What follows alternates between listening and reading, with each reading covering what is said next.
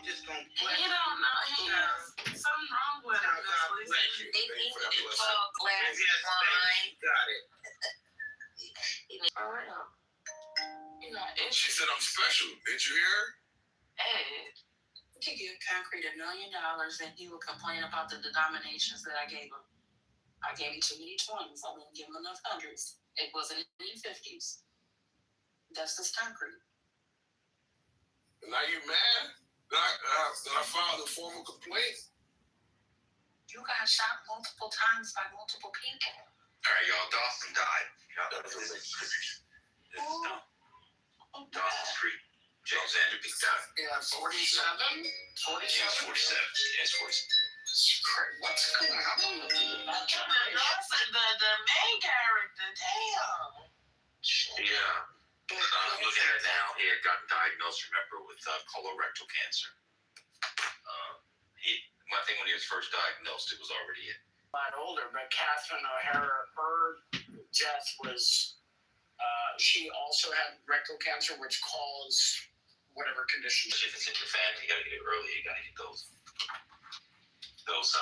colonoscopies. Yeah, the diet. What's going on with this generation? What y'all think is happening? I think it's diet. Yeah, I think diet's part of it. Diet is one of the reasons we have the highest cancer rates out of any country in the world. We consume carcinogens like it's a buffet. You've got RFK telling the world, or telling our country at least, to get back on that red meat. Get back on that red meat for breakfast. Because that's great for your diet and your colonoscopy. Didn't RFK just approve using PFAS again on our food? Yeah. He said, what, buddy? What happened? They can start using the pesticides again on our food. The ones that cause, like, what's it called, forever chemicals in our body? Wow. That you can use those Chemicals that store up and can't be purged from your system. Yeah, PFAS. PFAS. Yeah, I heard about that. I haven't eaten meat in over 2 years. I mostly eat chicken and fish. Red meat is very, very occasional.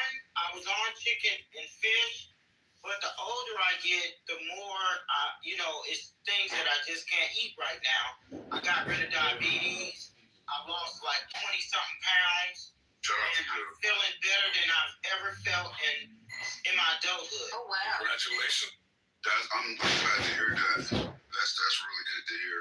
I can tell you, like, with diet, it impacts your body so much more than people understand. Just like supplements. Yep, diet is medicine. I'm going to give y'all one that a lot of people don't know about or use because I breed and grow. I've learned about it through that, and now I utilize it in my smoothie every day. Food grade diatomaceous earth. Are you Were you saying Spiritus? These are for everything. Like this is what I urge y'all to do. Don't take my word. I'm some random idiot on Clubhouse. I'm no sport. I'm no adult school. Okay, all right. But with all that being said, if you go to Amazon and literally put in diatomaceous earth, you're going to see it has more reviews and more likes than any other product. So a lot of people do know about it. And if you read reviews, that's where it gets interesting. It cleanses your digestional tract, which is important. It promotes so many positive attributes that I don't even want to go through it. But just look it up. And yeah, it's also used in gardening. It's also used with pets. It's also used with a variety. It's such a multi-use item. It's weird, but it's really, really, really good for your body. Really good for your body. Just look it up. And make sure you get the food grade because it's very... But anyway, back to the diet conversation. Like, if you consume a lot of red meat, you're doing your body a serious disservice, and I'm not promoting veganism or anything like that. I'm just saying, like when I switch to chicken and fish, and mostly that's what I eat now. With that, it gives me I feel a little bit slower, a little bit more. John Kitover can feel it the difference in your his body. You don't gotta believe me, but if you purge your system, you'll feel it. You'll feel it. What else do you put in your smoothie, homie? A lot. I want to board Are we building here? Yeah, I'm not on the board room with that. Why not? I know. What's the difference? Who cares? I put bananas in. I put yogurt. I put some berries in there. Roll powder in? I am protein. I don't even. you know about that sea moss? Mackerel. Organic sea moss, I get it from Amazon. Actually, I even put that in my dog supplement, so you know I gotta put that hemp seed oil, Flaxseed. Okay, you know your shit. Chia seeds. No, I don't use the chia seeds though. I put dates in the Dates are awesome. Chocolate. Pumpkin powder, turmeric. Yeah. sometimes peanut butter. Peanut butter. Peanut butter is protein, by the way. I found a herbal store run by the Rastas, and they had like awesome stuff in their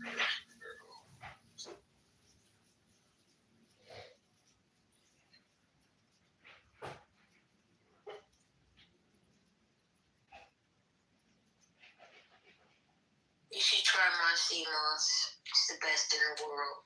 I'm not even sure. People sleep on nothing will. Bam.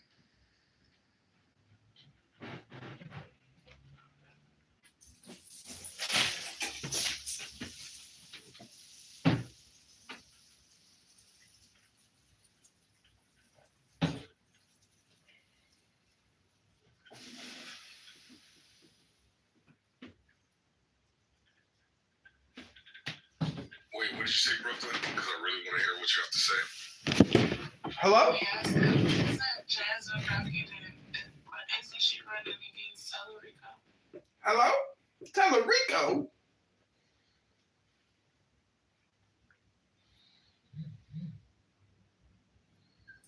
Listen, we just had a good, clean conversation about smoothies and the deliciousness and the different ingredients.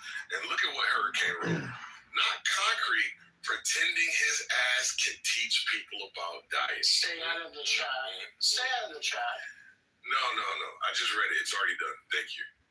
People talk about the chat all the time, so please. Welcome to the first meeting of They have more details about the school shooting in Canada.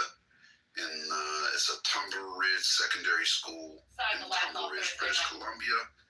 Small rural town in northeastern Virginia. At least 10 died inside the school. Additional bodies were found at nearby residences, and at least one person died on the way to the hospital. Police responded quickly and eventually secured the area and evacuated students and staff.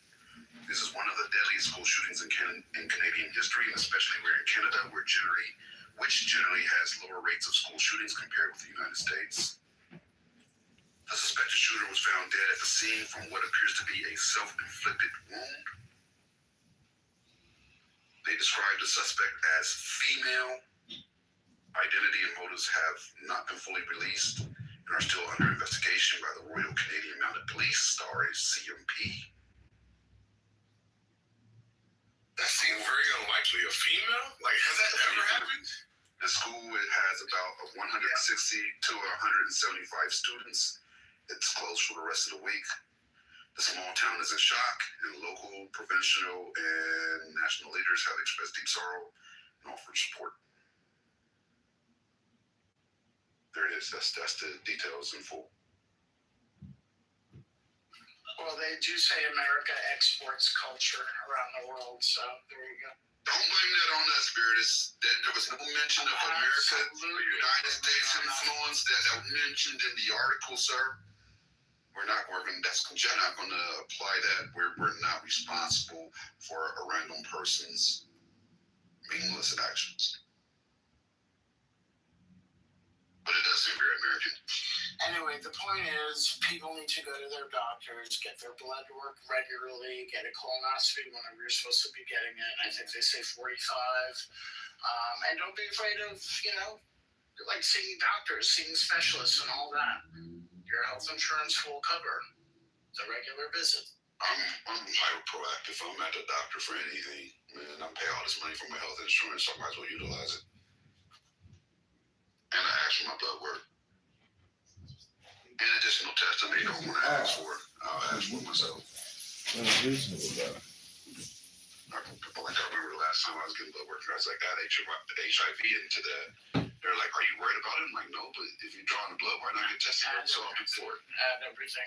I had fucking Lyme disease last time because I had that now. I haven't even thought about that. Just gives me peace of mind. Why not? mean, I get it, but doesn't it cost more money? No, my deductible stays the same and my monthly stays the same, so I might as well get use of it. I mean, don't you have to pay okay, so I know some things are routinely ordered as far as blood work, but then when you start asking for stuff, doesn't it cost more money? It doesn't cost more money. I haven't seen a rise in my deductible when I do the add-ons. Not your deductible. Yeah, it can cost more. But I mean, just talk to your doctor about it, see if it's worth it. And also, we spend so much fucking money on everything anyway. I was just about to say, I don't care about my copay or my deductible. I spend so much money on bullshit. This is my body. Yeah, I understand what you're saying. I take care of my body. I was This is my body. curious to know what effect it had, if any, on the insurance, because some insurance they cover certain Hello? things, and other things they don't cover, which means you have to come out of pocket for it. Hello? And the key is, and this is what I learned with my doctor. I'm sorry, go ahead. Okay, my only point is, and to your point, I think, is to check with your doctor if you want extra testing. Check with your insurance company to determine whether or not it's covered or if you have to pay for it. That's all good. Make sure you call your insurance company to make sure it's covered. Medical advice, because I'm not a doctor. Hello? I'm a medical expert. I mean, preface it with that because clubhouses. Well, Amir kicked me out, so I can't get in. It's going to be like probably asking for it. soon I'll be able to get back in, but unfortunately, if they added in, I can't get into his room, so he got me. if you ask for it and it doesn't seem relevant to the testing that's being done in Just that room, ask for it, Shy. then you might have to pay more. Your copay to it. Does that Hello? make sense? Yep. Hello? I can't read between the lines. I can't. I mean, it could even be, something like, I fucked for sport, doc, and, been sporting. Whoa, what the heck? That's the wrong way to go.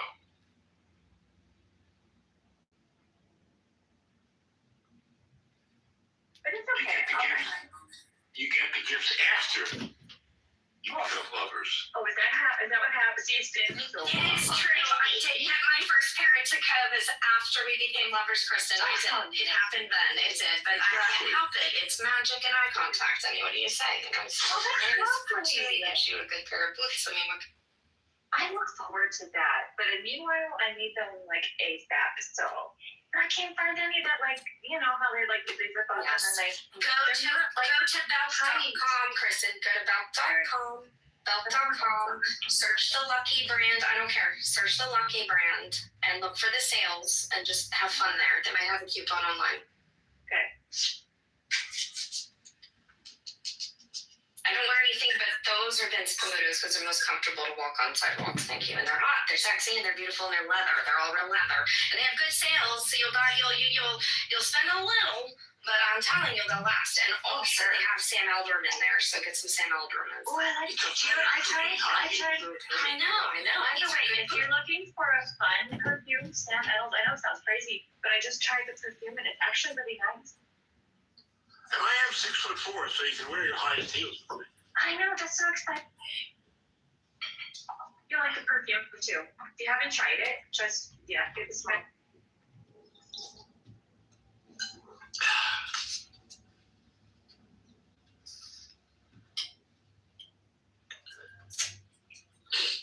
It's noon.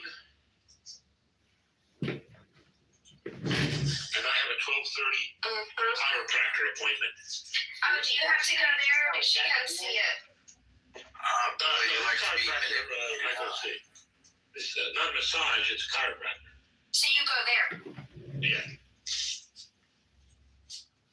You never know. Some have made house calls. They got the house call a chiropractor.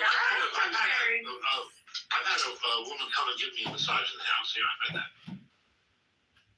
A massage after a chiropractor would be I think that'd be good. It was a massage with a happy ending. It was a great massage. Some people might call that a She whore. did it naked. Someone I know, Billy? No, I don't think so. Nobody from Clubhouse. Okay. I mean, she's a real massage therapist, but she's also, you know. Wow. My massage therapist listened to that. Well, you know, you haven't. She's a really good massage therapist.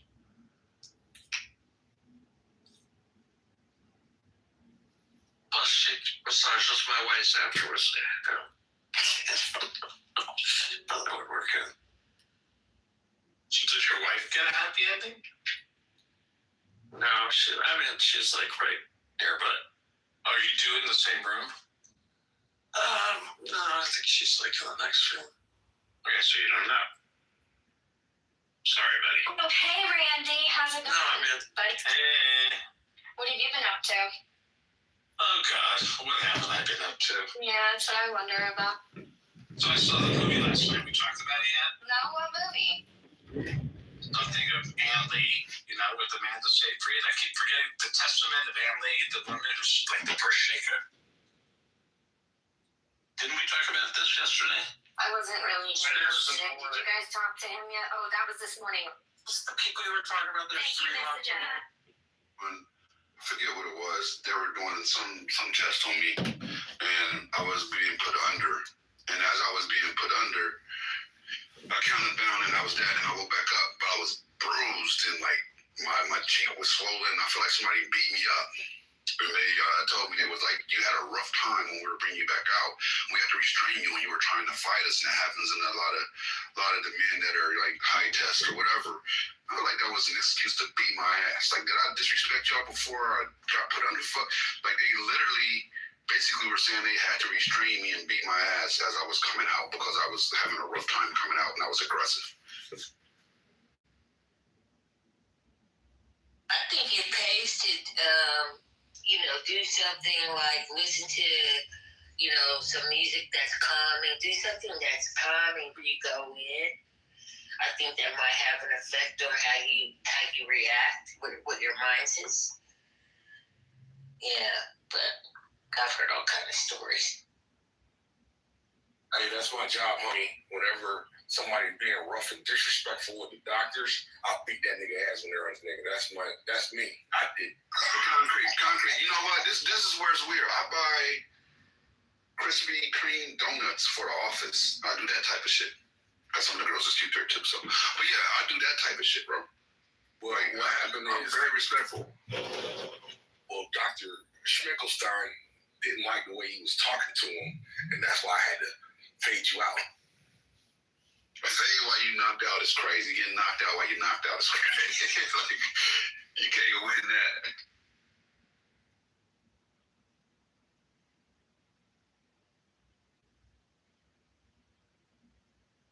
So I'm the only one. Nobody else had a rough awakening from anesthesia and got their ass beat. It's just me. I'm trying to figure out why you had to be bruised. I can't understand, See, I knew it. They lied. Y'all just proved it.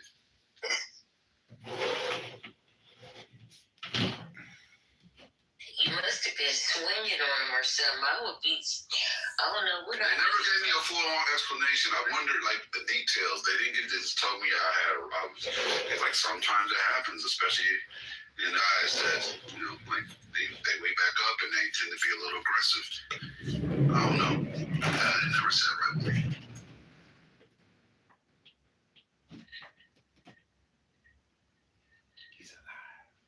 No, Brandy, bruising like my face, my right shoulder, bruising like that. And I'm a kind of person, like, I don't bruise easy. I have tough skin. I don't walk around sore even after a heavy workout, only like in a certain spots if I was targeting a muscle group, but my body doesn't respond that way. That's why I noticed it so quickly when I woke up.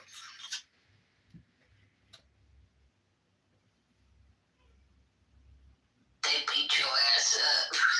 They really did. This club, I'm being dead serious. Like, I'm dead serious. This really happened to me.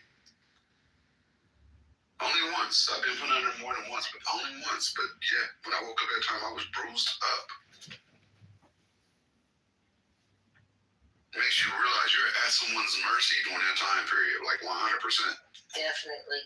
Most definitely. I wonder why, and I know probably be expensive, but do they film people in the surgical room? Since you live, They should. You know what? That's a good point. There should be cameras in every surgery room because you don't know what's going on in there. That should be like a body cam. They should have a body cam and a room cam. Fuck that. You should have a Even if it's just for insurance purposes and something happens and we can say they didn't follow procedure, right? Yep, I agree. I think you should have a right to see what happened while you were under the sedation. I've heard, and trigger warning. I've heard about women that were taken advantage of by doctors during those time periods when they were under. Right? Like there's been multiple cases like that, and it seems like a camera would have stopped them because nobody wants to do something when they know. Well, some people will, but you know what I mean. The majority of people won't.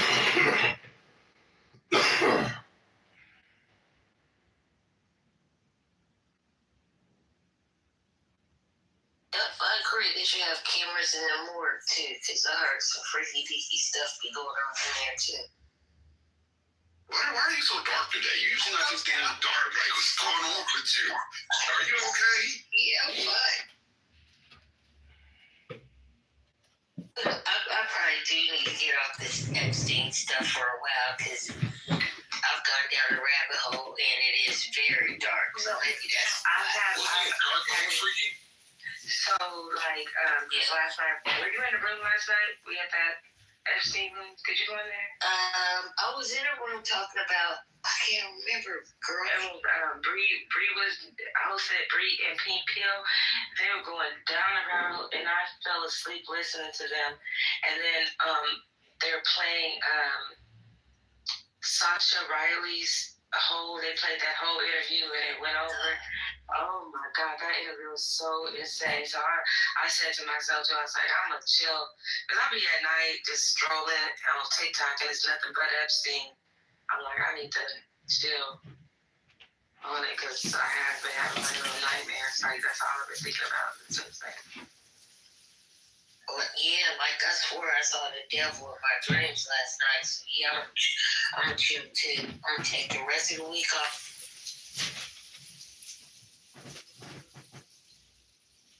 That Sasha Riley view is insane. I don't know.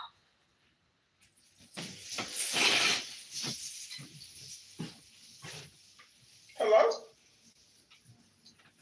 Hello? Brandy said a black lady sued. Okay, she put a mic in her hair, and they were calling her fat and nasty. Damn.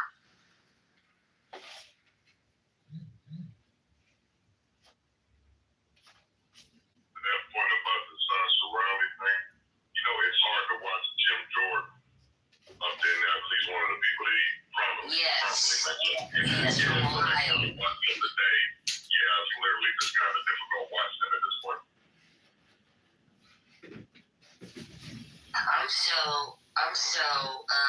My head is spinning about what's going on in Ohio. I mean, that's going to be another hole, another deep hole, because like I said, that family, and I won't mention the person's name, but that family is attached to the Ohio State Medical Center and the head gynecologist there.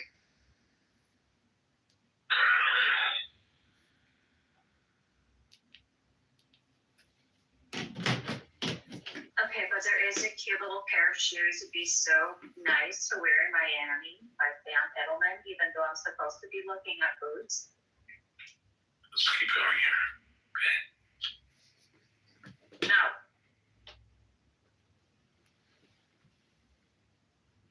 Fine, I'll be back.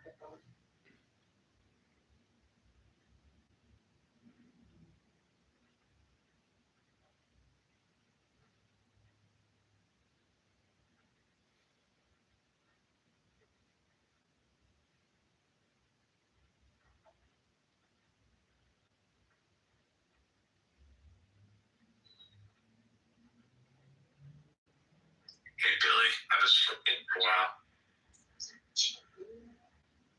How you been, Randy? I'm reading a book about the Grateful Dead. I would argue that Great Britain never. It's a great book. Did you ever interact with anyone from the Dead community?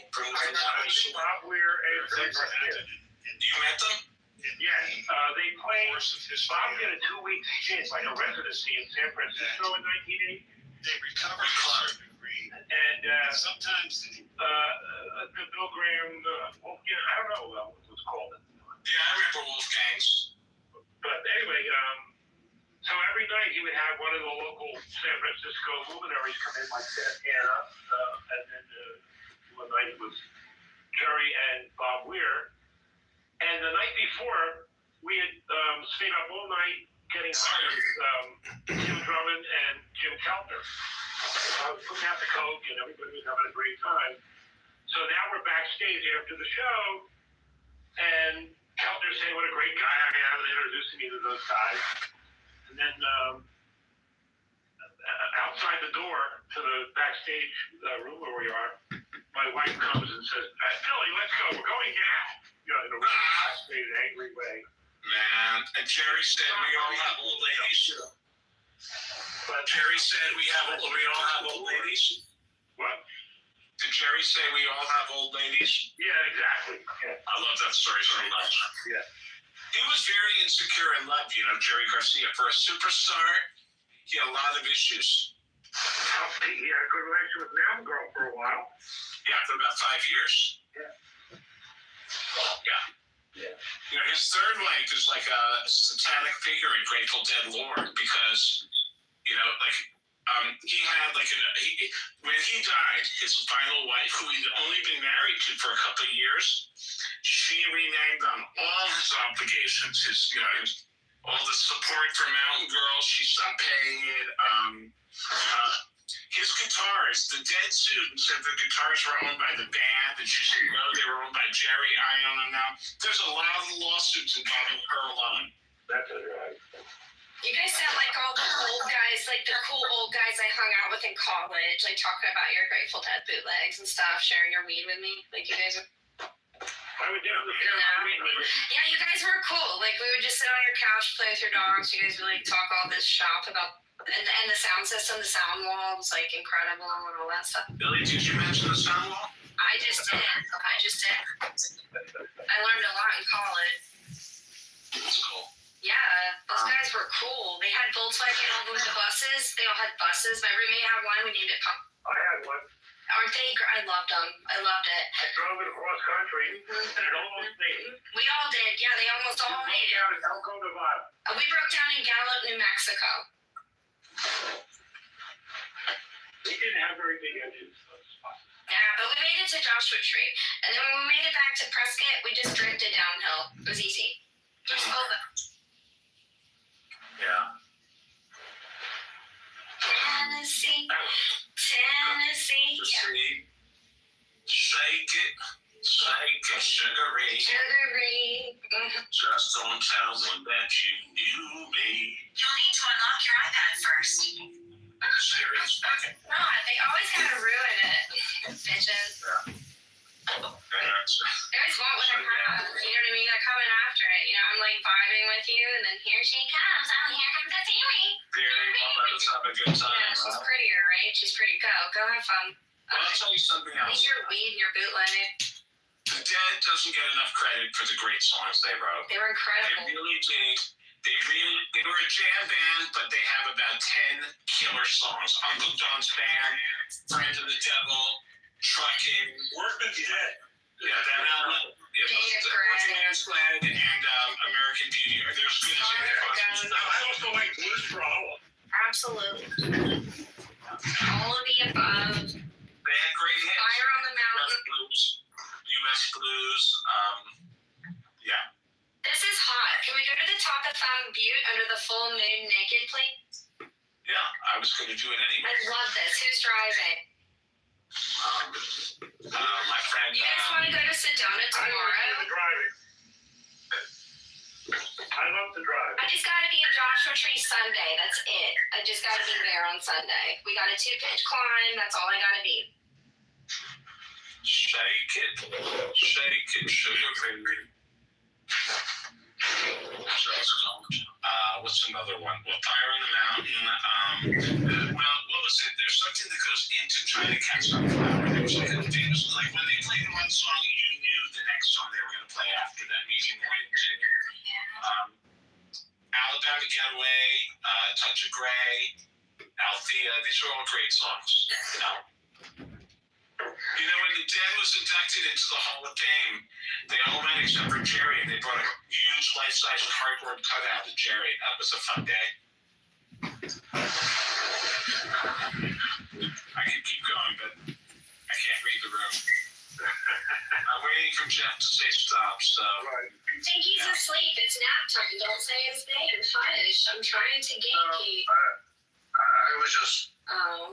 It's good you said you're waiting for me to say stop. Because, you know. Because it's too much. One who wants to be socially, appreciated should probably stop before someone has to say stop. Well, I feel like everyone's appreciating but you, but, you know. It's all right. You got a rat in the house. You got a rat in the house. That's not a nice way to talk about Gary. No, you know. I'm talking about the round table. You got the round table in the room. Yeah. What about you, Elena? Did you ever fool around with anyone in the Grateful Dead? Excuse me, I'm not going to stay on the stage right now because you got the doofus in the room. Well, Who's that? Is that someone in the audience? Who's she talking about? Doof. Bobby, I'm an entertainer. I'm a comedian. Bobby. Bobby. Bobby. Bobby. Don't call your grandson a doofus. I'm not a doofus. I'm your grandson, Bobby. I think you should do your public service announcement for the love of God. What's wrong with you? Fuck, Rappy. I'm a little occupied, but I can do it. Give me a second. Guys, if you like the content that you're streaming right now, please send your checks to 5562 West Edmund Street, Chicago, Illinois. And please do make the outpost checks to John Kitover for the great stream you're listening to right now. Again, 5562 West We're going to John Kitover.com, 5562 West Edmund. Send a check, 10 on 11, 10 on $90. Remember the 11. If you got any extra shekels, include it in the envelope.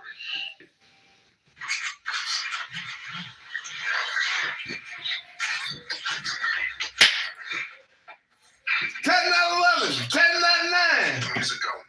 Hello?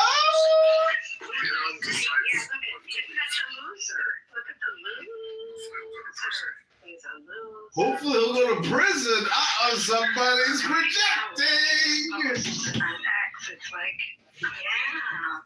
Hello? See? Play some good music. Hello? Taylor Swift. Play some Grateful Dead, bro. Play Drunken. Trucking down to New Orleans. We're trucking. Uncle John's band. This is the John Kitover band. Those are my favorites right there. The band did a lot with David Crosby. He was like a sixth member.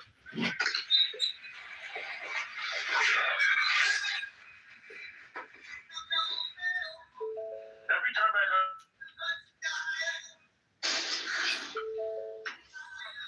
It wasn't to denigrate mine, but I'm just saying, if I have to be able to talk, you know what I mean? So I can be able to just be honest. Hello. I'm not trying to denigrate it, but I'm just saying that no one Hello. was trying to throw point for it. Hello?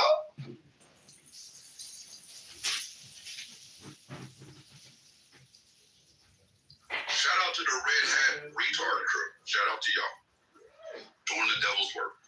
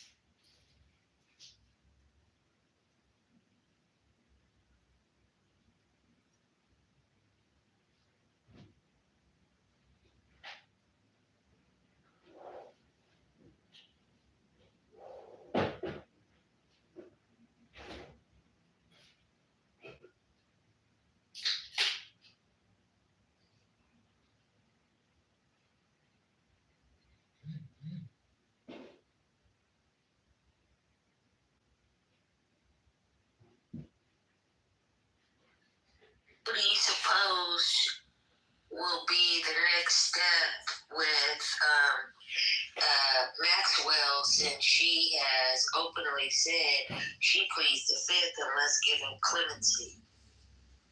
What do you think should happen? If Trump's going to pardon her on his way out of office, he has to. Or she will conveniently unalive herself due to the stress of You think she's stressed?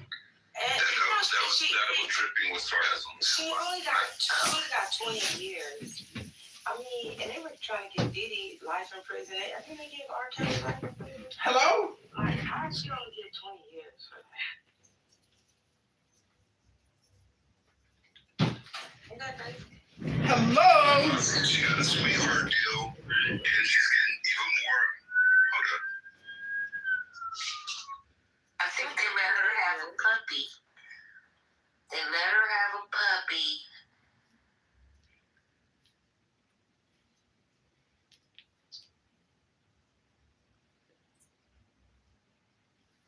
Travel company or something. Yeah.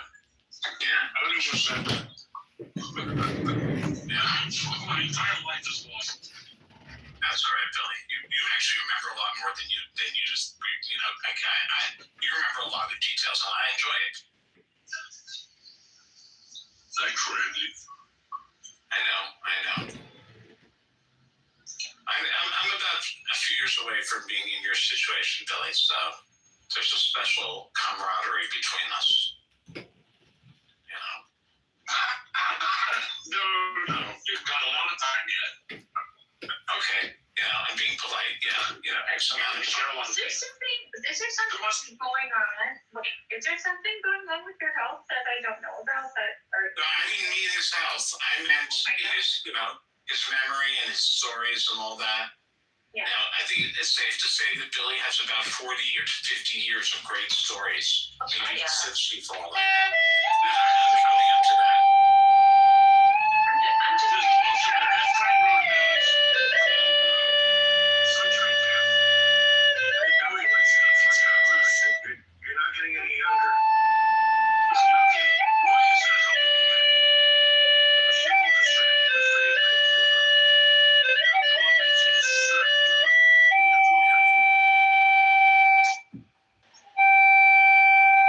free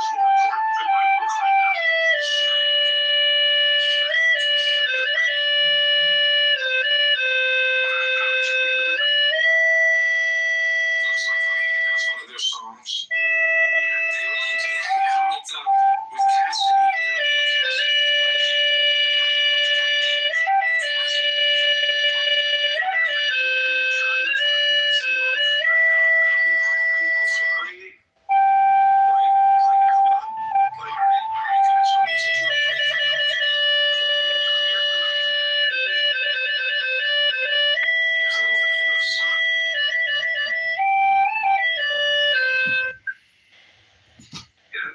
mistake other people not arguing, not fighting to speak over you, with them enjoying you inflicting details of the issues that didn't matter 50 years ago.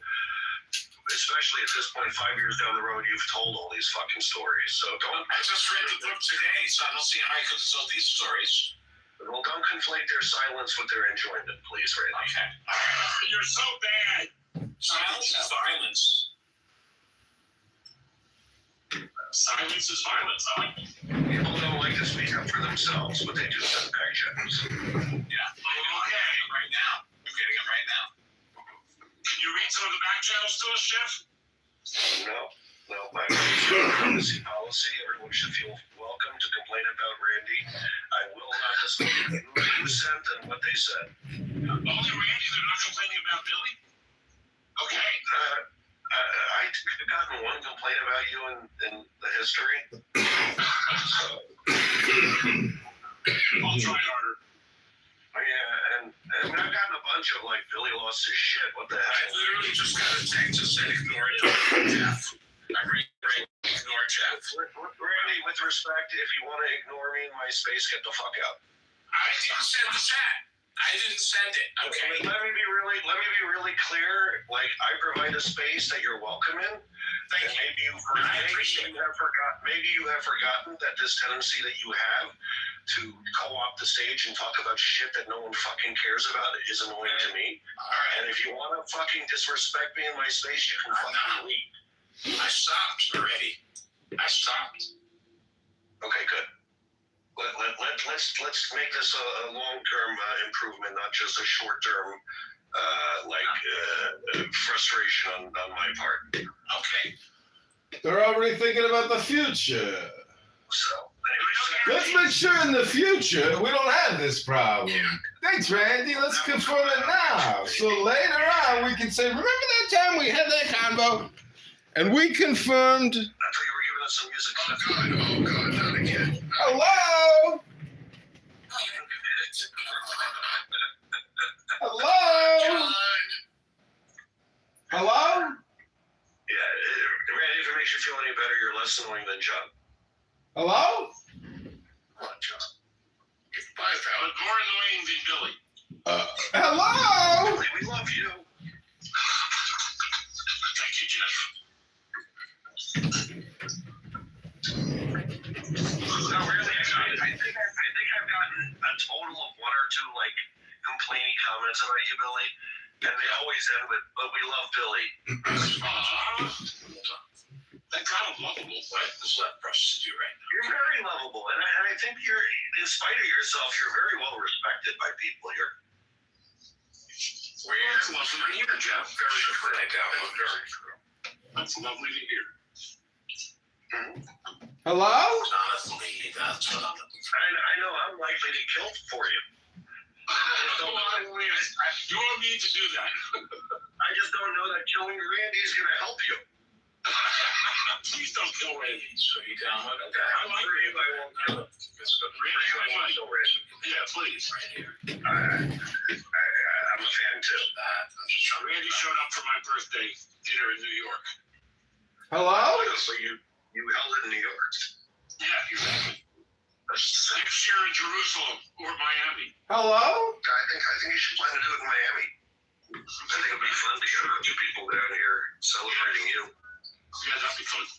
Maybe Aya will come from France. We'll pull them from all 5 continents. When is it? November 21st. Mohammed. Nurse Holden? Call me John. I mean, yeah, You're totally. looking at me. It's peace upon this market, emphasis on peace. Right, music. Peace and market for your pie. That's right.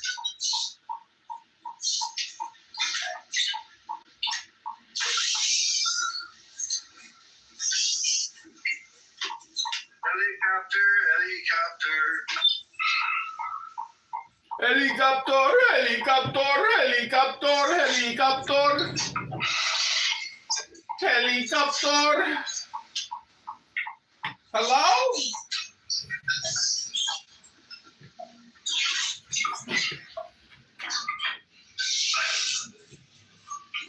Hello? They called into the Palm Beach Police Department and articulated that. So Articulated. there's no way you can deny it at this point, but they still just stick to that. So you can't take them seriously at all. At all. Hello? Monica, you don't have any data that will support what you're saying. In fact, the data supports quite the opposite, and you still sit there in trouble. It's pretty retarded. Hello? Redundant. Stupid. Yeah, she's a fucking coward and plants herself on stage. Hello?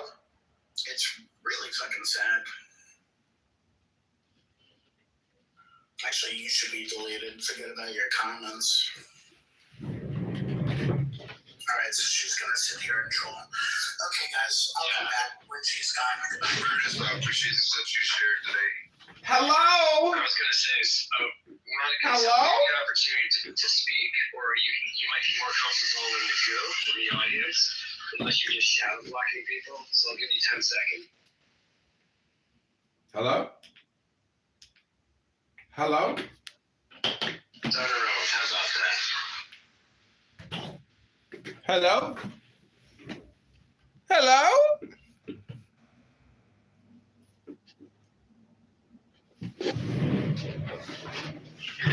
was wild, man. I don't think we've ever seen anything like the MAGA brain. It is these guys make both George Bush presidents look like Jimmy Stewart. It's crazy. Hello?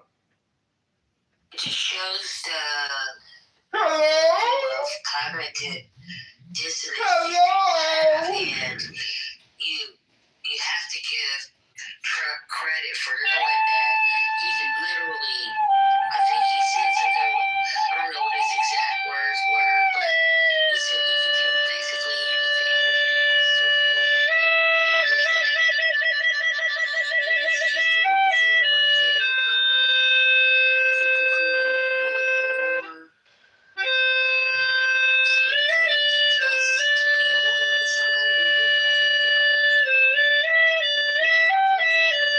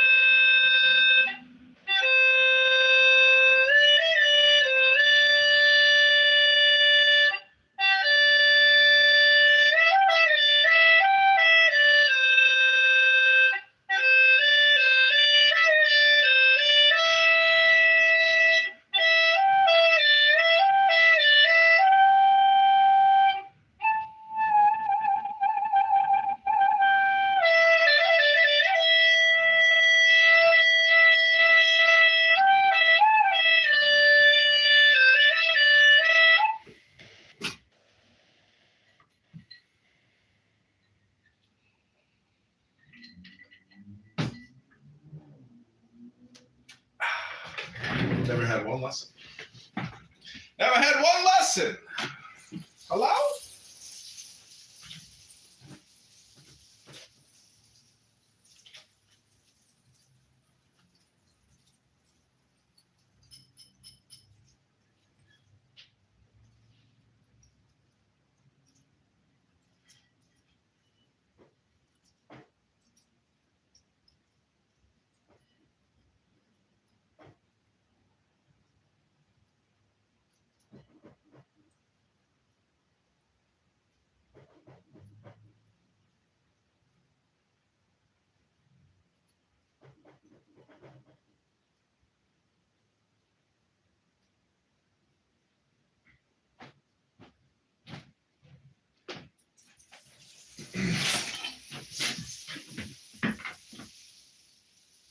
Hello? Hello?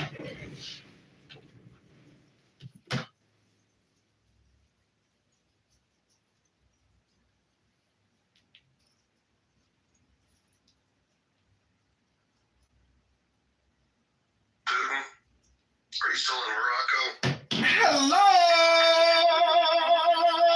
Oh! At the moment. Very nice. Thank you so much. What kind of work do you do?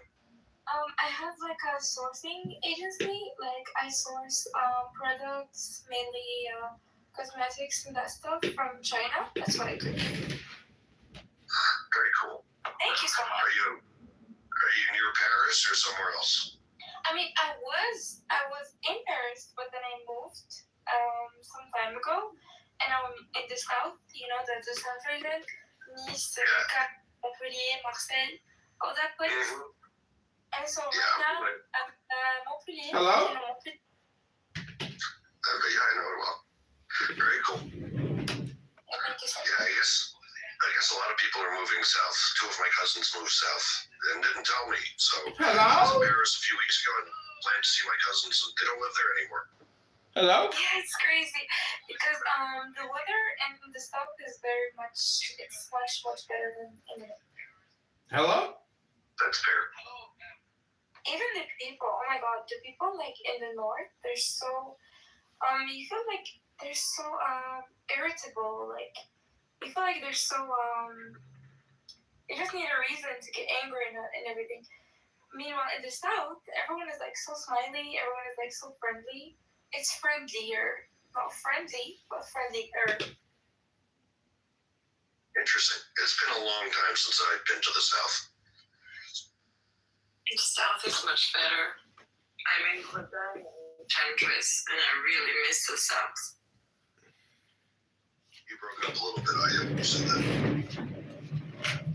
Hello? I'm glad to meet like a fellow Amazigh woman in France. I'm in Bretagne and Tendresse, and it's like I miss the South. Oh, The warmth of the weather and the people. Nice to meet you. Nice to meet you. Nice to meet you. I'm Algerian, so I'm happy. It's the same. It's the same. We're the same. Oh yes. We're like all just family. Like, that's very possible. We're all related. Exactly. It could be. Although I think I have discovered that she's more likely related to my ex-wife than me, which makes no sense, but that's the way these things work. I mean, the world is small, but nice to meet you, Aya. Nice to meet you. I need to check my DNA because it's like they're updating again in my heritage or something. Oh, I noticed that actually. I didn't go back to check the new report. I should do that. Is Elena in the room? No. Good thing we didn't do this 5 minutes ago. Let's see what the new report is. Normally, if you're from the north of Africa, like, I don't know, if either Algeria or Tunisia or Morocco, it's gonna give you like 80% or like 88% North African, and then it's gonna give you like 3% Spanish, 4%, Portugal, 2% French. It's just like a mix because there's gonna be a lot of colonization in every. It depends where you test. So I tested in a few places, but for the North African component, the most accurate is actually an Israeli company because of all the North African Jews that moved to Israel. And that gets pretty specific, actually. So, yeah, mine didn't change much since the last time it's still Morocco, Egypt, Syria, Tunisia. Okay, yeah, that's fair. That's like most the results they come up like that. Mm-hmm. If that's your picture, and if you allow me to judge based on your picture, I think you look a lot like the Jewish Moroccans because I see them in Fez, I see them in Rabat, I see them in a lot of places, and like they have face features that are very distinct. Like they have narrow noses, eyes. You look like basically. Well, I sort of am them, so that makes sense. So thank you. I mean, they are very handsome and rich. So that is the compliment. Thank you. Yeah, I hear not just I hear. North Africans generally, Jewish or not, tend to be pretty good-looking people. And that isn't me in the picture 2 weeks ago in Paris. Oh, Paris! I love Paris. I miss Paris, but at the same time, like, it's an overwhelming city. It's fine. I've been there a bunch of times. Like, parts of it are really cute, and parts of it aren't. Alright. I find it to be a little overrated. At least in the States, people romanticize it, and it's fine. It's got a lot of great history and unique things, but it's not any more like it's not so different than a lot of other cities. You gotta visit Less dirty than it's less dirty than New York these days, at least. But I mean, can we talk about the rats? There's a lot of rats. Oh my god. Oh my god, I couldn't. It's too much rats.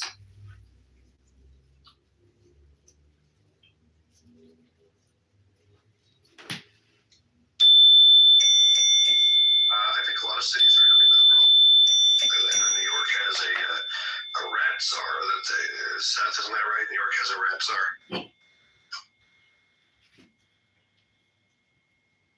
They're supposed to be fighting the rap problem in New York.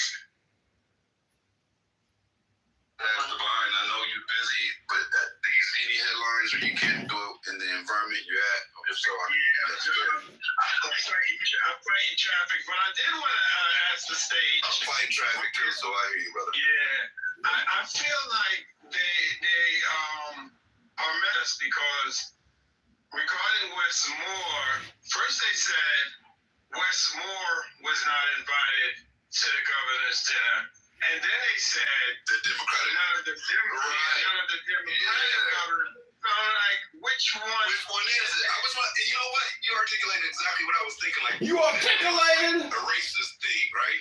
You articulated. They invited everybody. It's supposed to be bipartisan. Articulated is the daily word. And I was like, wow, that's fucking racist. Word of the day is right. articulated. None of the Democrats were invited, so we're not having it, even though it was supposed to be bipartisan. Like, which one is accurate? Which one? Articulated.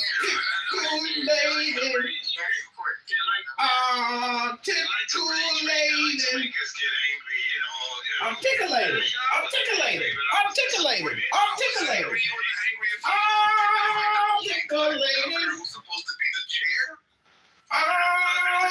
Articulated. Entity that feeds off of our anger, and I'm trying to not feed that beast. You know what? I'm not gonna lie to you. Like, one of my channels, I grew it based on a lot. Like, I would say it was 50-50. Now it's probably 70-30, 80-20 in my favor. But initially it was 50-50. But a lot of people don't realize that engagement is engagement. And engagement drives algorithms. I understood that a long time ago. I would label shit intentionally so people would correct me in the comments. I wanted engagement. That shit would hit 1 million views, and people like half of them is people correcting you. I don't give a fuck. My next one will be whatever I want it to be, and it's going to hit harder in the algorithm because I have that many more subscribers. You see what I'm saying? So there is a way to feed off of people's energy. Articulated. To us extent, like it's been the biggest troll of an administration ever.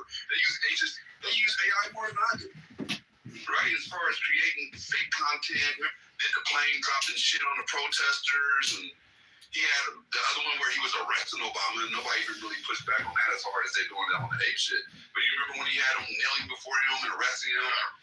They've been trolling the living shit out of us this whole time that they've been in office.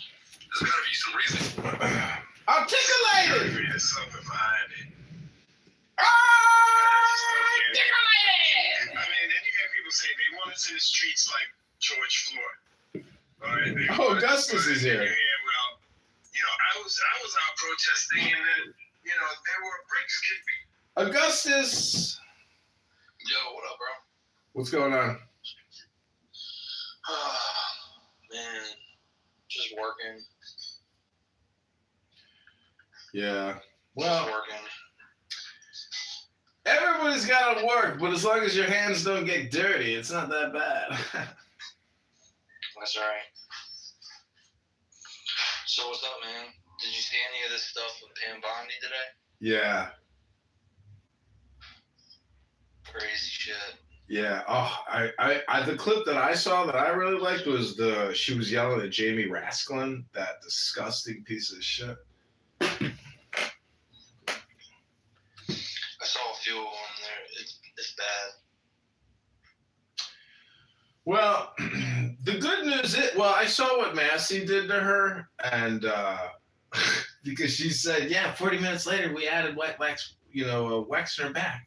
And he's like, you added it back after we called your asses out on it.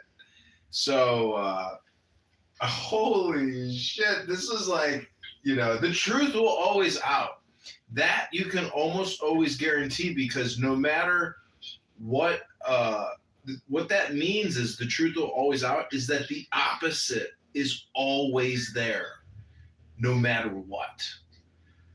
That's just like, you can't have something without the opposite of it. And so that opposite will always emerge if it's in the public eye. That's really what the meaning of the all-seeing eye is. And that's why all these federal buildings, when you go in, they have the all-seeing eye looking at you when you walk in. It's amazing, but it's like, it's a Masonic symbol, basically. It's the pyramid with the all-seeing eye in it. Yeah. So because of that knowledge, there's nothing to fear. It really does come down to what FDR said, and he was a total G. He's only thing you have to fear is fear itself. Like, it's just strength, courage, and bravery which wins always. Right.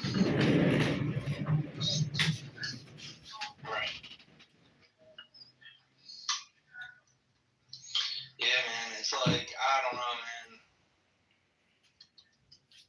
I'm just sitting back watching, kind of disappointed.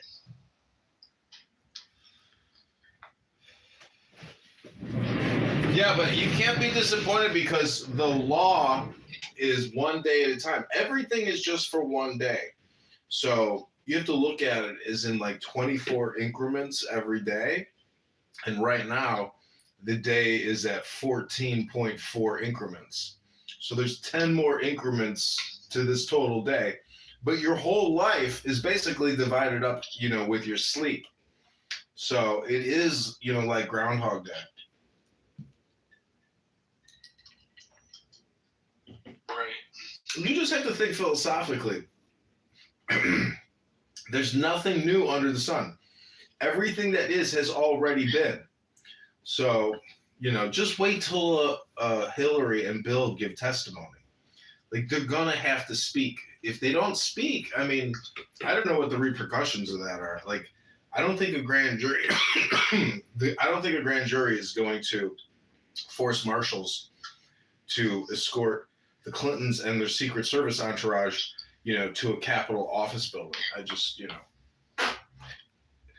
But either way, what is it that you heard today that caused you concern? Just like, it just seems to me to be like a big cover up, man. Like, they're covering up, and running cover for this elite pedophile cabal ring, Yeah, but you can't. Like, at the bottom of that rabbit hole, it just seems like there's just a bunch of vampires, and that, like, vampires are real. Well, then, what is the opposite of a vampire? I'm not sure.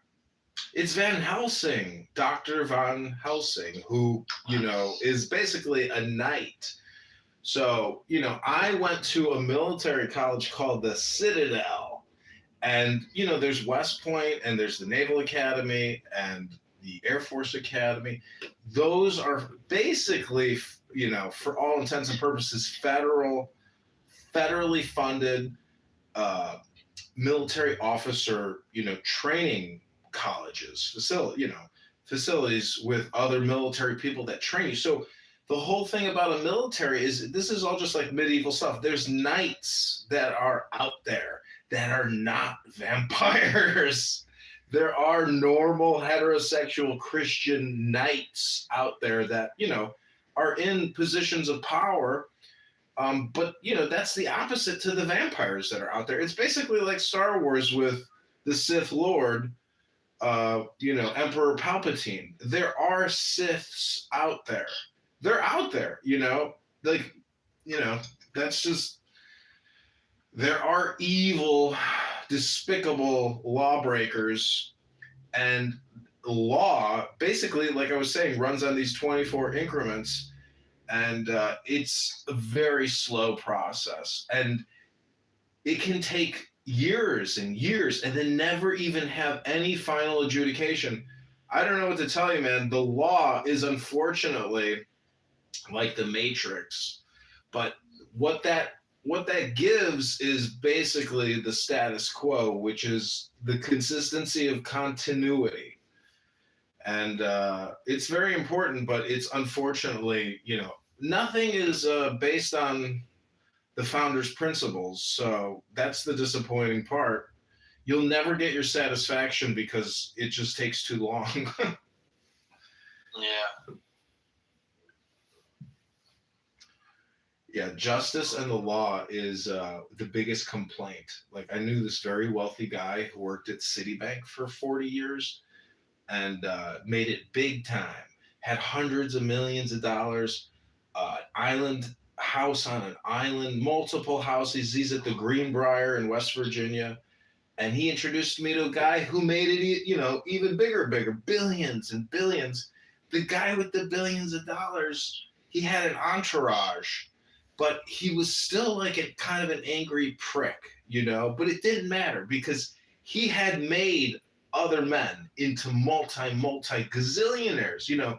This guy was King Midas to this group of people, but he still wasn't that happy, and he was racing horses. But I don't know what people's personal lives are, but the Epstein thing is crazy because the emails are like all the evidence you need to know that it is a network of international saboteurs, espionage, murder, rape, torture, blackmail, kidnapping. Like the worse it gets, there's like no limits with regards to what is in the evidence. So it's shocking. But look at the Diddy trial. There's so many other. Listen, I don't know what to tell you, man. 3,000 abortions just hit the line, today. So it's like there are people out there doing child sacrifice for a living, and we're still paying them with taxes. So put the order of complaints, in order. Like the priority of complaints, basically, is what I'm saying. No, that's a good point. Because the now is all important. And I can go across the street right now and some 24-year-old girl is having an abortion. And, it's what's crazy is when you look at it in like 24 increments, that baby, let's say they decide to kill it at 600 hours, but then our politics and media says late-term abortions happen at 800 hours. What is that 200? Like some people say you have to have a breath to get the soul. But to think that 200 hours is the difference between having a soul and not having, it's stupid. It's not logical. It's still definitely murder. So, talk about innocence. Like can't defend yourself. You're in basically an open field, and it's not yesterday's leftovers. It's something. So it's like basically. It's like you are killing, because it's just the probabilities of a baby coming into existence is very rare. It took the whole universe to baby, in the same way that it took a whole universe to flower, like to create trees and flowers. Like the whole one system or the one God, you are essentially killing God, at its most innocence. So if you think that all things are God, then you are essentially committing what is that, like deicide? Abortion is technically deicide. That's deep.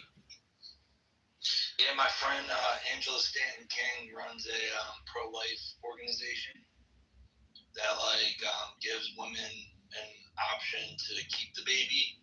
It's like the opposite of Planned Parenthood. Yeah. And they've saved over 100 kids from being aborted. So expensive because life is so expensive. But the amount of money they're spending monthly on abortions is $1 billion. So it's just like anything. Would you rather have a check from the government, or would you rather have to write a check to the government? And I think all decisions, eventually will have to come down to that, or not. I don't know. I mean, the debt is totally conceptual.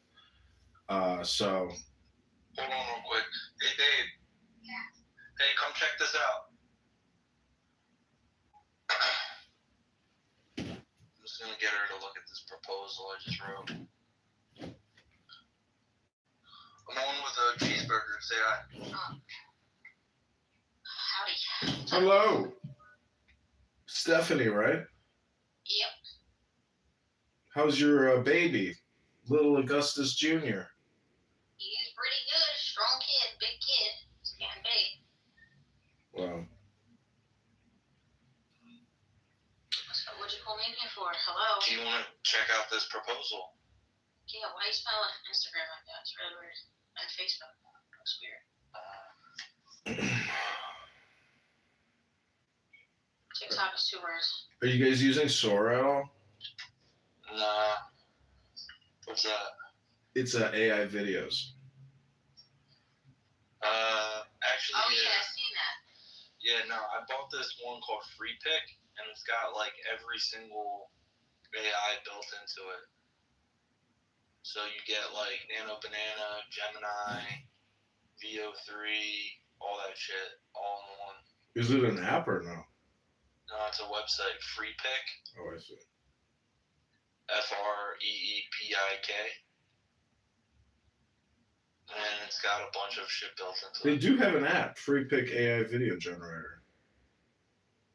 This is good. It's so annoying. It's asking me to confirm my age in Google Play. You want to just pull it up on your computer?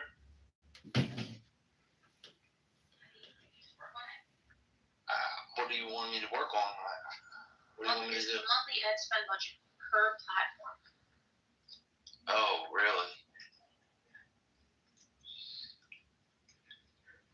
Recommended monthly ad.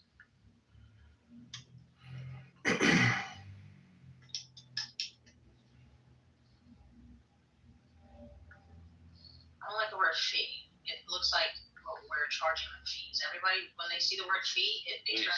We had it here. I don't like it. Monthly costs.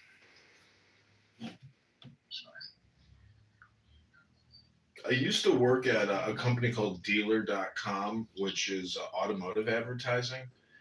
And it's unbelievable how much a car dealership spends on Google Ads monthly, but also how much they spend on radio and newspaper. But yeah, in terms of like raising budgets on Google Ads, it's like always easy to show if you can show statistically, what the ROI as you increase incremental spend, and couple that with other keyword ad strategy or keyword brand, keyword additions. The whole thing deals with keywords. And it's amazing because brand advertising is Google's biggest business.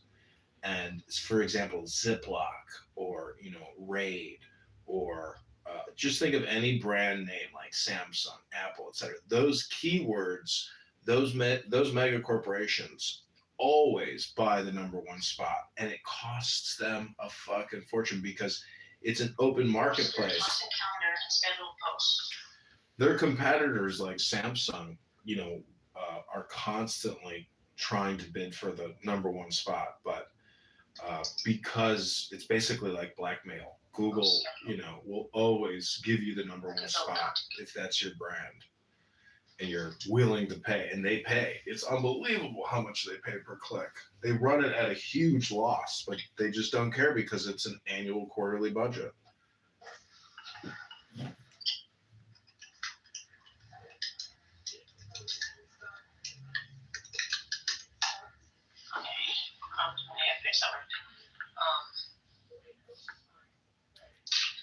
Social media manager for the following platforms: Facebook, Instagram, TikTok.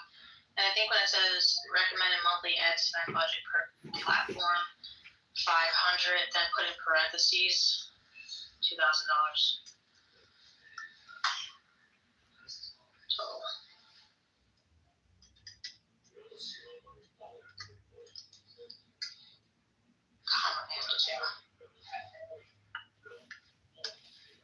And then just bold the word recommended. And put a space between that and the monthly cost. No, like an enter.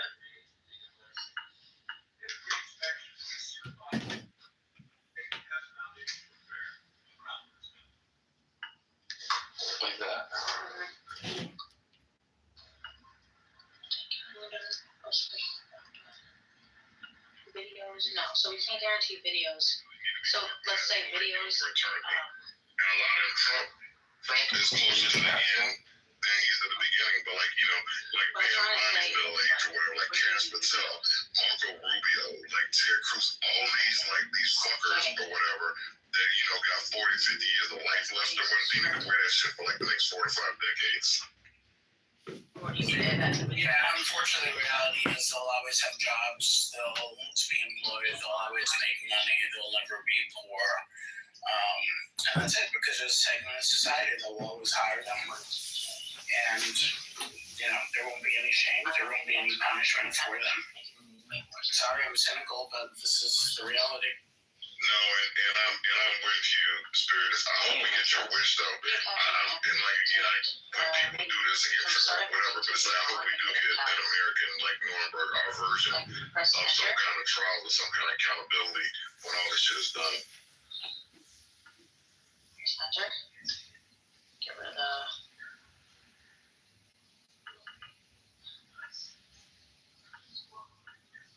I think it's like 1 dot smaller, like a 9.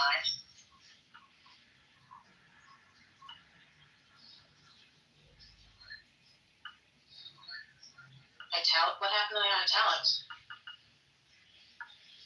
I'm gonna put a star in front of it. A star at the end of editing, a star before that.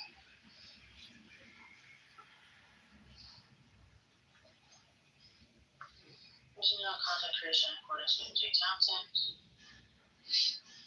Try to get rid of that dot in front of it. And if you have to space it, just press space bar one time.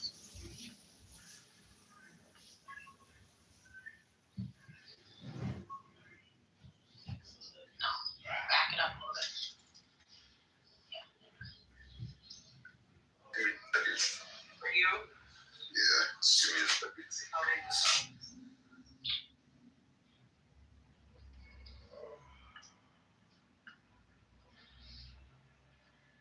Videos for all platforms, including TikTok and YouTube.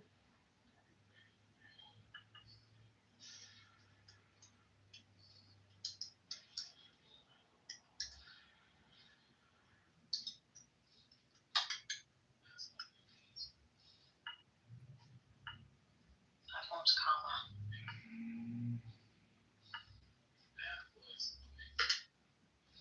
Video caption, editing, continue operation, according with J. Townsend. Content calendar, post scheduling for optimized posting time. All right, let's look at some previous things that we've When Bannon says, if we don't win this next election, then a lot of people in this room are going to jail, including myself. Isn't that an admission of guilt? Yes, but you see what's going on now. That's not real admission of guilt. They're operating in a fashion. They don't care about innocence and guilt are like out the window, like the rule of law, right and wrong, like the Constitution. They're just spitting in the face of conventional wisdom. They don't care about anything at this point. So yes, what he said, we all know that they're doing stuff. But yeah, if they get out of power, then it's going to come to bear. Donald Trump has said it. He literally said, I think 2 weeks ago, talked about being impeached. You know, what's going to happen to him. They all know because, and now all this Epstein stuff has come out. So they're really shit out of luck. That's why I say this shit with the midterm is going to be real interesting. What they've done here in Georgia, and I live in Georgia, so I'm fully prepared that when it's time to go vote, that there are going to be armed ICE agents that are going to be harassing, asking like for passports. They're going to be fucking these midterm elections are going to be something else. They're going to be something that we've never seen in this country before, in my estimation. Can you still vote early in Georgia? We'll see. I'm sure that you probably can. I normally vote when it's like the first day of January. Like I normally vote early and don't wait till the last day. But I'm sure they're gonna have, just like you see in Minnesota being a test case, and even in DC in the DC metro area, where like the National Guard, all the stuff where they've deployed people, I'm sure they're gonna do that. I'm sure that's coming to Georgia. ICE is already here. I just haven't seen them operating the way they're operating in Minnesota and all that. But they are here. They have 2 locations here. They've got like these ICE wrapped cars that are here. So yeah, so we'll see. I just know leading up to your point, if they once they lose power, shit is gonna go down, and so they're gonna do everything they can, cheat, lie, steal, kill, whatever. They're gonna do anything they can to make sure they keep power.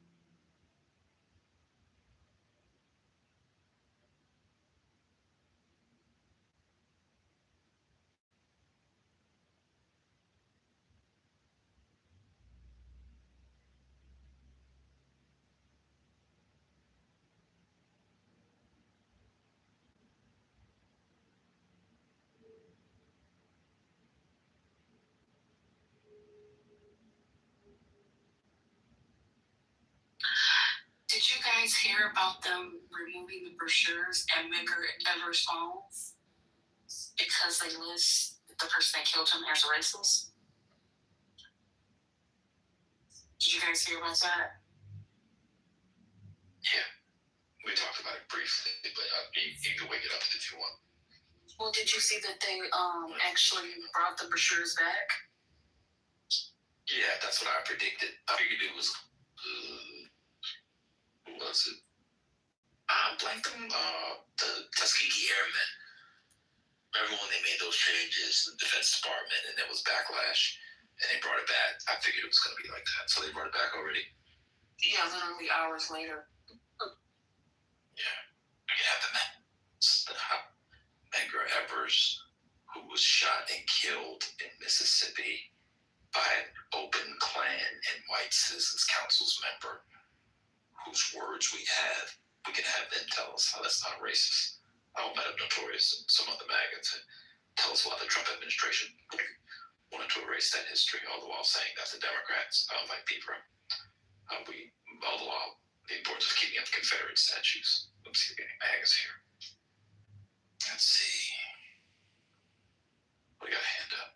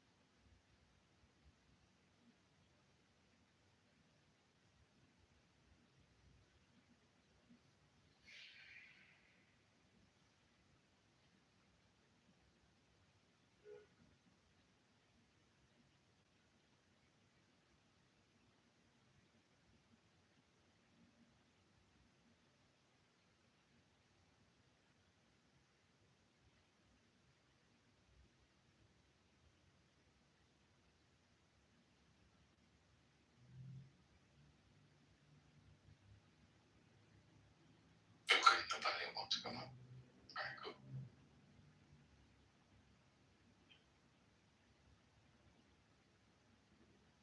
And why does the Trump administration want to erase history? I don't understand.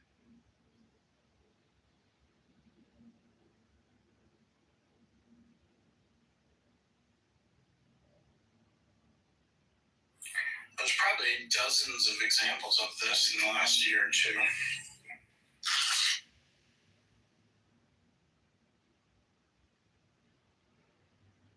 But for me, I didn't really start getting into history until undergrad, and it was the biggest motivation of my life. It pushed me to graduate. A lot of people, they do that. Look to your left, look to your right, and I had a couple of buddies who they couldn't deal and it like fuck this college shit. Me, we had a tight knit group, and I actually ended up doing an internship at our campuses. We had an African American Institute on campus, and I had to work in the library. That was one of my jobs. And I just started to get exposed to really, even my father was like, you changed. He said, you weren't like this. And it was motivation. So if you're someone who has the mind of a supremacist and you figure out that, in my case, someone like me that's motivated by knowing what's the line? To which one is given, much is expected. To whom much is given, much is required, I think. Yes, thank you for the correcting the quote. And so I felt this duty to be, I'm going to be somebody. I'm not going back to the block. I'm not going back to the hood.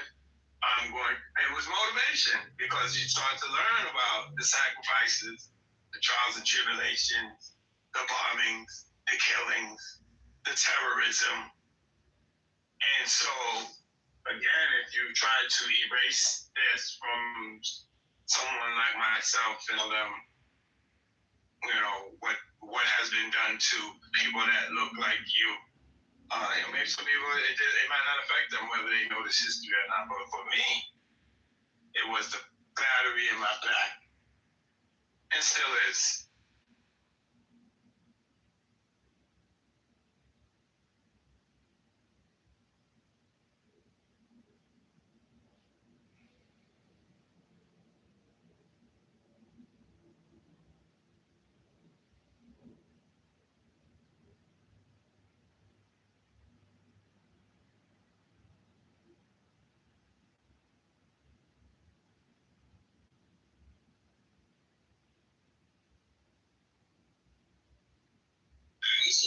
They're gonna erase history. What are they gonna replace it with?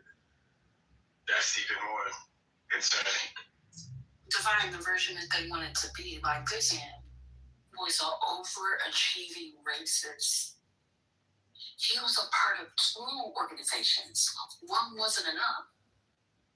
And the fact that he got called racist, they wanted to take back the brochures and rewrite them. He said deplorable things. He murdered Megger, and the state of Mississippi largely assisted him in getting off for years until he was finally convicted. It's just absolutely horrific.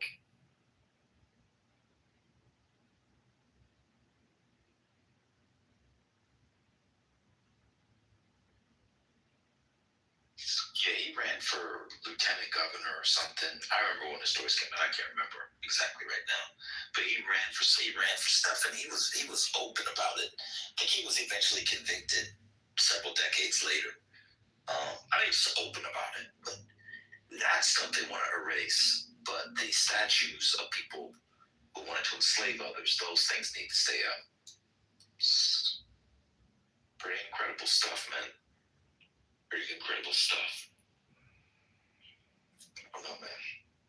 It's crazy.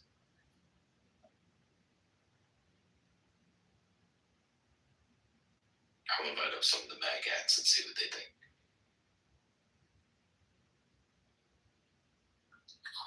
Yeah, I mean, he actually, when he was running for lieutenant governor, he told people that he believed in absolute white supremacy under white Christian rules. And then he tried to bomb. Like they caught him with the bomb in New Orleans, trying to one of the Jewish leaders there in the community.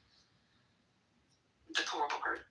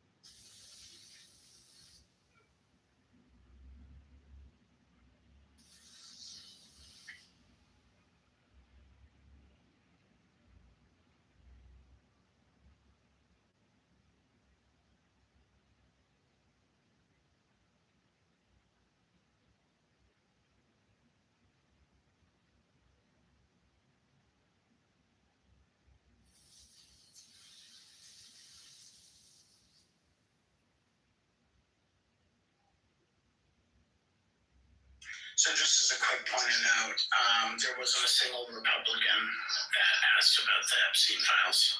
Oh, wow. During the testimony. Yeah, they got their marching orders.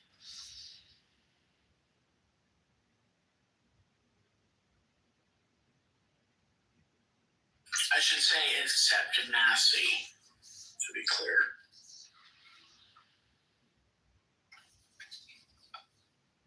On stage. How are you? Are you calling from the grave? Okay.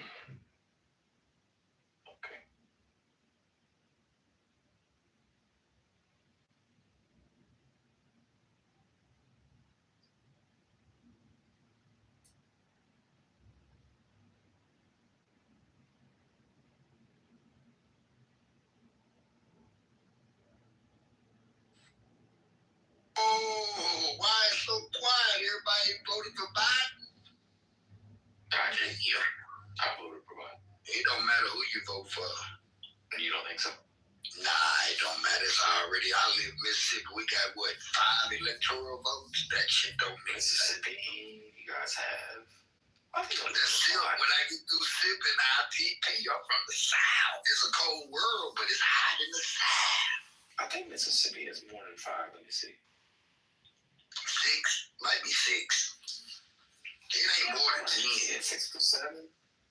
It's 6. It's 6. I know it's not 17. Yeah, it's 5 or 6. 6, 7. 6, 7. And you know, type shit. My nephew told me to say that shit. Type shit. Type shit. Young folks like that. Type shit too. I don't know what it means, but I call myself selling toilet paper. You know, I sell toilet paper $1.99 a roll, $2.13. Politics, huh? Politics. Politics is a very fucked up thing because with Trump, he made politics beautiful now. People are into politics. When Obama and Bush was running in my day, shit, nobody cared about politics. Now everybody looking at it like a live TV show. And Trump, when Trump in the movie Home Alone, he was like a cool cat till he became a politician. So sad. They kicked me out of rooms because of my ATV. They say it's not right to puff a Newport and sip a beer at the same time. What? Newport say never eat wet pussy on a rainy Tuesday. Yeah. No, that's right. There's nothing that's as American like a Newport and a beer and getting behind the wheel, bro. No. Can't get behind the wheel. Them DUIs, boy, that third one, they gonna send you up, boy. Shit. I can't drive no more, man. I sip too much. And when I get through sipping, IPP. That's your question. Hey, if y'all want to end racism today, if everybody in this room close their eyes, everybody be black. Let me ask you a question. Colt 45 or Old English 800? Man, I'm gonna have to go with that Coke, but I didn't drink neither one of them 40. I'm gonna have to go with that Coke, man. I'm gonna go with that Coke, that 40, man. Hey, I'm gonna have to go with that 40, man. That 40. I'm gonna have to go with that. The Old English, I think, was 32 ounces. That Coke 45 was 40 ounces. So I'm gonna have to go. New York can't get a 40 ounce. Yeah, both in New York. You can get a 40 Old Gold, or you could get a 40 Old 45. Hold on. You're talking about my age. You can't leave out St. Ives, man. St. Ives, hey, you wasn't black. The special brew with Snoop Dogg now. Oh, that's right, brother. Hey, let me ask you this, bro. Did you vote for Trump? You voted for Trump, right? I didn't vote. I could vote, but if I was, I probably would have voted for Trump. I sure didn't want the koala bear in Iowa. That koala bear, I knew it, man. Hey, in a tampons in boys' restroom. Man, hey, look, I ain't got no children, but I told all my nieces, all y'all gotta do is go to the boys' restroom in Minnesota. Y'all get free tampons. So you told your nieces to go to the boys' bathroom. That makes a lot of sense. Let me ask you this, though. No, just go get the free tampon. No, I got it. I heard the tampon, Tim. I know where you're going with that. Let me ask you this, though, brother. It was a joke. It didn't land. Let me ask you this, though, brother. So, what would have made you, even though you did not have the wherewithal or the gumption, I think that would be appropriate, the gumption to get up and gumption. Oh, that's your word that you're choosing to come. Yeah, I chose gumption. I chose go ahead. No assumption. I chose gumption. But outside of this, just hear me out, brother. Hear me out, brother. I'm listening. I got 2 ears. Okay, one mouth. So, to the max. Look, so with that being said, sir, I got 2 hands. Yep, I hear you. Anyway, so with that being said, sir, what would have drawn your potential vote that you didn't give towards the Trump administration? Oh, well, first of all, it was just competence. Competence? He's competent. Yeah, between the two of the evils. In other words, if I was going to choose a snake, both of them are snakes. I would choose Trump because he was a rattlesnake. At least he shook his tail before he did me. But them other little slick motherfuckers, they were like water moccasins and cobras. They just would have bit you and wouldn't have said shit. So I'll take that rattlesnake. Of the two evils, I'll take the rattlesnake. At least I know he's coming. I got you, but let me ask you this. What exactly makes Trump the better snake? Matter of fact, take it even further back. What makes Koala, what makes Koala evil?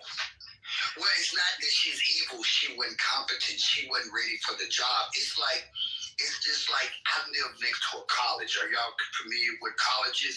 HBCU? I've heard of this. My daughter attends one of those things. She goes to UCLA. But she goes to what UCLA is not an HBCU. I know it's not. I never said it was an HBCU. There's barely any blacks there. I'm not fucking stupid. Okay. Keep going. I attend one of these southern schools, and one thing about HBCU, they're all named after white folks, so I don't believe in that model. But my point is, it's just like when you, at these schools, all of them are owned by white folks. Rockefellers, Alcorn, where I go to school at, is named after a white person. Oh, yeah, you can do your history. And Hiram Rebels, that the one of our dormitories named after, he's the first black senator and the first president of Alcorn State University. Oh, well, do it. You got Google, brother. You sound like you voted for Koala Bear, too. But back to the point. See, what it is, it's just like joining a fraternity or a sorority. You need some pussy. So all the black women got with Koala Bear because she was an AK from Howard. She wasn't qualified. She wasn't qualified to run shit. She ain't qualified to run shit now. So I picked a businessman that went broke 10 times and still a billionaire. That was my options. Get a guy that runs a business that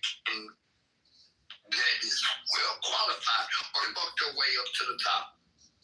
Gotcha. Now, and your boy Montel Williams, I don't know if y'all heard of Montel Williams. That was his side chick back in 2000. By the way. Give me 1 second, man. Just don't be brother. Man, can I have just a brief second one, brother? Just a brief one. And then I hand you to me right to you. But one thing, I understand you said she wasn't qualified. You see what I did there? I liked it. I knew you did. I knew you would. Koala Kamala. I got you. But now, she did have a bachelor's degree. Where did you Howard? She did, right? She passed the bar. She was the deputy district attorney in California, Alameda County. Right? She was the San Francisco district attorney. Right? Did she let males into women's prisons? All right, we got to stay on topic. Well, that's on topic because she allowed it. Now, let me finish giving her qualifications. Okay, go ahead. She was the Attorney General of California. She was a U.S. Senator, right? So what, and then she was the actor. And she was the Vice President. Senator. Where was she a senator of? No. California of what? U.S. Senator, California. No, she was not. Yeah, she was. That was Hillary Clinton. Yeah. No, she was not. Tell me, where? Senator where? Tell me, brother, come on, I'm talking about this qualified. If you listen.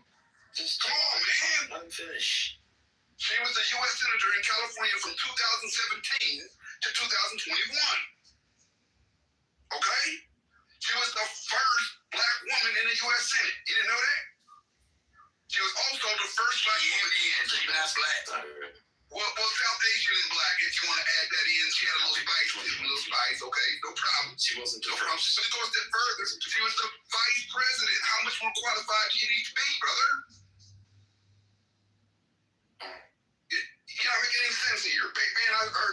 mic. Go ahead, brother. One mic on. Yeah. She was the first. Can I ask you a question first? Can I please ask him a question first? The movie, what part of Mississippi you from?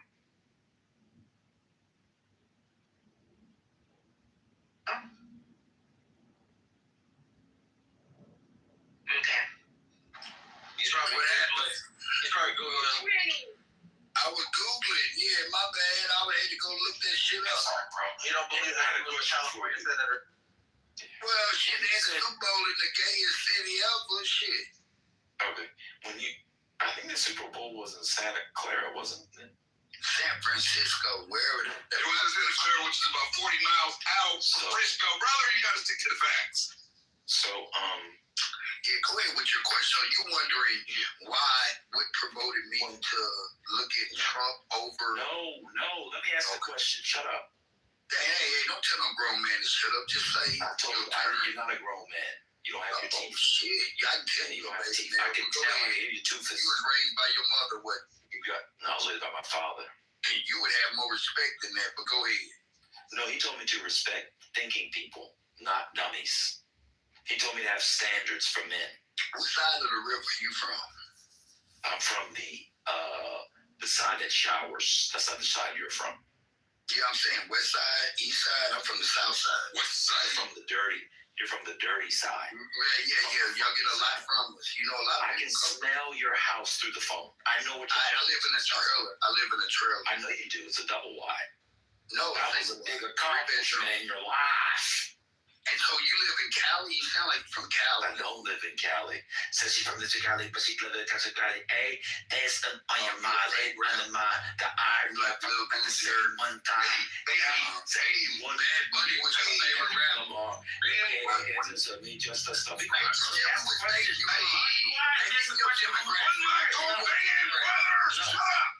No, come on, Jim. No, that makes it worse. Because Jonah, you get. No, bro, I'm saying, what state are you from? You don't mind me asking this information, Jonah. Okay, clear enough. My bad, bro. There was a black lady in the Senate before Kamala Harris. But the movie, I had a question. Black and Asian. I put that up in the chat. Black and Asian. She's the first with that combo. Wow. But more Indian though. She was the only with that combo. I don't think Obama is from America. The movie. Stop. Let me ask you a question. When you said all the HBCUs are named for white people, you meant where you were or just generally? No. Like if you take Tuskegee and a lot of these. I'm not asking you that. I'm just saying, did you mean where you were or all of them? All of them. But chill out. There are some named after black people. So a lot of them are named after donor. Chill out, bro. I'm just giving information. I don't want to. No, I'm saying give me one. Just give me one. Yeah, Bethune-Cookman. You know Mary McLeod. That's after the Rockefeller's ex-wife and shit. She's along with the other lady. Mary McLeod. Hold on, bro. Yeah, but Mary McLeod Bethune was a white lady. Yeah, man. They all like you. Did you know Hitler was black? Bro, calm down. Man, they done calm down. I'm gonna boot you from the room. Just calm down. Are you joking or you being serious? Yeah, I'm serious. All right, Google Mary McLeod Bethune and tell me what you see. It's the Cookman part. It's the Cookman part. No, it's the Bethune part. It's the Bethune part. You said all who's funding it? I'm about to. Come on, man. You're making it less fun. Man, I don't give a fuck, man. Talk about something else then. I live right next to HBCU, Alcorn State University. Y'all boo him. Content. It wasn't content. It wasn't funny. Because the problem is it's funny if he can talk, then you can talk. But when he keeps talking over people, it's not funny. It was actually hard to listen to. I agree with that. I agree. But as far as misinformation, because I don't like to give out misinformation on stage, the combination is what I'm talking about. Like you said, she's the only one, but that still makes her the first.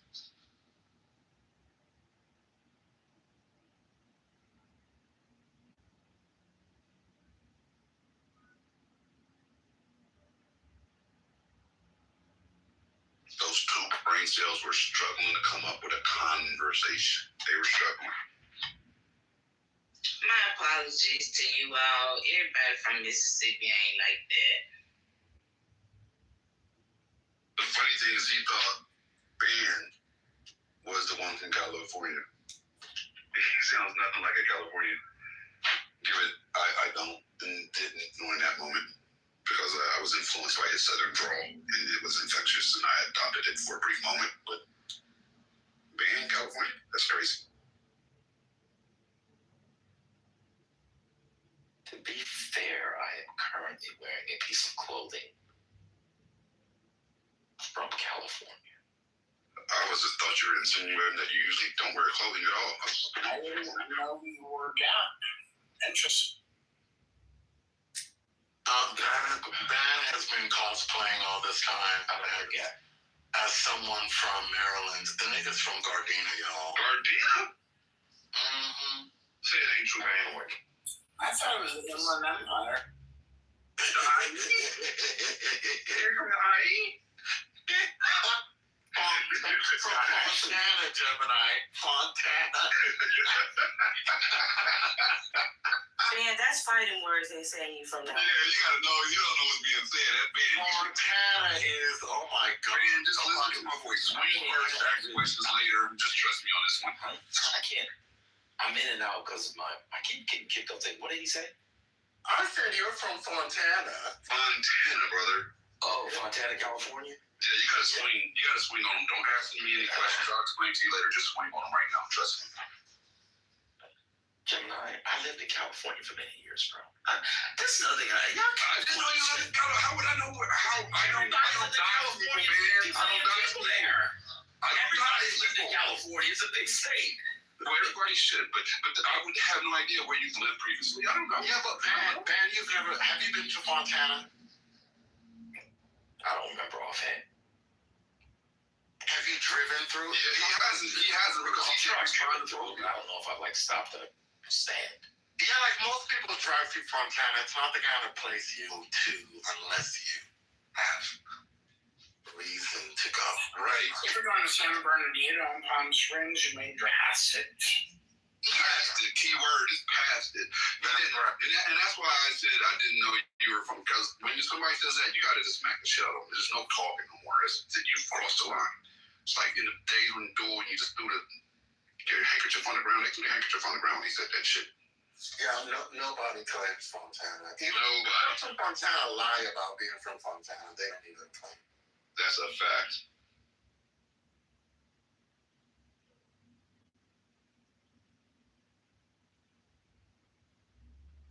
I never heard somebody say, "What side of the river are you from?"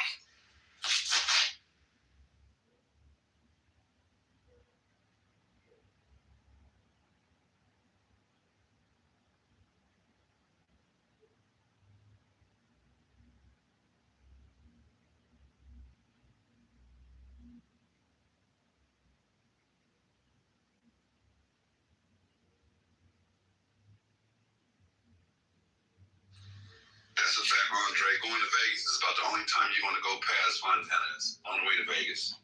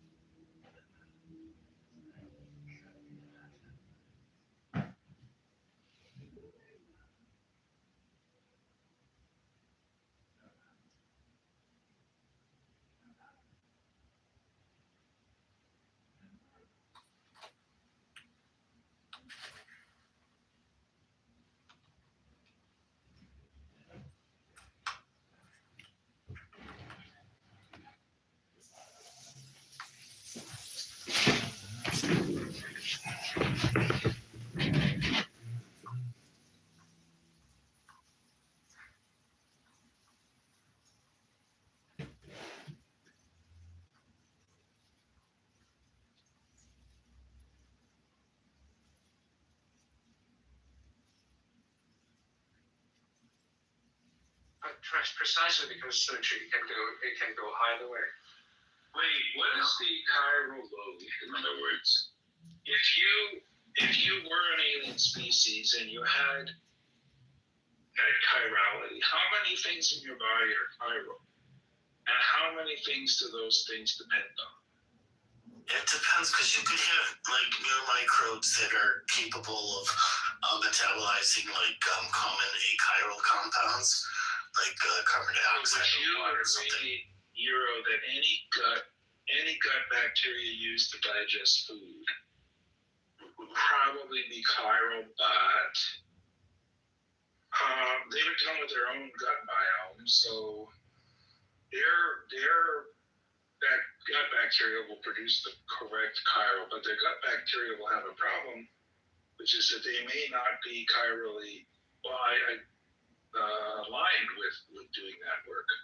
All life is So I would say that a lot of gut biome will struggle to digest food if it has the right ingredients but doesn't have the right chirality. Would you agree? I mean, if you're worried about it infecting humans, I mean, you have some issues, because if there's ribosomal incompatibility, it's unlikely to affect us. Or if you have like genetic transcription incompatibility. No, but what's the chances that they'll just die of malnutrition because they? That's what I'm saying. Well, in the lab test, it seems that I dropped them in below the lab test there. It seems that like these opposite-handed chiral forms do find to digest nutrients that already exist on Earth. They do outcompete, again, like Hansen's saying, if there's not been enough testing for this shit to be completely conclusive, but so far it's not looking good. So far it is a danger, and something definitely to be, aware of. What is the danger? Well, the danger is a couple of things. The first thing is because of the novelty, the opposite-handedness of these new chiral molecules. They're not, if you read the paper there, basically they're not recognized by other organisms in the dish that would typically eat them or compete with them. So they're not even recognized, like they're blind, they're invisible to other living earthly organisms. So they're not recognized. The second thing is that these chiral organisms can multiply and eat nutrients in the dish, so they have no problem with just because the opposite chirality doesn't stop them from living a healthy life. So they're both invisible, and then they can also eat the food that's been introduced to them. But again, these experiments have not been done well enough because they're super fucking afraid that they might exit the dishes. And these experiments only take place, like I said, like in Sudbury, like fucking 9,000 feet underground, shit like that. Like it's a super cautious experiment. Wuhan, streets of Wuhan kind of thing. They're trying to be much more careful this time around. So let's believe the science. Yeah, so all it proves is there's some chirality can destroy some of the right hand can destroy some of the left hand. Not conclusive yet, but definitely enough to be worried. Yeah, not conclusive for sure. It's like saying when there's a non-zero probability that an asteroid is going to hit, you should probably be worried about that. Anything above zero in physics is not a good indicator. Well, the thing that I'm most worried about, honestly, is the information sphere and how fucking billionaires are going to leverage AI to fucking destroy shit. But that's just me.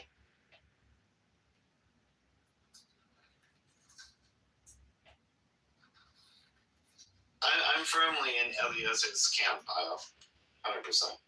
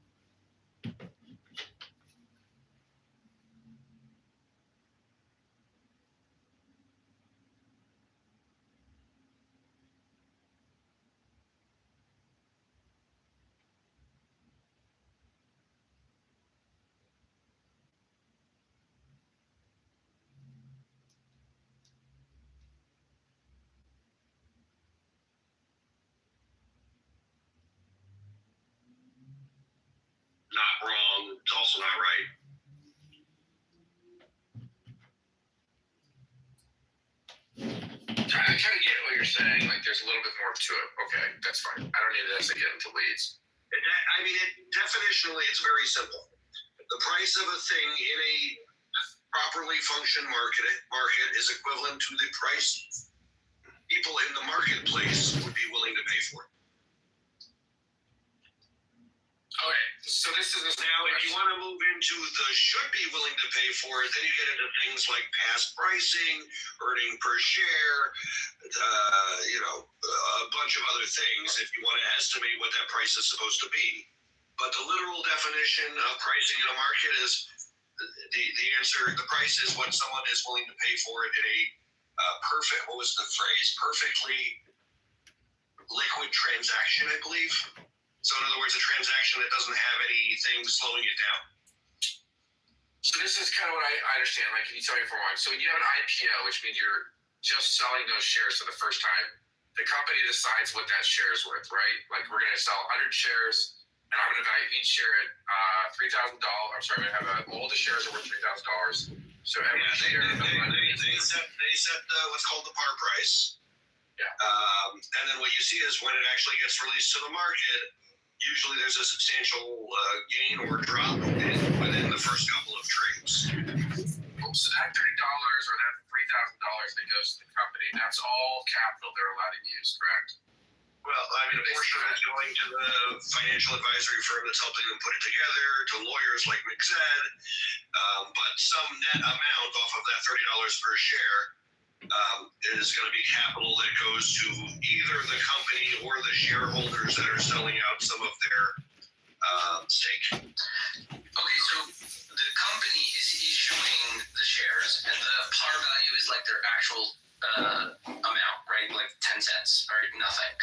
And that's just like to replace the paper. But then the value of the share is they make a deal with a bank. There's a middleman.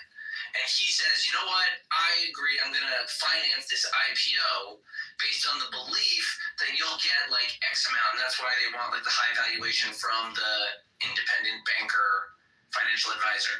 Once they get that, then the financial advisor together with the company issues the public offering and the public gets their vote. And then that's when it looks just like any other market.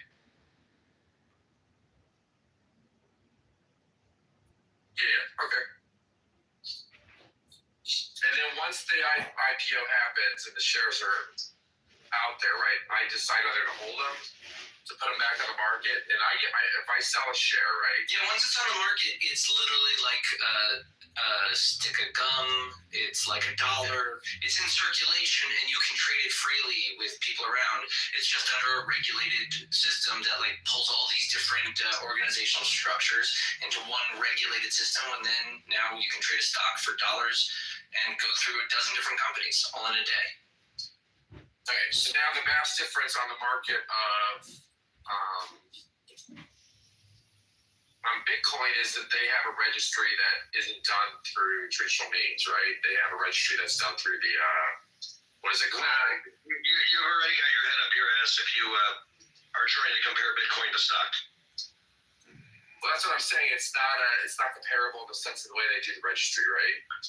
Bitcoins are like closer to aligned to like an index, like a more complicated financial product that assumes the existence of other financial products. Like an index doesn't have any value. It just charts the value of other companies that all have value. And then that index itself makes its own like presentation, its own prospectus of how this moniker, this like final calculation is itself valuable. And thus the S&P is more valuable than any of the individual companies because of the aggregate value of this thing. Bitcoin is functioning under that kind of rubric. It's giving an argument for its own justification that what money is, how it is limited, and therefore it is valuable. And then IPO, let anyone use it or not, and it is used, and thus it is valuable. Yeah, I wouldn't disagree with most of what Mixed just said, other than how it relates to Bitcoin. I would explain to you Bitcoin this way. Let's say you were a wizard, and as a wizard, you were able to create the new gold, and you were able to create 1 million units of this gold, you put that gold on the market and you convince people that this new gold, the Philipperium, is the new gold, and the market electronically, it creates a marketplace for Philipperium, and depending on the demand and the belief in the value of the demand, it drives more demand or less demand. When the demand is in balance, it drives the price up. I'm sorry, when the demand is in balance, the price stays the same. When the demand exceeds the supply, it drives the price up. And when the demand is below the supply, it drives the price down. But it's actually in its economic sense, it's a very simple, at least theoretically, a very simple thing. It's a replacement for essentially gold, or I would say currency, but currency is a way more complicated instrument to begin with. But the best way to think of it is as a fixed number of units of an alternative for gold called Philipperium, and there is a market that trades Philipperium, and the demand drives the price going up or going down. Yep. I cannot imagine putting millions of dollars into it.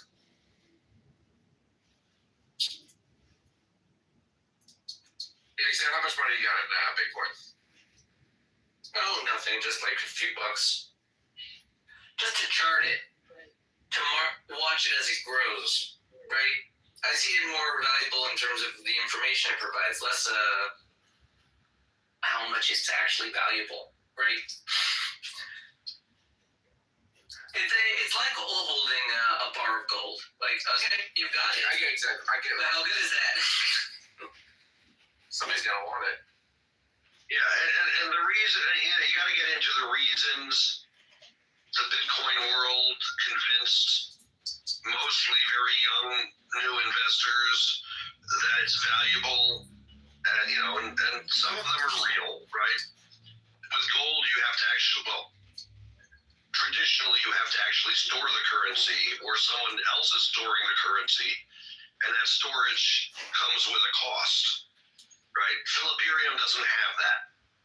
Right? It's all electronic. Gold requires security, right? Because someone could steal the gold.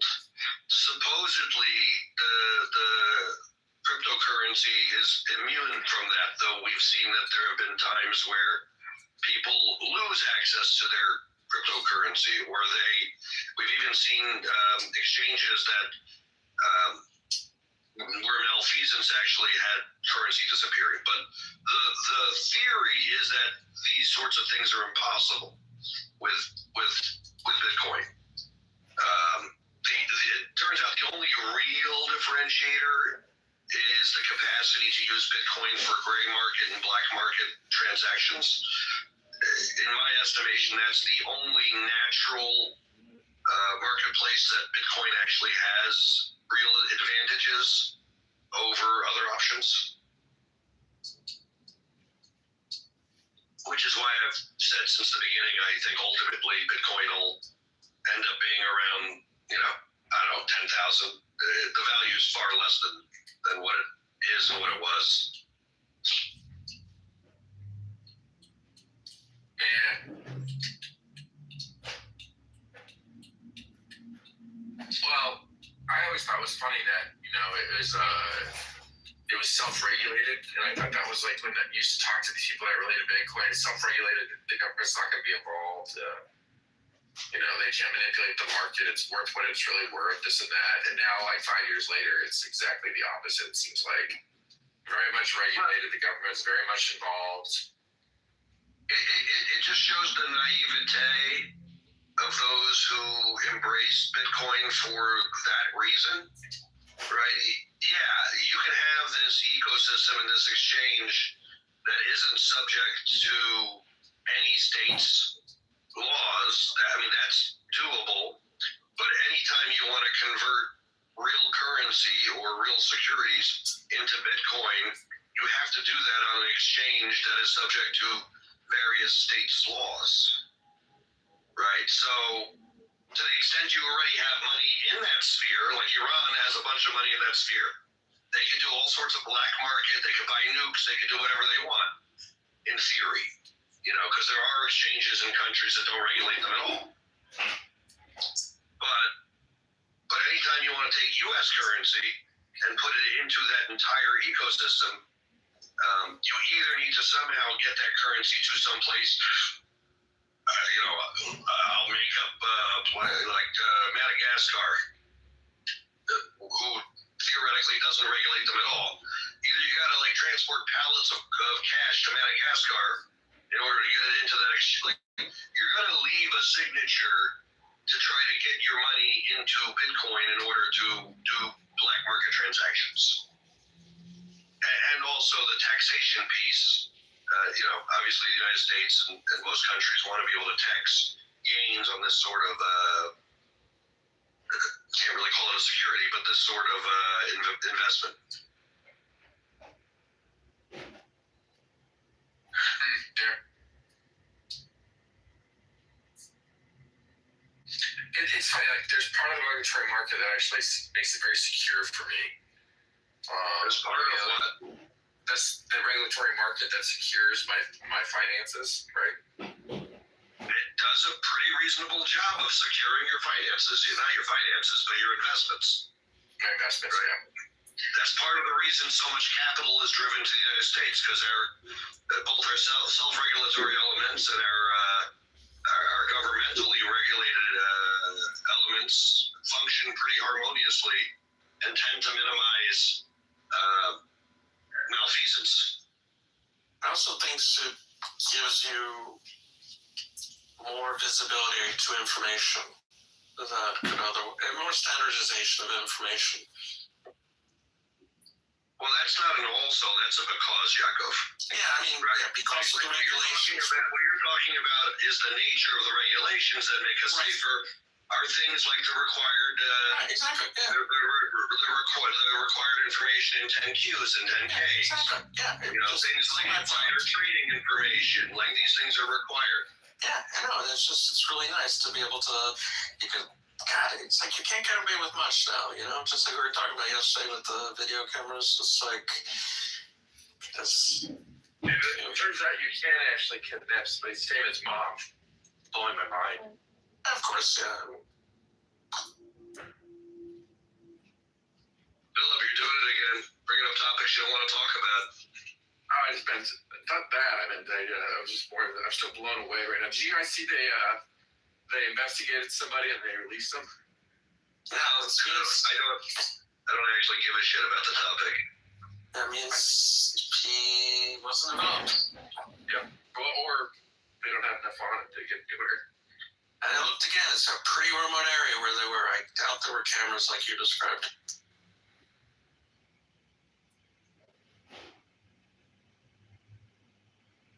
Yeah, I mean, I hope the lady's okay, but... Yeah, me too. I think we tend to fixate on things, and frankly, I tend to think a lot of the things we tend to fixate on tend to be things that are meant to distract us from other things. What was the last kind of fixation story similar to this? I was trying to remember that last night. I mean, besides Epstein? No, like where something happened to somebody and then we were waiting for an outcome. Like Epstein, this is just an evolving clusterfuck, it's our shitstorm.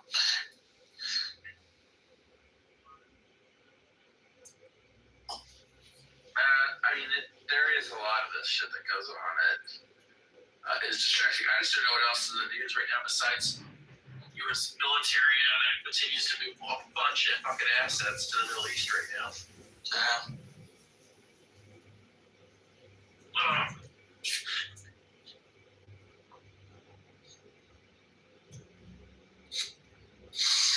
Hey, Jeff and I were looking on Flight Tracker the other day, and you could pretty much filter the U.S. Air Force planes. You could find all the C-17s and all those kind of tankers. Can't they cloak themselves as some airline or whatever everyone else realized there's some airline like Cretan Airline? They just turn it off. You're right, but why? So then, why are they on? Like for all those planes that were there, why were they on? By laws, there's certain areas where they can't go into those airspaces that way. What airspaces are they in? Also, if you're Trump and you're negotiating with Iran, you want Iran to see that you've got 1,500 tankers a day landing in the Middle East. The ones we noticed were over Azerbaijan, over Greece, flying over Central Europe on our way back to Lakenham. I think it's pronounced Lakenham, RAF. There was one over going straight down the Red Sea, I think. I assumed it was going to make a left turn over Saudi to go to one of the Gulf countries, but I never observed. I didn't watch it long enough. Where else? It was just all over the place. Essentially heading for all the ring countries around Europe. I don't think you understand the depth of the United States military, like how lethal we are. I think you have a good understanding of it. Maybe. I don't think you do until you actually see it. Like you actually see it full force. When they shore forces, I was involved in a couple. It's fucking pretty weird, like how fucking scary it can be if you were the other side of things. So, it's interesting when you think about the amount of bombs we can put in that place pretty quickly.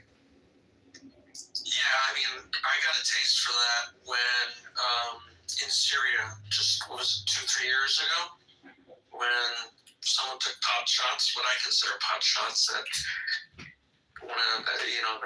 that base we had in southern Syria, and they sent in B-1 bombers, they sent in F-15 Strike Eagles, they sent in, I want to say A-10s. They laid down so much ordnance in one tiny patch of ISIS area. There was nothing left standing, not even shrubs. It was just obliteration city. Obliteration! I think don't quote me on this. I think they can self-sustain themselves for 90 days. That's the whole. I think the whole idea of aircraft carriers for 90 days they don't need anything as a supplies like for munitions or anything else to fight a full-on war for 90 days is pretty crazy. Yeah, I do think they need a replenishment ship. Actually, it's not. You can look this up. Just Google it. I'm pretty sure it's 90 days. They don't. Okay, let's see. Yeah, look it up. Yep. We can friendly on it, but it's around that. That's my memory of it.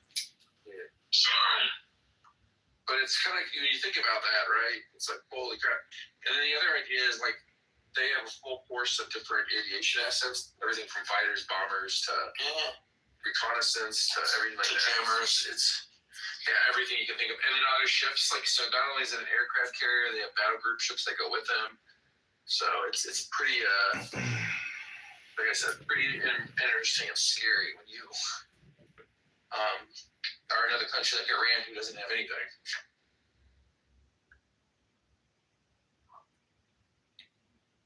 Yeah, they literally have no Navy, basically no Navy, basically no Air Force.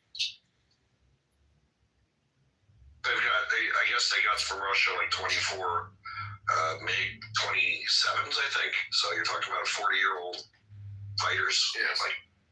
They'll last 5 minutes. That's if they actually get a chance to fight. That's true. Because more than likely they'll get hit on the route. Yep. And then you think about the submarines that you don't know where they're at. That's another. The submarines aren't tremendously valuable, though, right? Submarines are useful against other boats. I guess they've got some surface missiles. Yeah. So here's the answer to your question. It comes in 2 parts. Did we ask a question? Yeah, Philip did. What was the question? How long is it self-sustained for? Aircraft carrier. So, what is it? Food, dry storage, and consumables is 2 to 3 months without any resupply. The thing that gets in the way is what I mentioned was needing a replenishment shift because based on operating tempo, high intensity combat 7 to 14 days before critical shortages of fuel, moderate tempo 2 to 3 weeks, low activity presence missions 1 to 2 months. So 3 months self-sustained for people, and then it's just a matter of how many bombs they drop. And fuel, because like FA-18s consume a shit ton of what everything does. Yeah, 8,000 pounds of fuel per sortie, so that's a lot. And they carry about 3.5 million gallons of JP5, so that's going to go pretty quickly. Pretty crazy, isn't it? Yeah.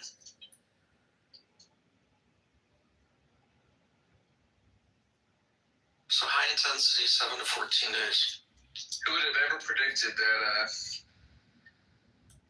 Israel would be the leading reason why Iran's going to lose all of its power because they got stupid and let these guys rape and pillage women? I mean, literally. Is that Israel?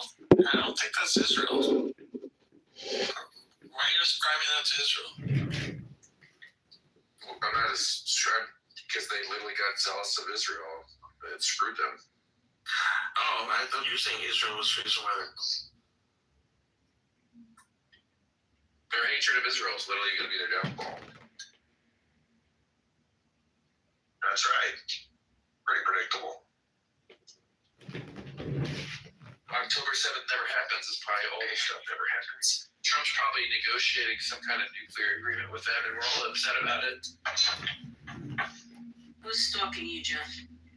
Sorry, that's Philip. I'm sorry.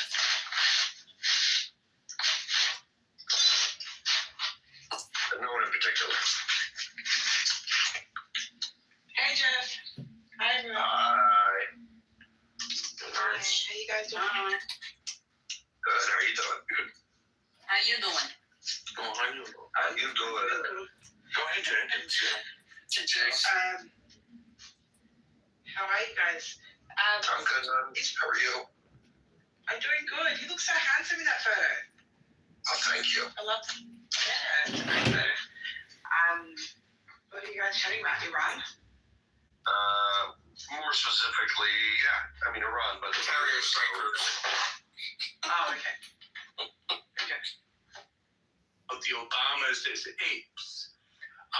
There's been outrage about the new East Wing that's been destructed and being now rebuilt as part of the White House. Outrage about the January 6th people convicted and now pardoned.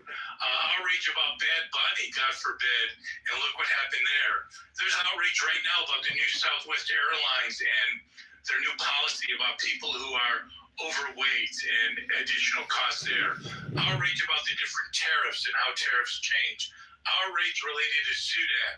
Outrage related to NFL streaming, that too many people have to subscribe to too many streaming channels. And I'm just illustrating the point that as tragic as what's going on in Iran, unfortunately, you just got to add it to the list because there's just an overwhelming amount of outrage. And I just don't know how people can really comprehend it all because we're just overwhelmed. And I'll leave it there. Thank you. Obviously, you're not a Jedi. Because if you were a Jedi, you would have just simply said, Howard, there's a disturbance in the Force.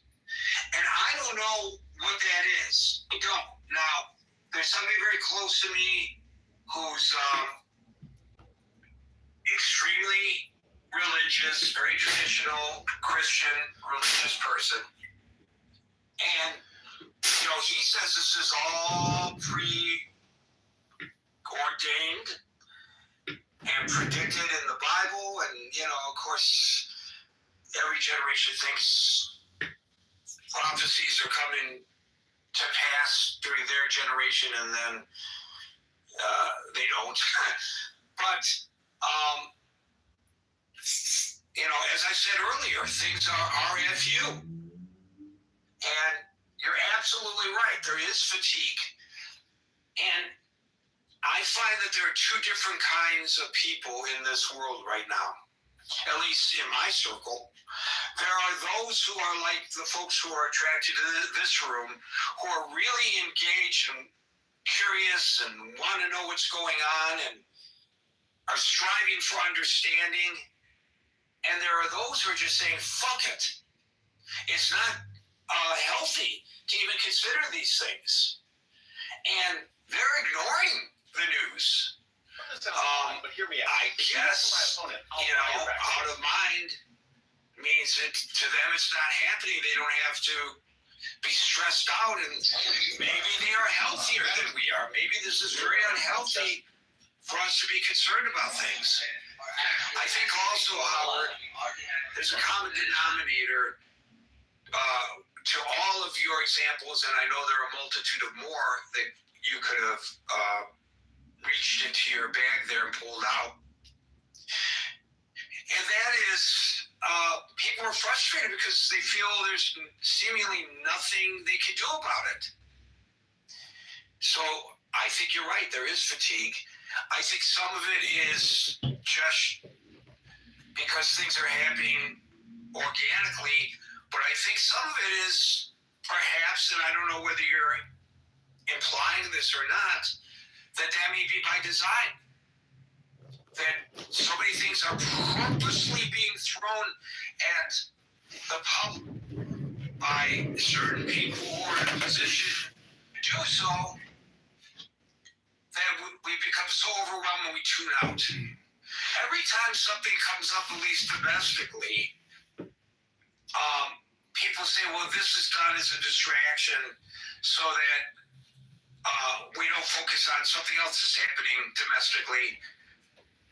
And then when people focus on that item, then people say, no, this is a distraction to the form. I don't know. I mean, I can't say. I don't know there's some written game plan to do this. But I think you're absolutely right.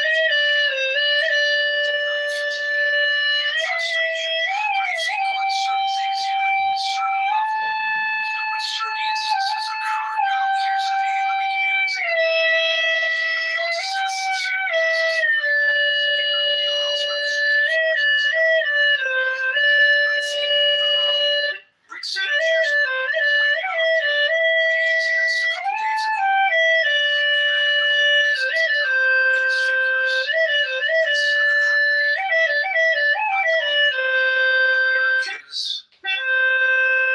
disappear without a trace every year in the United States. And if you stop and think about it, that's people a day across this entire nation with the population as large as ours. That's not outside the realm of possibility. One would think, actually, if you stop to think about it, it would be greater than that. But he wrote 700. Does stories about the 700. Sometimes there may be a local story about somebody who has disappeared. Samantha Guthrie's mother disappears. And it's the lead story in the news. If the cops make a traffic stop, this guy has eyes that are similar to the eyes that were masked, but the eyes protruded in a video, and so they want to check him out. It becomes wall-to-wall coverage. All night long, last night, into the morning, all night long. Experts are coming out saying the same thing, because what more can you ask? Well, why are the authorities doing this? Why are the authorities doing that? What does it mean when they say that the money is owned by Bitcoin? What does it mean? There's nothing new to report. But this one hit a nerve. And if you'll notice in the coverage, they don't refer to her as Nancy Guthrie or Guthrie. They refer to her as Nancy. Nancy. Is Nancy still alive? Nancy. Oh, like she's your friend and my friend. She's everybody's friend now. Nobody even knew she existed outside of her own circle of actual friends. Now you can talk to anybody on the street. Hey,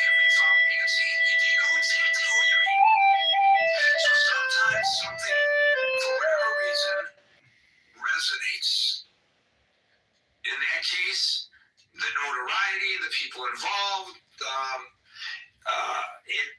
It's a person who, Samantha Guthrie, who is, we invited to our living rooms, or maybe to our iPhones. I don't know where people watch the Today Show today. So with Gary, anyway, who decides the topics, I have to say, Howard, this really fucking resonates. That they would have the audacity to go into the hospitals and kill people seeking treatment and kill the doctors and nurses who are helping them. And so if I'm going to park my outrage for some of these other things because I'm so I keep doing this. I'm not expecting everybody to follow along with me on this. I'm not expecting it. But I'm just explaining this. I think there comes a time that something bubbles to the top, to the point where, and there may be other things that are just as bad or maybe even worse that are going on. We just don't know about them. So if we don't know about them, we can't be outraged. I don't know if that responds directly to your commentary or not, Howard. No, it does, Gary. Absolutely. I'm not saying that all those things of outrage are equal, but I think this is just at some point, I'm sure there will be people that are experts on social psychology and just the impact of the rate of information and news that we're just being overwhelmed with. But just to be very clear, what's happening in Iran is tragic, and it's additionally tragic if in the safety of a hospital, in the safety of healthcare professionals, people are being basically executed. That just is, a whole degree of outrageousness, and I'll land it there. Thanks. Thank you for that, Howard. We'll go to Scott, followed by Dave.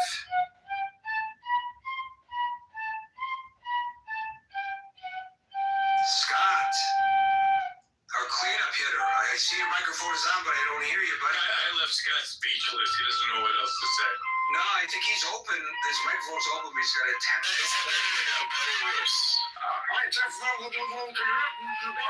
No, not better. You're splattered. Can you hear me now? Now you're low. How about now?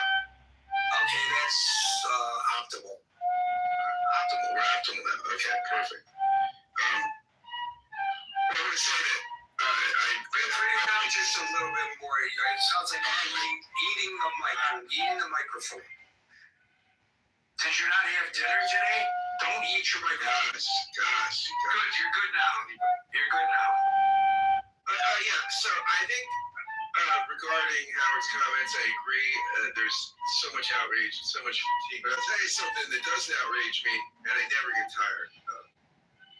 And that is ORL, Organic Oral Care Toothpaste. When you're feeling outraged, just remember, your teeth are the best friend you have. ORLcares.com, and you can get more information on this fantastic product, domestically made, right here in the great state of Arizona, my friends. Don't miss out. Well, I will say, I think that I'm not surprised that the hypocrisy and the lack of outrage and I will say something. I'm going to play a clip, Gary. It's very short, but a clip from Bill Maher's show years ago where he was debating, he and Sam Harris were debating Ben Affleck. And Bill Maher's point is that liberals don't defend liberal values when it comes to Islam. I'll let it speak for itself. Who understands the officially codified doctrine of Islam?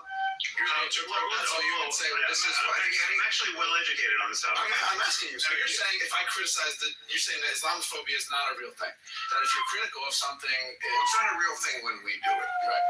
It really is. I'm not denying that certain people are bigoted against Muslims as people. That's a problem. Big of you. But Why are you so hostile about this? It's gross. It's racist. It's not. But it's so not. It's like saying so that you're shifty Jew. You're not listening to what we are saying. You guys are saying if you want to be liberals, believe in liberal principles, like freedom of speech, like we're endowed by our forefathers with the inalienable rights, like all men are created. No, and we have to be able to criticize bad ideas. And of course we have. But here's why is the mother load of bad ideas. So we have.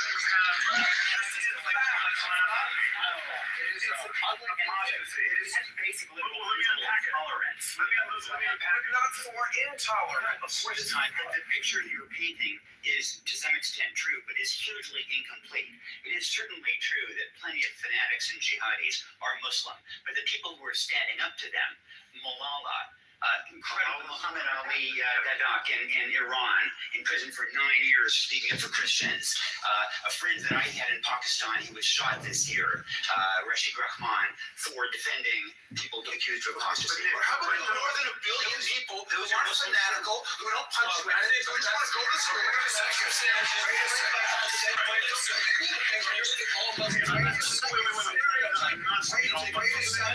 And you're painting the whole religion with that. Let's get down to who has the right answer here. 1 billion people, you say. All these billion people don't hold any of those. 5 or something. Don't hold these pernicious beliefs. No, I wouldn't. Well, no, that's just not true, Ben. That's just not true.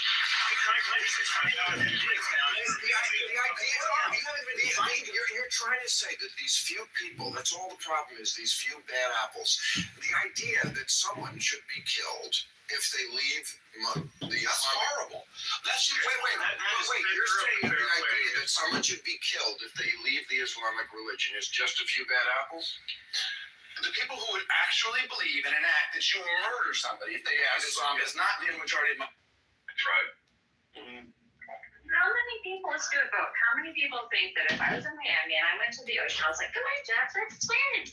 He would go swimming. I think so. Wait. What's the son of to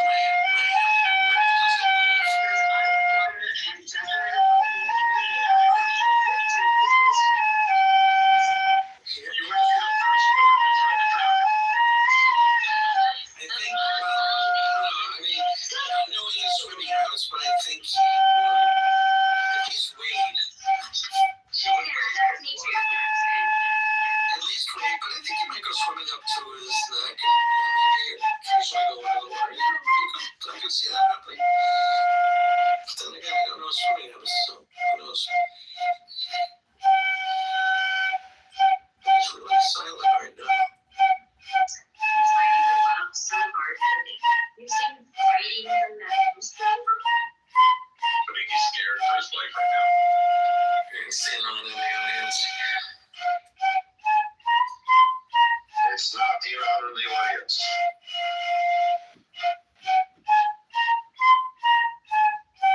The topic.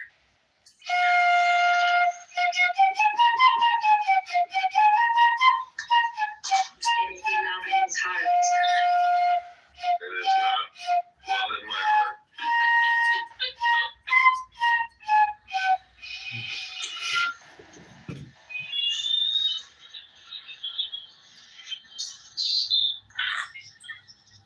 Nor is it the congestion in my nose. I know, I really am serious though. I'll send you a Navage because it's just so Let me know when you're trying to believe it's not necessary.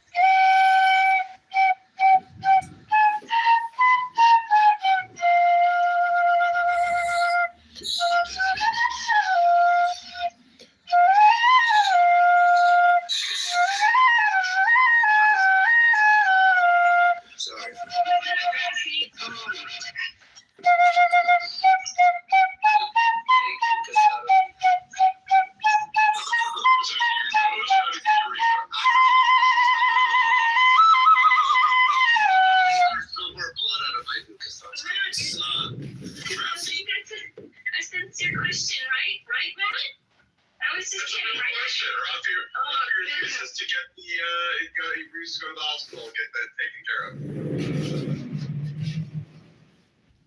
Other than that, you cut it off, Rafi. You're completely right. What if it gets infected? Wait, you have TB, Rafi? Is that what's going on? Or worse? No, he's got bleeding out of it. Says they think it's a sexually transmitted infection. Oh, wow. It's actually worse. I guess that joke was a serious joke. So it was being serious.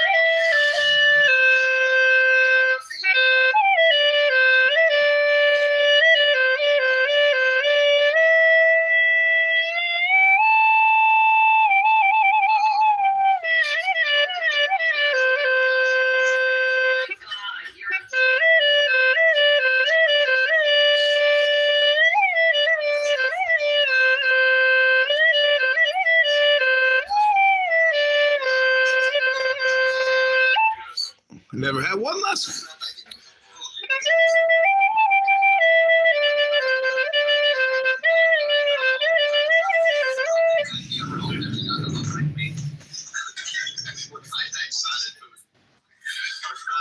God bless the world.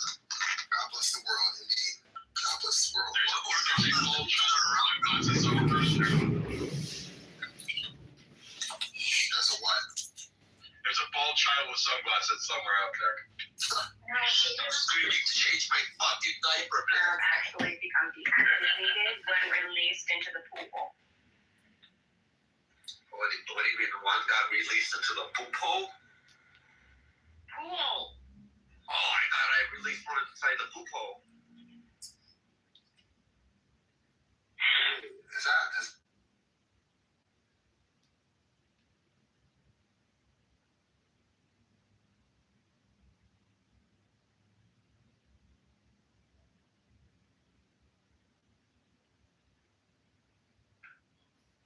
At worst and intimidated at best on our nation's capital are funded by the Chinese Communist Party, and it should be the lead story that protesters in Iran are being shot in the head on the treatment table in the hospitals. We're not doing our job properly, in my humble opinion. Those of us who are in the news media. Thank you, Scott. We'll go to Dave, followed by... So, Gary, you're absolutely right. I mean, you conduct critical thinking forum. So most of your peers fail to be qualified to be in critical thinking forum because their critical thinking for ability is compromised. That is happened to most of the left-leaning media. Most of these people, their critical thinking ability, cognitive ability past is couple years, compromised. Illinois residents have had a Pritzker That is invasion. just the tip of He iceberg. has What could raised our happen? taxes. Right? We're So how we looking talk at about we 40. are totally overwhelmed. But if you rank how important all this event, then you start to be able to handle, right? So if this critical thinking ability is compromised, America is at risk of civil war.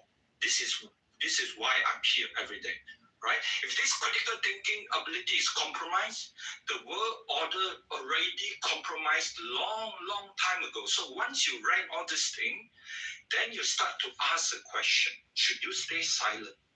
Should you stay to let your critical thinking ability compromise every day by the barrage of misinformation? Then what is the worth of you living? You live every day like a zombie. You are easily compromised. You are easily indoctrinated. So the question is, you are with the Iranian room. I already asked this question. Some say 40% are Muslim, but many Iranians think the number could be even much lower, right? So the question is, it's high. It's very high. Okay, I'm not going to go to Iranian room. I'm not the expert. I will tell you how. I'm wrong, and then you disrupt every day. There is. Okay, go to Iranian room. Don't ask me. I retract my statement so that you can keep on interrupting me every single day. Now let me tell you. So Gary, so the question is, these people are indoctrinated just like the children in Gaza, just like children in jihadist camp and everything. They could kill Jews in a heartbeat, but for them to kill Muslim, I asked the Iranian, what do they have to do? The Iranian told me, I think they somehow have to, I don't know, spread water with certain chemicals so that they are losing, their moral compass. It's difficult for Muslim to kill a non-Muslim, but kill Jews in a heartbeat. So the topic today is, what could actually make a Muslim, when somebody injured, still kill them, right?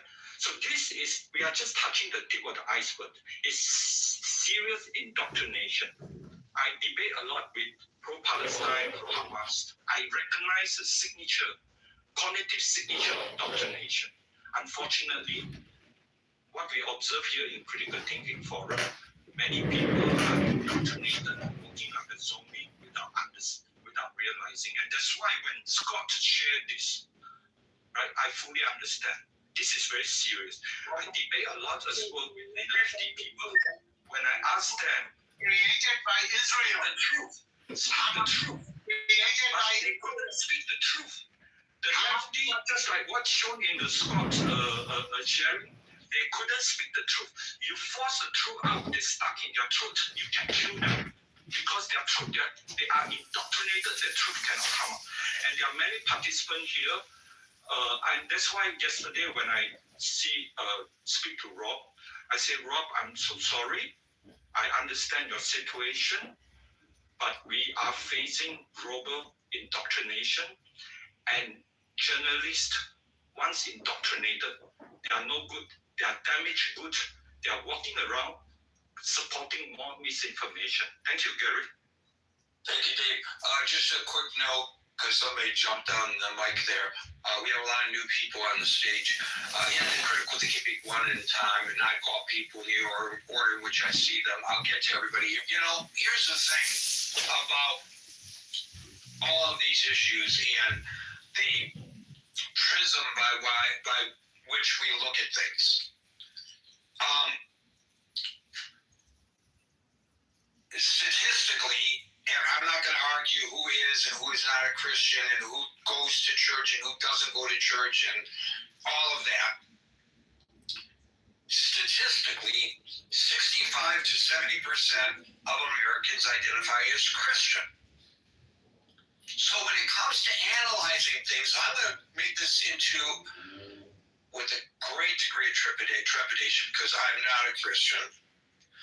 And recognizing that my good friend Scott Jones is a clergyman, that I could be contradicted because I'm going way out on this one because it's not my area of expertise.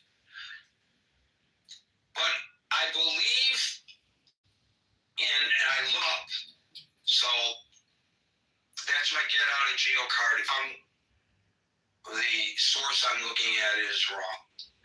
I believe in John 8:32. Jesus Christ said, the truth shall set you free.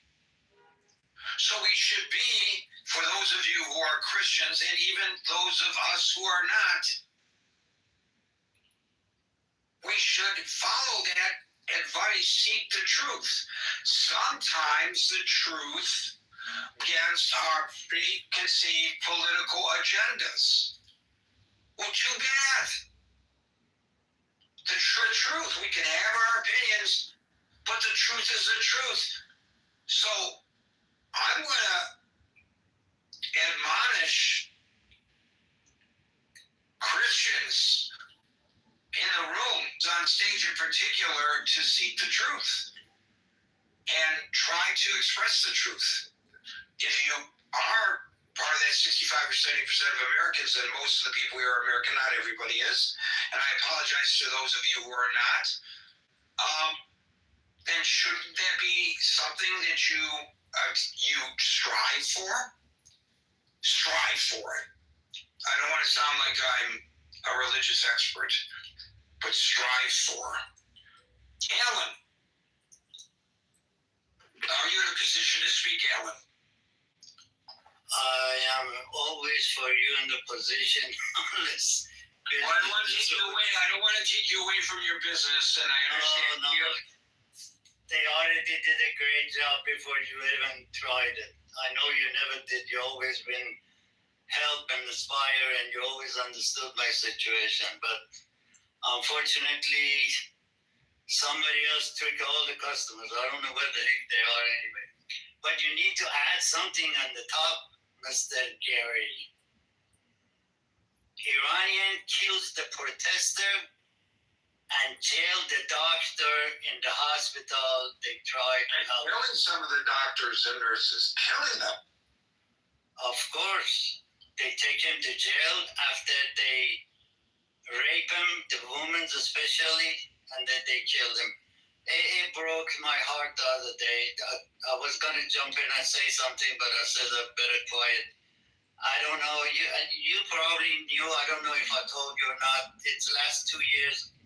There was 12 orphan kids, and a friend of mine in city of Carriage had him under his wing, and he made a soccer team out of them, and they were very successful.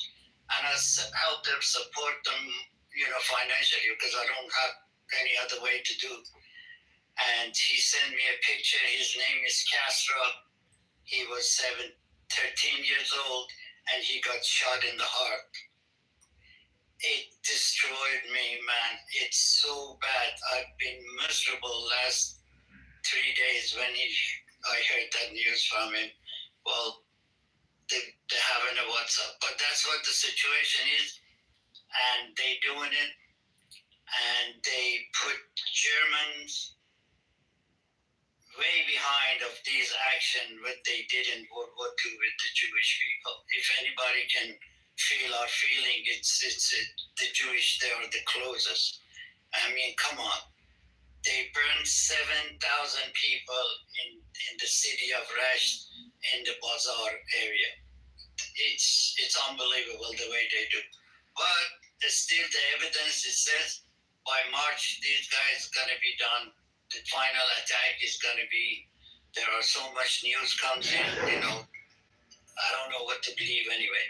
But I always take the word of individuals since, they lean a little bit laid off on the internet, and some friend, they get on the line through WhatsApp and they send me stuff, and I have a small, tiny family left in the city of Ahvaz, which they got hit early last week, 9 places they got hit. That's the one of them, it killed the number 2 man of the RGCE, the Revolutionary Guard. He was a very big guy.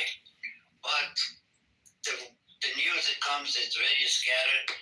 Right now, there's a really problem inside the government themselves, but the Revolutionary Guard is the key. They wants to take over. There's a news. It's the Mustafa Khamenei, the older son of the Khamenei. He's trying to override everything and take his dad's place.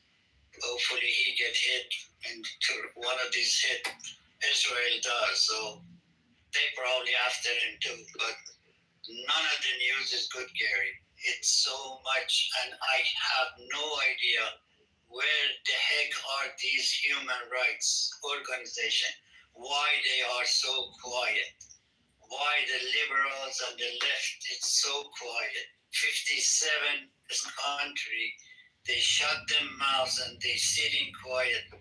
You think they should be outrageous, because these people they get slaughtered. They are Muslim to begin with anyway. But I have no idea why these 57 countries, they just decide to stay silent. We are the only word. I thank every individual of you, the gentlemen, they come, the ladies, they come to this room. I beg them to be the voice of these guys. Iranian, all they asking is, it's please to be our voice and do this The 14th, it's going to be a global demonstration all around the world. So I'll probably have to close because the one it's in Dallas, it's 1 o'clock to 4 o'clock. So on Saturday, probably I'll shut down the shop and just go over there. There were 2 more I couldn't get there. I didn't have enough time to get there. So hopefully this the 14th, I'll probably go there to see what is going on. It's going to be a massive, at least about 200,000-300,000 people probably. There's a big one in Houston too. Houston has a big, population of Iranian. LA has always been the top anyway. But back to you. Thanks for listening. Thank you, Alan. A couple of housekeeping notes here. Firstly, Leanne, many of you may know, but many of you may not, she and her husband are involved in an organization that actually goes out to find missing people. And I quoted the number of people, adults who go missing each year. And the one thing I really love about this room, if I say something wrong, I want to be corrected. Because I don't want to go to work afterwards with the misconception that I got the facts in hand. I'm an editor at work. I want to be edited myself.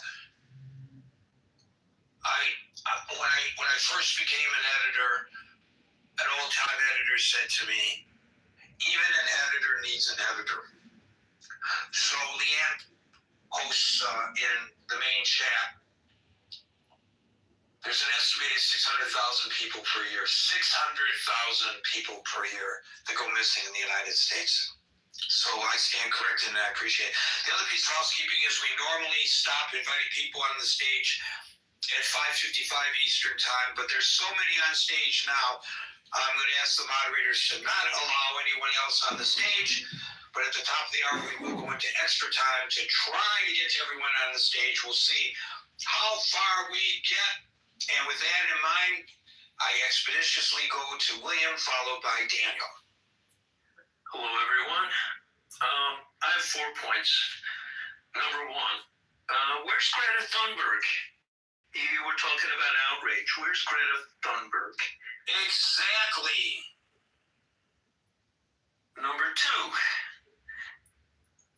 Russia and Iran. Are you surprised when Russia defenestrates, throws somebody out a 6th or 8th story window as a so-called extrajudicial killing? No.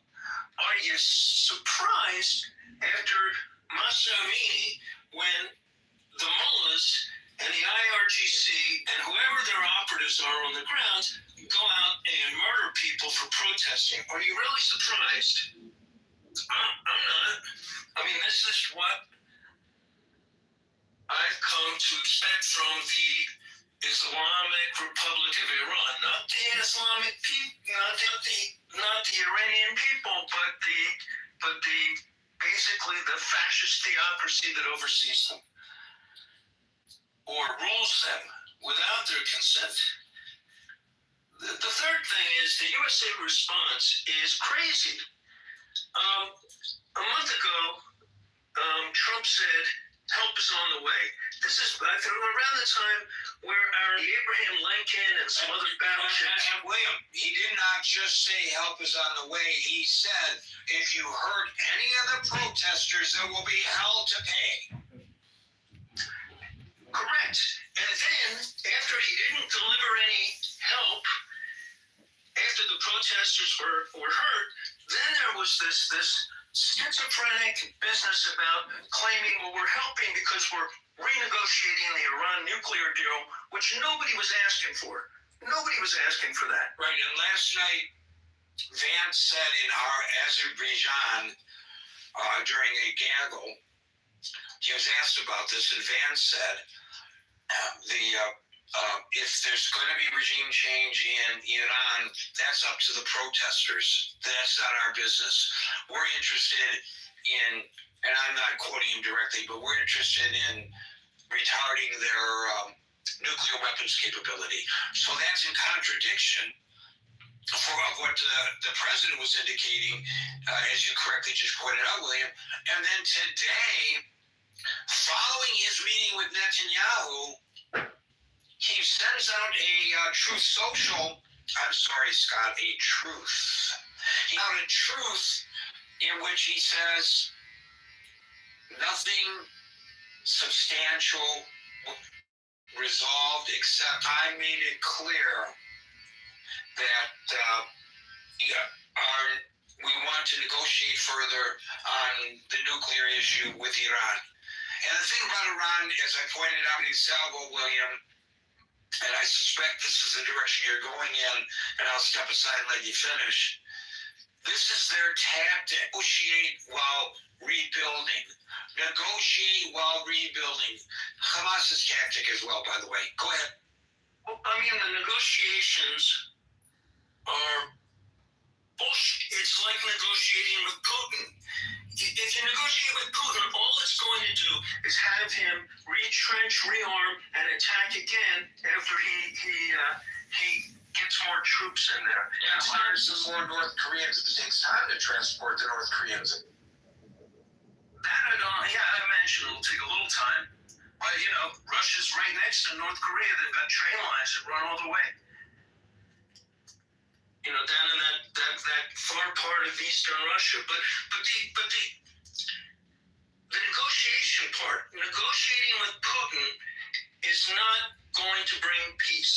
Negotiating with Iran is the same thing about a nuclear deal. It's the same thing that Barack Obama was criticized about by the president and his fellow Republican. Right, negotiating with these terrorists who are the thick, basic Islamo-fascists that are running the place. They're just going to keep on doing what they're doing. It's like negotiating with Putin.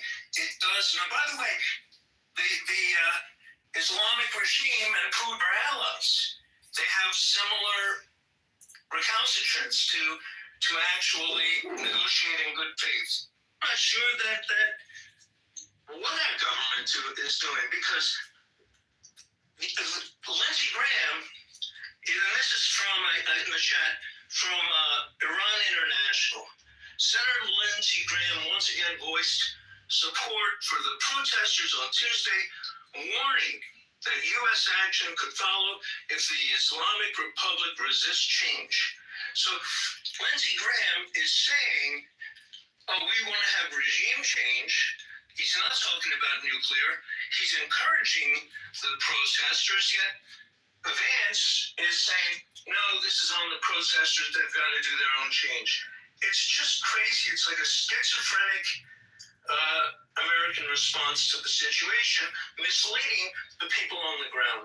And I think it's disgusting. Well, remember yesterday when we had our two esteemed guests from Canada, and what they said, from their perspective anyway, was we believed the United States would continue its relationship with Canada, where we would have this friendship and this protection and all that kind of thing. And now we don't trust the United States any longer. No, should they? It's like dealing with the mafia. And Europe doesn't trust us any longer. And I'm sure I don't know where the Iranian protesters are, given these things. They're in trouble. They need help. They need weapons. They need, maybe we're not going to put boots on the ground, but we really ought to be doing something. Yeah, I agree. And look, even if you don't care about the Iranian people, we have to cognizant of the fact that the greatest export that this oil-rich nation of Iran has is not oil, it's terrorism. How fucked up are you to be the head of a government or a group of people who are heads of that government, that you're not exploiting your oil reserves to the financial benefit of your country, and instead concentrating on exporting terrorism, or in the case of that alliance with Russia that you alluded to, drones, exporting drones. The Shahed drones that Russia originally started using came from Iran, and then they picked up the whole manufacturing base and transferred part of that to Russia to manufacture the Iranian Shahed drones, Russia to terrorize the Ukrainian people who are just fighting for their liberty. So, you know, that is their business. That's the business of Putin. It's the business of the mullahs. I have no idea what our government stands for anymore. Because there's so much contradiction coming out, that it's hard to pin it down. Thank you. Dan, by the way, yesterday, Norm said he got whatever it was. He doesn't mean, Greenland or, no, Canada, 51st state. He doesn't mean that. Everybody knows he doesn't mean that. Listen, when the President of the United States, even this president, speaks, I think he's speaking in English. He's not speaking in tongues. The 51st state is to destroy NATO, to do a favor for Putin. Yeah, okay, thanks, Lord. But he's not tongues, but yet we need an interpreter that I've been there to some of these fundamentalists, where somebody suddenly stands up in the congregation or in the audience and starts speaking, which sounds to me like gibberish, but somebody else will stand up and translate it, interpret it for us. And we need people like Norm to interpret what the president means when he speaks. At least I do, because I don't even know what he stands for anymore. Thank you, William Daniel, followed by... Hello, everyone, and thank you. I have a few random things that I want to say about things that I heard here before I have my own speech. So I don't remember who said what, but someone said that Iranians should be the ones speaking, which I would agree normally, but since the internet was shut down by Iran, by the IRGC, I think it's important that others will speak out for them. And speaking of that, I think it's kind of bigoted that, we heard about the international community, journalists not allowed to go in Gaza, everybody's condemning it, I don't know what the organization of journalists is called, condemning it. I didn't really hear, and I was kind of looking, but maybe I missed, too much condemnation about the internet shutdown. Antonio Guterres posted once on his Twitter about the situation in Iran, and that was about a month ago. I think it was the 11th or 12th of January. That was the last time that he posted it about it. And then he was basically very weak tongue calling for restraint and very general terms. If a UNRWA building will be closed by Israel, then you will hear him really roar. Now, I think that there shouldn't be any surprise about the lack of outrage. It's not because of an outrage fatigue. The demonstrations against Israel of the Free Palestine movement were not about human rights, women rights, equal rights, all that. It's not about resolving anything. It's about keeping this alive, actually. And it's manufactured, and it's mostly anti-Israel. It's not pro-Palestine. It's maybe pro-Palestine, the cause, not pro-Palestine, the people. And the reason that people are not outraged, again, it's not, I think, because of not fatigue, because it's not pushed to them by the people who really control the media, not the Jews. Like Qatar, that is spending a lot on education, on lobbying, on Al Jazeera, controlling completely the narrative. And also, we are living in a world of black and white. Israel bad, Arabs good, or Palestinians good, and the fact that Israel and the Israeli people are supporting the Iranian people, then people automatically are like, no, we cannot be on the side of this evil Zionists that, it's probably a conspiracy to take over Iran and whatever, they're conniving or whatever. So that's another reason that this is not happening. And third reason that so-called pro-Palestine movement is not really about Palestine. The people that join it are anti-Western. Israel is a very easy target for this. It's Western enough to be condemned and to be like all the condemnation and ICC on the legal work, but it's also far enough so you can dehumanize them as Zionists and not really understand them. Now, I do hope that Trump do speak Middle Eastern. This is not business. This is not about money. This is more religious fanaticism, and he needs to understand it. And regarding the mixed messages, we need to understand that we are at war. You cannot be completely honest. Before the 12-day war, there were also like a few tricks that were done and statements that were made that were false. But that is part of we will find out retroactively. So I would be careful. I mean, Trump at the end needs to create a legitimacy by attempting the diplomatic route and to kind of show that it exhausted it. Also, he needs to focus on the thing that America should care about, like the nuclear program or the missile program.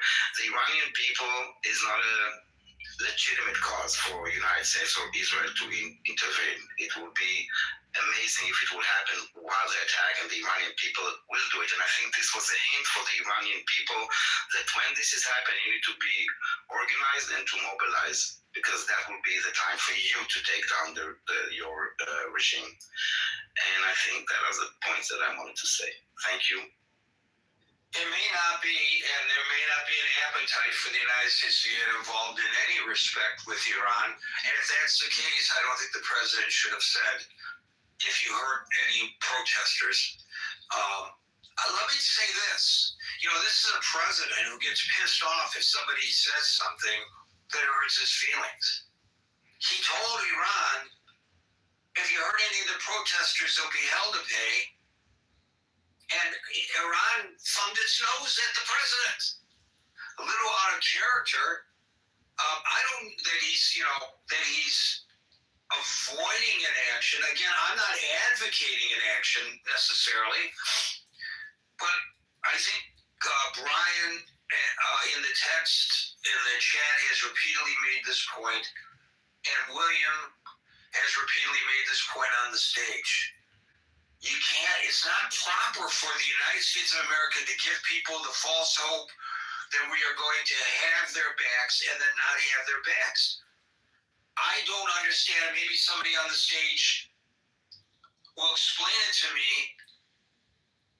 I don't understand why we are suggesting we have their backs and then we don't. Or maybe, Daniel, we do. And it's just, it takes time. I don't know. I don't know the answer. I would say just this, maybe it would answer. This is the point that I forgot to say. I don't think that Trump amassed so much power there for nothing. And I think the time that is now being pushed is in order to create agreements with country defense agreements and attack agreements and to prepare. So I wouldn't call it off for now. I don't think that all this ammunition that is coming there is for nothing and then it's like, pack your bags and go. So let's wait until it ends, and it didn't end yet. You may be right about that, Daniel. And I know if we do take action, look, you're damned if you do, and you're damned if you don't when you're the president. I recognize that. And it's a tough position to be in. I mean, he ran for the position, he knew what he was running for the second time, but it's a tough position. Presidents have to make very, very serious decisions, and rarely is it 100% the right or 100% the wrong decision to make. I get that. I just don't like the idea that people may have gone to the streets in Iran and have been killed because they were motivated to go to the streets by the words of the President of the United States. That's what I find disquieting. Thank you, Daniel. We'll go to Merrill, followed by Les.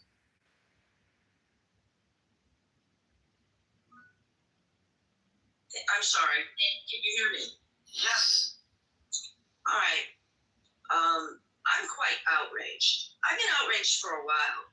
Now, I just want to do a little bit of housekeeping cleanup real quick, because you brought up the where the money's coming from some of the organizations that are that are picketing, that are all of that. And in the very beginning, everybody talks as liberals. I want to be careful about the word liberals, because I want to make sure that everybody understands that Democrats or people that are slightly to the left are not the left. They're not the far left, and they're not, when they say liberals, don't bunch everybody together. That's one thing I want to be certain of. When you talk about, there's a little bit of confusion too, because 4 years ago, Gary, you and I was involved in conversations with you, I believe, on Facebook about Jews that were being horribly treated on college campuses. And when I started to research where the money was coming from, it wasn't China, it was coming from Saudi Arabia. It was coming from people that now we are being told are our friends. We are now at Qatar. Now we're being told. So I think there's a little bit of confusion about who do we really care about? Who cares about us? Who's doing what to whom? And when we went out, and those of us who went to the hands-off marches and the No Kings marches, who do care about Iran, do care about people, we're told that we're being funded by Soros. And so it's got to be cautious. And when we talk about where's the people and where's the outrage for women, well, guess what? You tried defending women in this state. Talk about women anywhere. You wanted to talk about defending women anywhere in any country. Listen to who comes after us. Listen to who comes after us. It is our very administration. It's every Republican in this state, in this government. So we are outraged. Regarding the United States and Iran, we screwed up pretty good. We put the Shah in there one time, and remember the Shah, he was torturing people, he was killing people, but he was good to the West. He liked the West. Then he got thrown out, and we interfered, and guess what we got? The Ayatollah. So we're not the greatest, smartest people when it comes to Iran. Now, regarding the president, you're getting a little bit too, you're so, and I'm not meaning to be mean to you. I'm saying, you say, well, it's a big position, and there's just all of this stuff, and, people can make mistakes. Don't credit him with making a mistake. He's a fool. And I'm sorry, I am outraged. He is a fool. They put a fool into office, and he's done nothing but create problems. He is a fool. We can talk about, yes, the Abraham Accords. That's gone. That's not the same thing as what's going on right now and what he's done. And he didn't just say, we're coming, we're going to take care of you, we're coming. He sent a thank you note. Do you remember? He publicly thanked Iran for not hanging somebody. They said, they're not going to execute anymore. Do you recall that? That made the press. Yep, I recall that. Yeah, thanking them. So, and we also, when we started this room, you started this room, Jerry, we had a lot of Iranian people that were tuned in. A lot of Iranian people.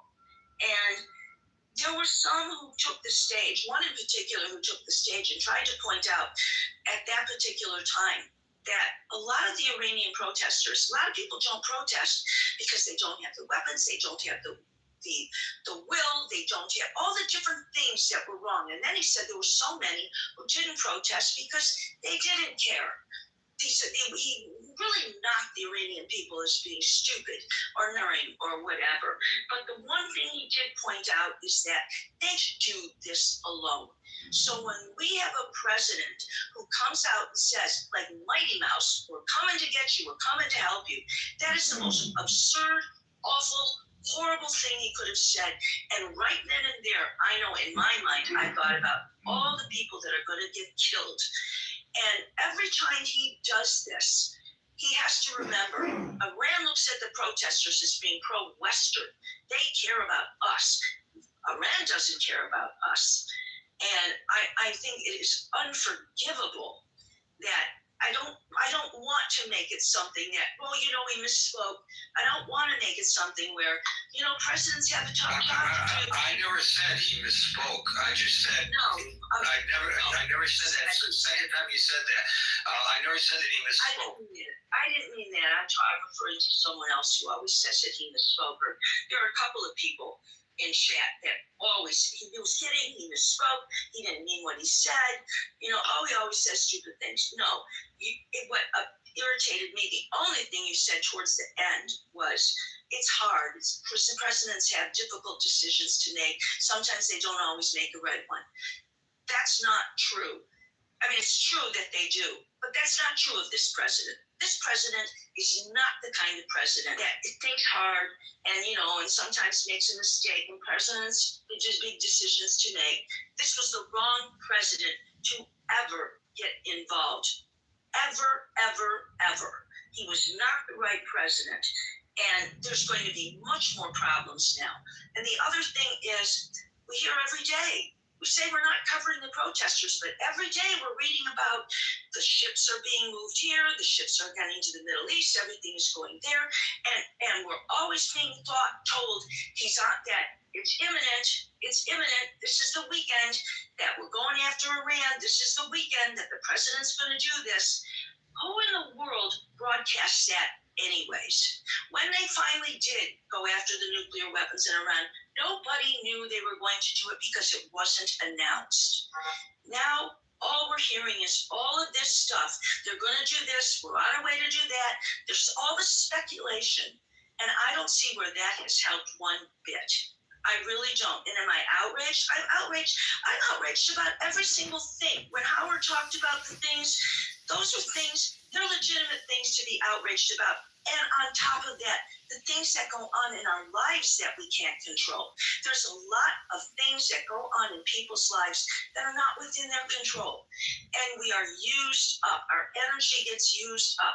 Sometimes when you start talking to me about what was going on in the hospitals, I feel like crying.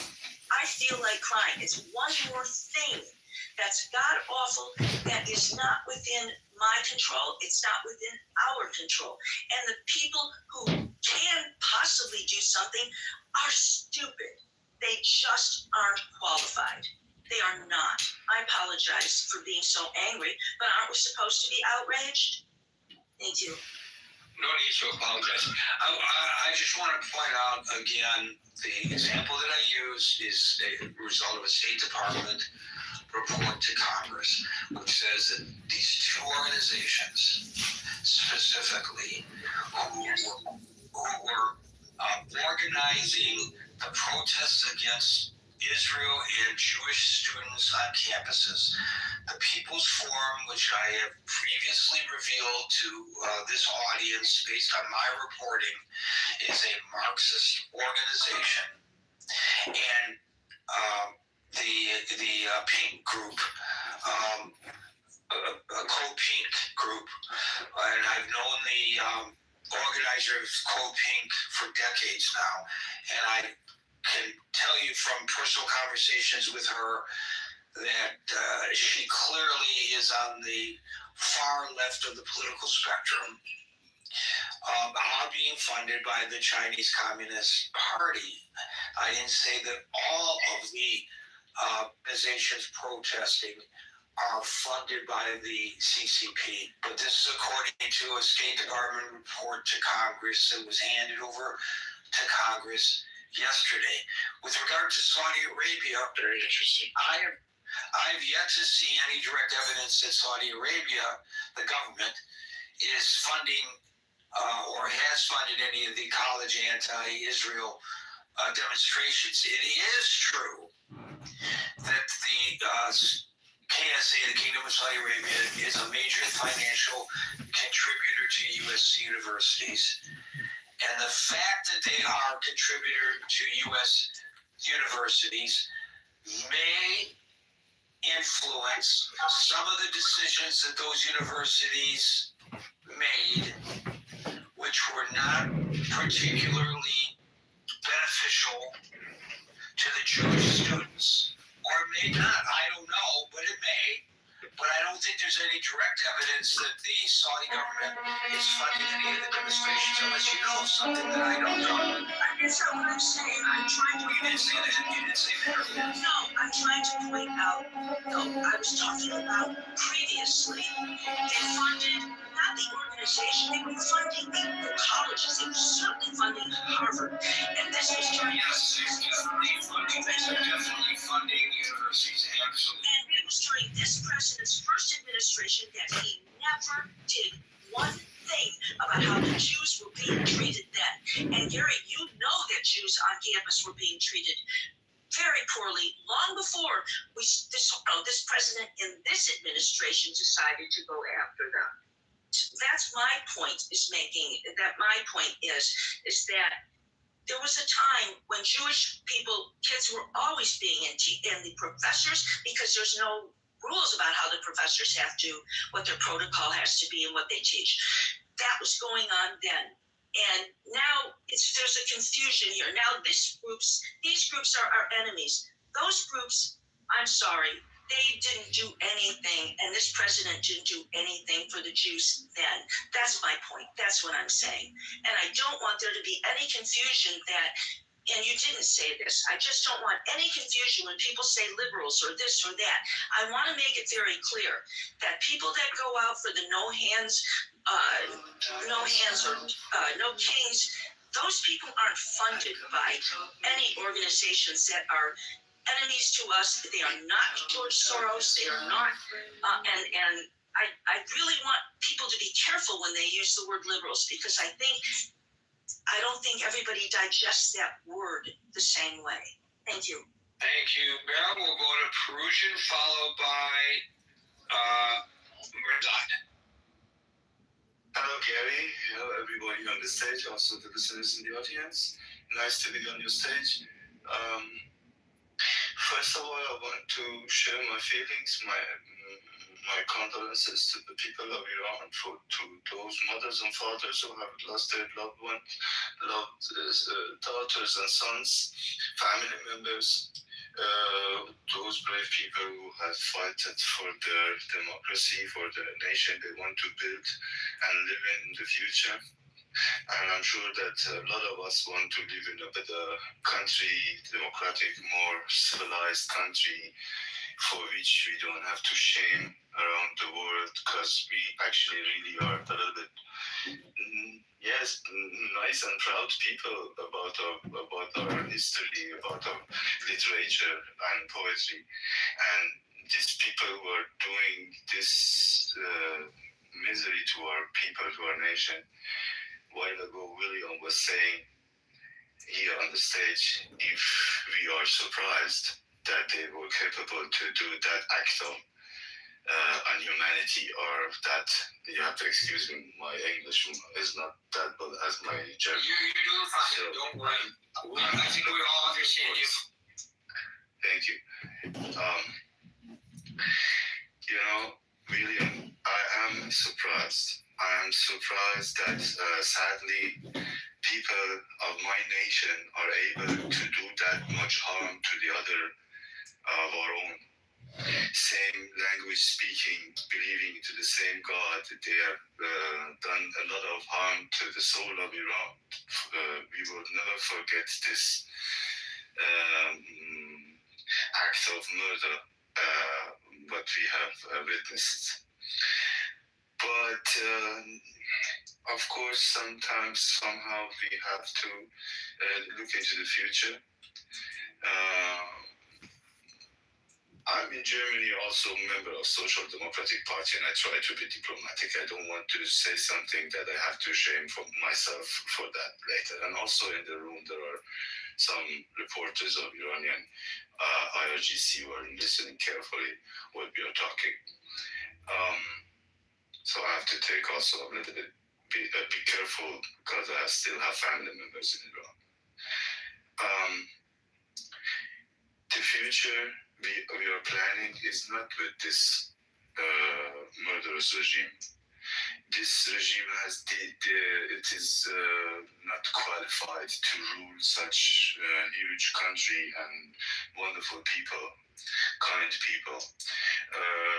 And we want to live in peace with our neighbors, especially with those with whom we have troubles during the last decades. Troubles because of what we weren't a part of, we didn't want to be a part of, or we didn't want to be started in the first place. This future is achievable. Talking from Germany, I'm talking to you from a country that is the host of the Munich Security a conference in 2 days from now. There is a huge dynamic in the Iranian diaspora. The people in Iran are also, of course, are sad. We are more than sad. Words are not enough to find. But I don't want to make it private, so I don't want to be that. I just want to tell it to you with dignity. We have lived during the last 4 decades in enemyship with the West, especially with the United States. We have once occupied their territory, their embassy. It was a shameful act for this. I wasn't part of, but I am ashamed of, and I want to excuse myself for my part being half German, half Iranian part. I want to say to you, those here are around America, I am really sorry about that black page in our history. The other country with which we are living in, sadly, in trouble is Israel. I am really not willing to be a part of whatever kind of an enemyship with Israel. I think that Israel could be a partner for Iran, actually the best partner for Iran. Like the people of Jewish faith was all the time part of the Iranian history, very productive part of the Iranian nation and history in all matters of art, history, knowledge, in all cases. And this is not achievable with this government. If this government was able to live in peace with other nations, to develop or bring the country into a situation that is,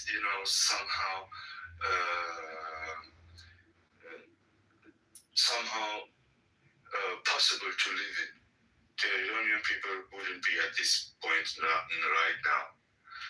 We wanted, at the first place, a couple of years ago, a lot of Iranians maybe here in the audience and also here on the stage haven't voted ever in the Islamic Republic of Iran, but I have voted in the Islamic Republic of Iran.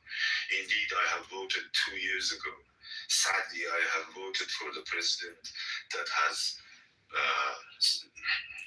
done this to us. I feel myself responsible. It must be something I have to really try to, I don't know. But it is a very sad or dark part in my mind. I thought that I was a smart boy. I am a businessman. I thought that I smelled the wind, the right wind. I thought that we would be able then to achieve an atomic deal with America. But I didn't know that they would rather go after Israel with all this 7th October misery and terror and then start unnecessary war with Israel 1 time, 2 times, rockets there and up and down. And so now this point in which we are, we as normal people, me as an exiled Iranian, actually German boy, actually with Iranian roots only, I would be very happy if I can go back one day again or to bring tourists there or make some business or whatever. But the biggest part of my life I have behind me. So I just really wish and pray to God for the next generations of Iran. So smart, and the generation Z and X in Iran, like all the smart girls and boys, adorable girls and boys worldwide. They cannot live in that stupid enemyship made in yes, very far leftists. I want to call them RAF, Rote Army Fraction, Red Army Fraction. Those were the best dudes of the Palestinians in the 60s. They were those who took the Israeli Olympic wrestlers and sportlers as hostages. Later they came to Iran and brought us this kind of behavior. They teach us how to occupy other embassies, how to get it managed to be sanctioned. Such a wonderful, rich country, to get it that poor, it is really something so shameful. So the matter of fact is, now, as we say in Germany, the kid is in the Brunnen. The kid is, so the misery has happened. They have killed so many people.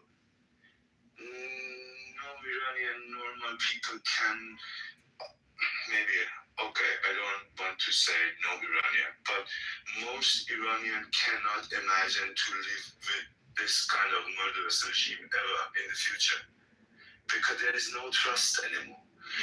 While they were killing people in the bazaar of Rasht, there's the bazaar, the marketplace, and the church. Actually, in each society, the main core of a society was the church in the middle of the city, and then the marketplace around it.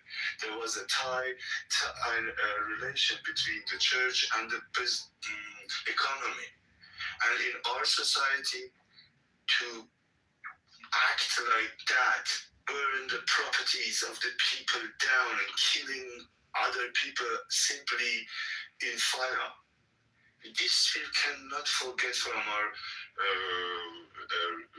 mind, and this we want to change. And the saddest point is, and now I try to land my point, Gary, sorry that I spoke so long. The saddest point is to see we are now in this situation. I don't want to mention what Mr. Trump has said, motivated people or whatsoever. This is a judgment. I don't want to allow myself to judge like that. I try to be polite. But,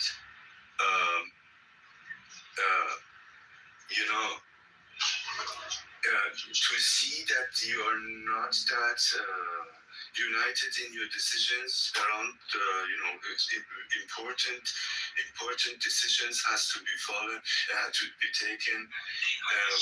While there are talks about Greenland or Greenland, Europeans sometimes feel they are not, their interests are not that much important for the Americans. And in 2 days we will meet all each other in Munich, and huge questions shall be answered for the security of the world in the 2027-28. And Iran is on the top of agenda, and we have an American administration and foreign ministry and presidency that are talking different, and the Europeans are scared about Greenland, scared about the support of Ukraine in the war, and now they have this new issue of Iran on the table. So let's pray to God that we Iranians we would be strong enough to try to start our democracy or win our democracy, maybe on our own.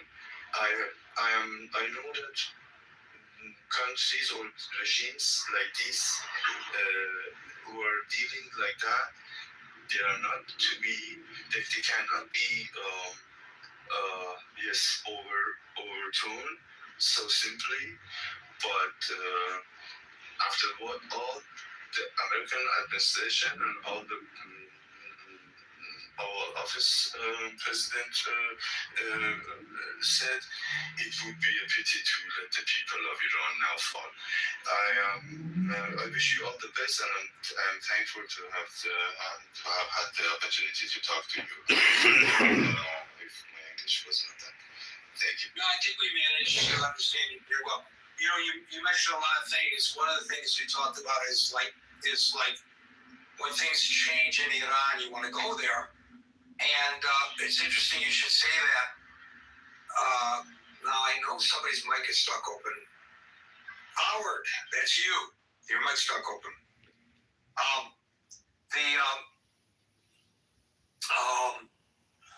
The thing is been talking about this for decades now.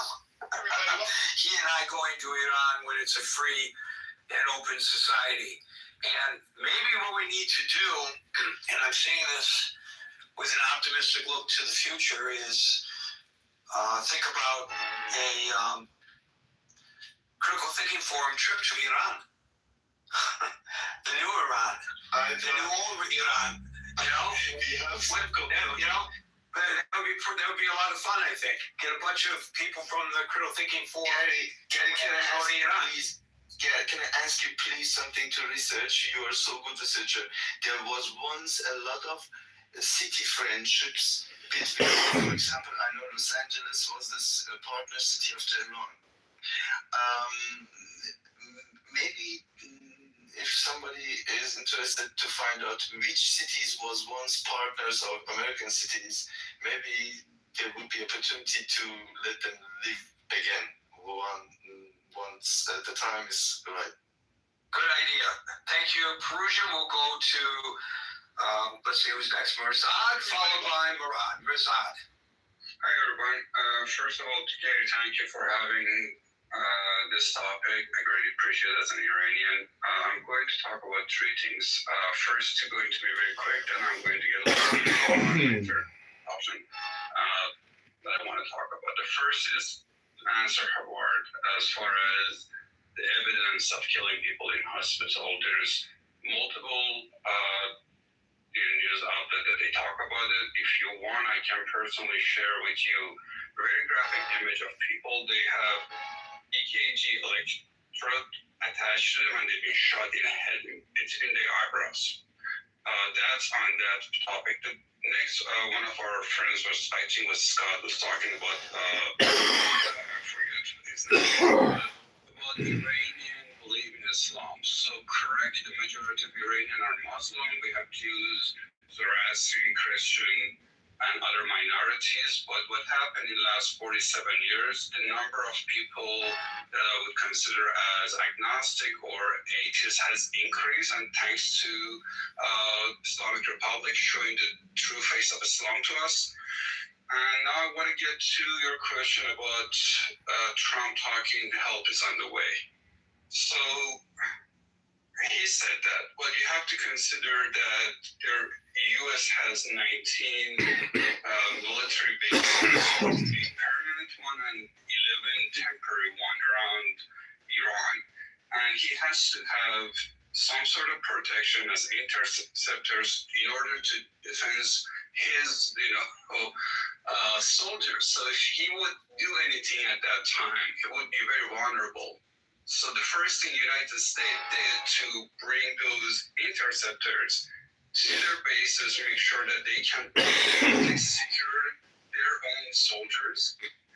Then they brought their aircraft carriers, but what they have brought so far that is publicly available to us is not enough to really overthrow the regime. And my reference is back to 1990, the Gulf War, when the United States and other allies attacked Iraq. So what we have right now is not enough. At least that's what we know as a public, and as somebody who followed this, I do not see enough offensive, a weapon that available to overthrow the regime. Unless the United States has other things that they want to use the item of surprise, that's, that we'll see. Nobody can tell at this point. But we have to consider three different scenarios. If they bomb Iran, there's a chance that, country become a failed state. And we have evidence of that is around us, Iraq, Afghanistan, Syria, and so on. The other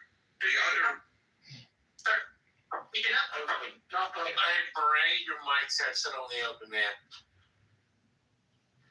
May I continue? Yes, of course, I got it. The other option is that the regime gets, weakened. Like what happened during Gulf War, over 85,000 tons of bomb was dropped on Saddam Hussein, and he stayed in power. So we have to consider this, that they may have an aerial campaign and this is not many of my fellow Iranians like to hear, but I have to consider different possibilities, that I'm just going to use previous wars and historical fact to see if there is a possibility of or not. But consider what happened during Gulf War. They bombed the shit out of Saddam, but Saddam stayed in power. So I have to consider that, is it going to be really effective? I don't know. I would love to. My hope is that I would say maybe 5%, and this is very slim chance, that they buy Iran and they kill a bunch of mullahs. And then people after that have an uprising and overthrow the government. But one thing that we need to understand, the Iranian regime, is not a snake that you just kill one person and it's done. You're dealing with a dragon with the hundreds of heads. So they've made a bunch of oligarchs that they're highly corrupt, and all these mullahs would love to replace Khamenei. So if Khamenei get killed, there would be plenty other mullahs with a bunch of money and support that would pop up and could have his place. So there is a chance that, after dropping a bomb, people come to the street. But one thing that we need to understand is that if you're dropping bomb at someone, the major concern at that time is like, how can I save myself? What am I going to eat? Where can I find a shelter? What am I going to find a clean water? So you cannot expect to dropping bomb at people and next day they have a revolution. So I hope this is going to happen. I hope there is a Pahlavi comes and we have a referendum and Iranian can decide if they have a republic. I don't know, but that's my hope. But we have to be realistic. That's a very slim chance. Right. So the issue that I was raising was not an argument for or against military action. The issue that I raised with regard to this was the false hope. Now, this is from my perspective as an American. I don't know how the Iranians are viewing it, and maybe you understand that perspective better than me.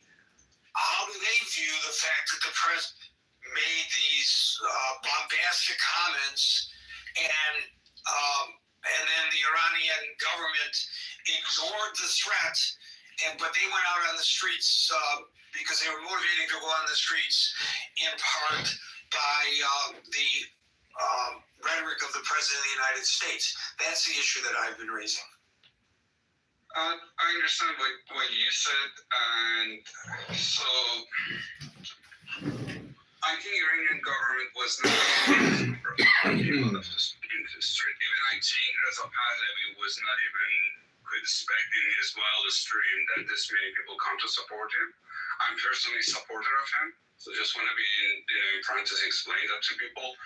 But what we need to consider is that one country in a war to making decision.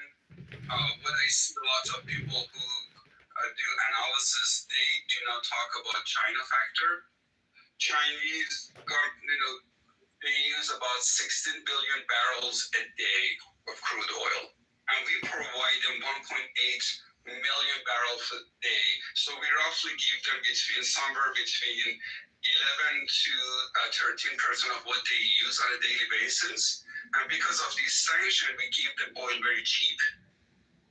And China don't want to lose this golden goose. So this is what you guys need to consider in your analysis, that if anything happened in Iran, there must be some sort of deal between United States and China behind closed door over Iran. Because Chinese are not going to let this golden goose go that easily. Thank you for that. And we'll go from... your question? Sorry. Yeah. This is the thing, that people in Iran are so desperate. Can you imagine that someone asking a foreign country to bomb them to free them? This is like the example that I use for my friend is they are like a stage 4 cancer patient that they have no other hope. And as soon as they hear a glimmer of hope, they grab it. And this is what happened in Iran. People majority of people that I talk to, they disagree with my analogy and they want you to bomb them as soon as possible. Because they think we have one shot of getting rid of this regime. The democratic way didn't work. We couldn't make any reform in regime by voting. They cheated on elections. We tried to came in the street by millions, and they killed somewhere between 25 to 35,000 people. And this is not a joke. So I do not see another huge rally anytime soon. And if this time we were not successful to overthrow them, they're going to turn my country to North Korea. Something similar to what they did in going to run the country by iron fist. Thank you for that, Razan. I hope that's not the case. Who knows? Folks, it's now 6:43 p.m. I'm going to try to get everybody in, but please be brief. Otherwise, I'm going to get to everybody. And for those who are trying to get on the stage, sorry, the cutoff was nearly an hour ago. Murad, followed by Yulia. Thank you, Gary. Bonsoir, Marshal, Howard, Scott, and my compatriots. Gary, the issue and the matter is so deeper than this. 14 centuries ago, Second Caliphate of Islam invaded Iran, and people on Iran by force became Muslim by Second Caliphate of Islam. And there is too many religious discussion about that. And these people, these Muslims, in the century 11, under the tenor of Safaviya, they became Shia. These Sunnis, they became Shia by the tenor of Safaviya. Could you provide the name of the second caliphate for those listening who are not? I know what you're talking about, but when you say second caliphate, I'm not sure there's no. Do you mind giving them the name? I don't want to name his dirty name, because if I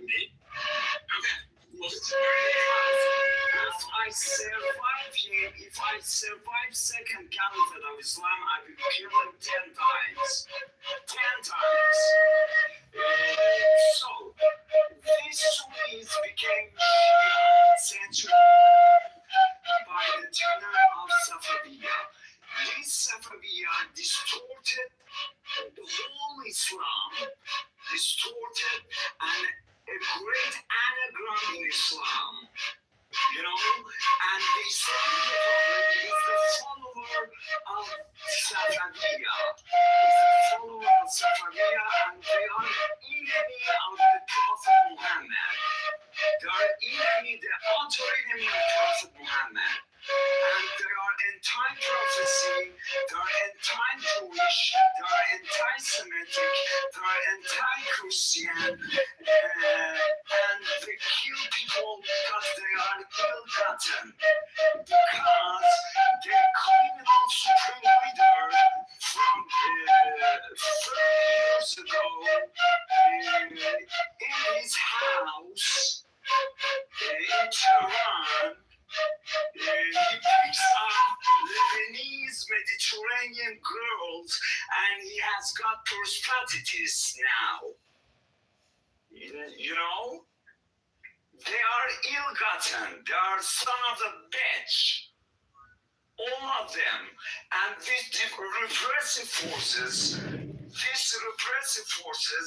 they pick up girls, they rape two girls, and they are ill-gotten, and they are son of a bitch, and they have no humanity, and their crimes in Anya in Buenos Aires is registered, their crimes in Iraq, Syria is equal with ISIL and El-Nusra,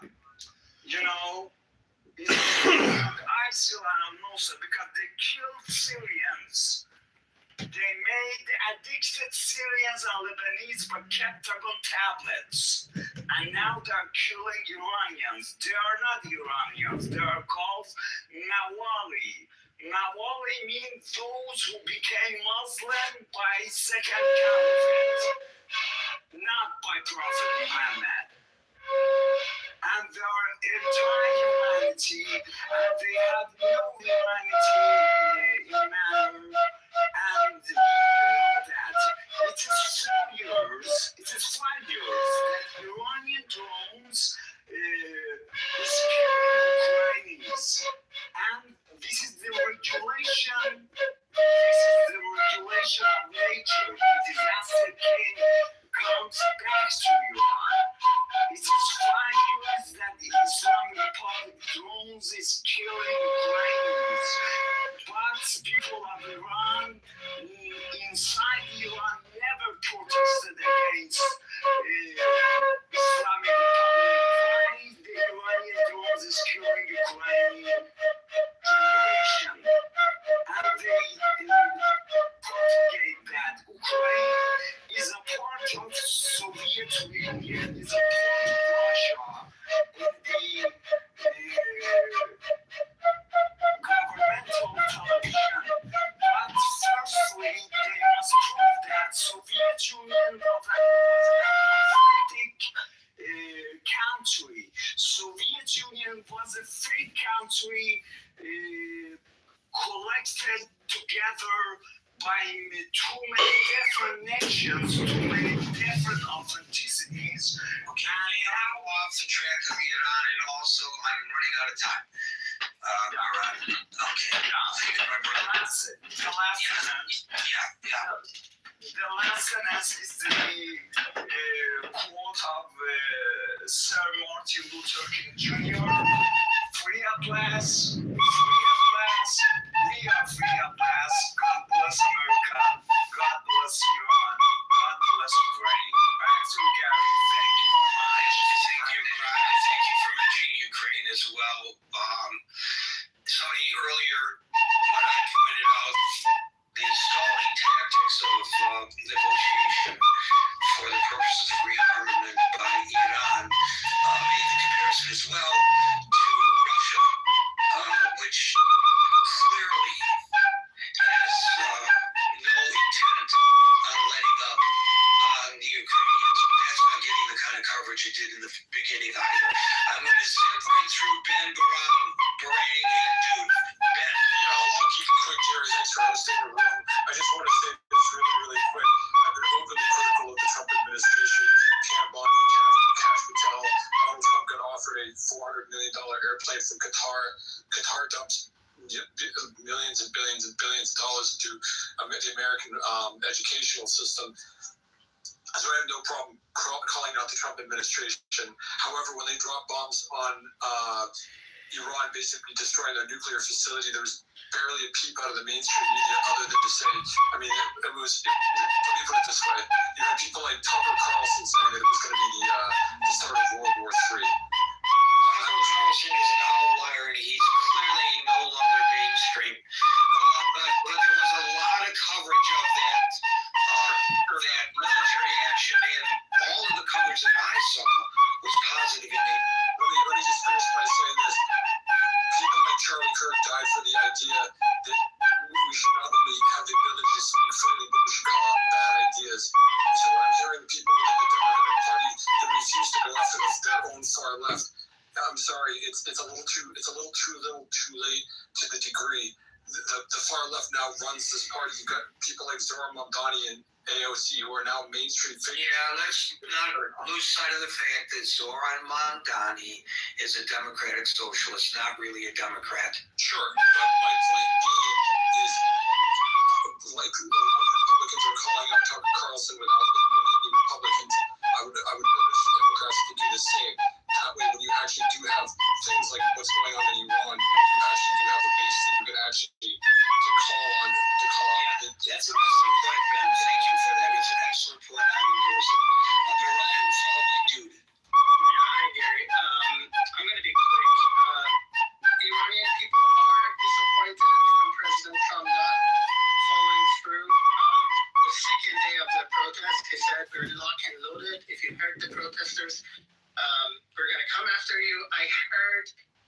rape a protester who was later shot dead, saying, President Trump is behind us, we're going to go and take our country back. A lot of people went onto the street believing that U.S. air power, U.S. Navy is behind them, the government. I'm going to be honest, they surprised everyone on Thursday and Friday of 3 weeks ago when they just shot everyone with weapons from war-grade weapons and high-caliber machine guns and whatnot. The death toll is between 20, from what I know and what I heard, and the numbers and names, between 20 to 40,000 people. And Iranian people, unfortunately, are alone in this struggle because it's not like a Palestinian struggle that you have like liberal, far left, anti-imperialist forces behind you. We don't have the Muslim world behind us. If anything, they're against us. The Western countries, in words, including the United States and this administration, in words they support Iranian people, but when it comes to financial benefits, dealing for oil and whatnot, they don't follow through. Everyone is rightfully so is looking after their own interests. And all we can do at this point is to spread the word and tell people what Iranian people really want, which is a regime change. They want a democratic regime. They want a regime that's part of they want a democratic government that's part of the world body. They want to be able to travel, to do trades like they've done for 4,000 or 5,000 years.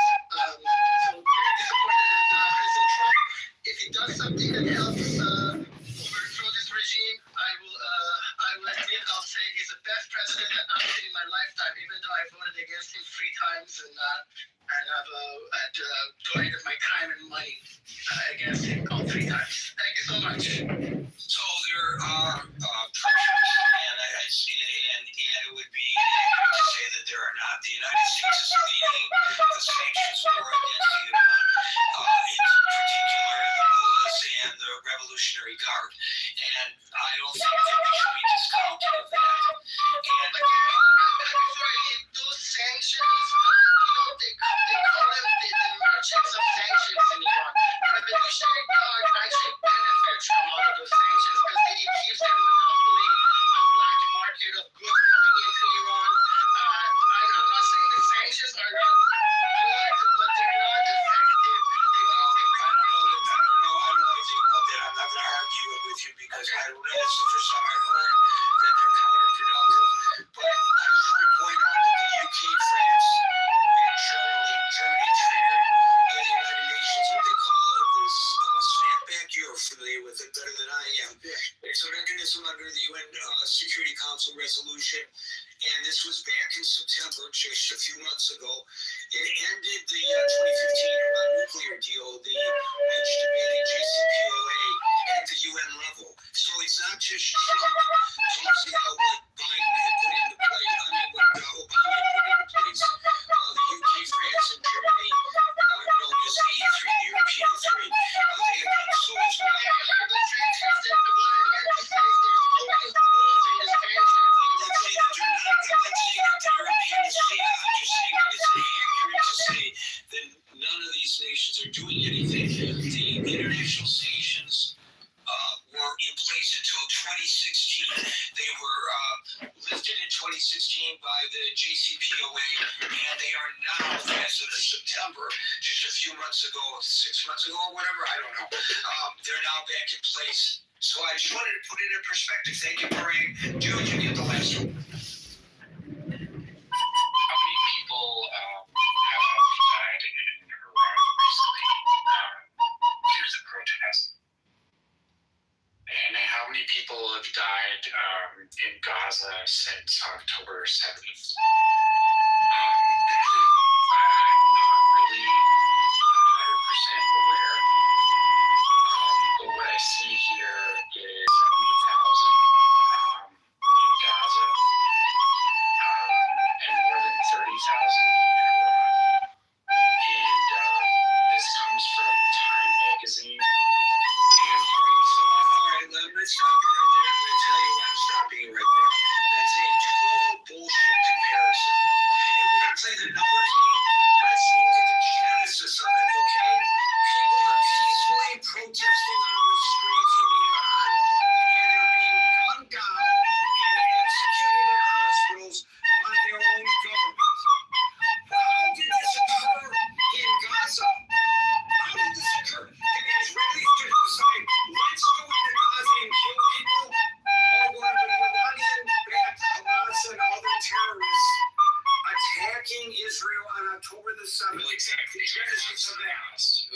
And I wasn't actually using those numbers in the way you thought that I was initially, which is interesting, your reaction. And I'm not playing the numbers game. You are playing numbers game. I do understand that it's the IRGC that funds Catholicism. So what's the point of saying how many people, by the way, I think your numbers are underinflated in one case and overinflated in another? I just wonder why so many people are so fatigued to have such a reaction to more than 30,000 when everyone's been so active protesting for more than 70,000 the last couple of years. It's more than 70,000, but I will tell you the answer with 4 words. No Jews, no news. Folks, we are not even fighting from 5 p.m. to 6 p.m. New York Times, so until 5 p.m. New York Times tomorrow. For the next edition of the Critical Thinking Forum, everybody be safe, be well, and peace out.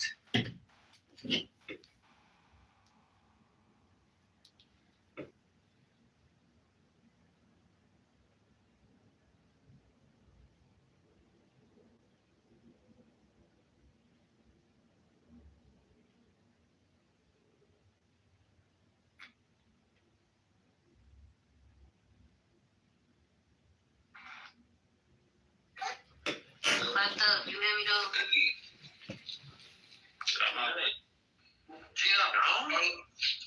So a lot of these men that transition to women are still dating women. They don't start dating men as a woman now.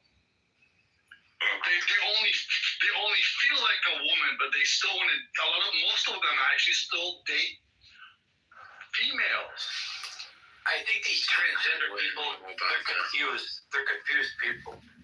I know a guy that's married, and then he transitioned, and he's still married to her. Why would you transition when you're like 50? He's like 26. I know somebody who's married. I mean, like, I'm straight. I'm still not married. But anyways, the whole thing is that they're not being gay. They're not part of the gay and lesbian community. They become part of it because they're supported because There's no gay community. They're not actually gay. They just have sex with each other.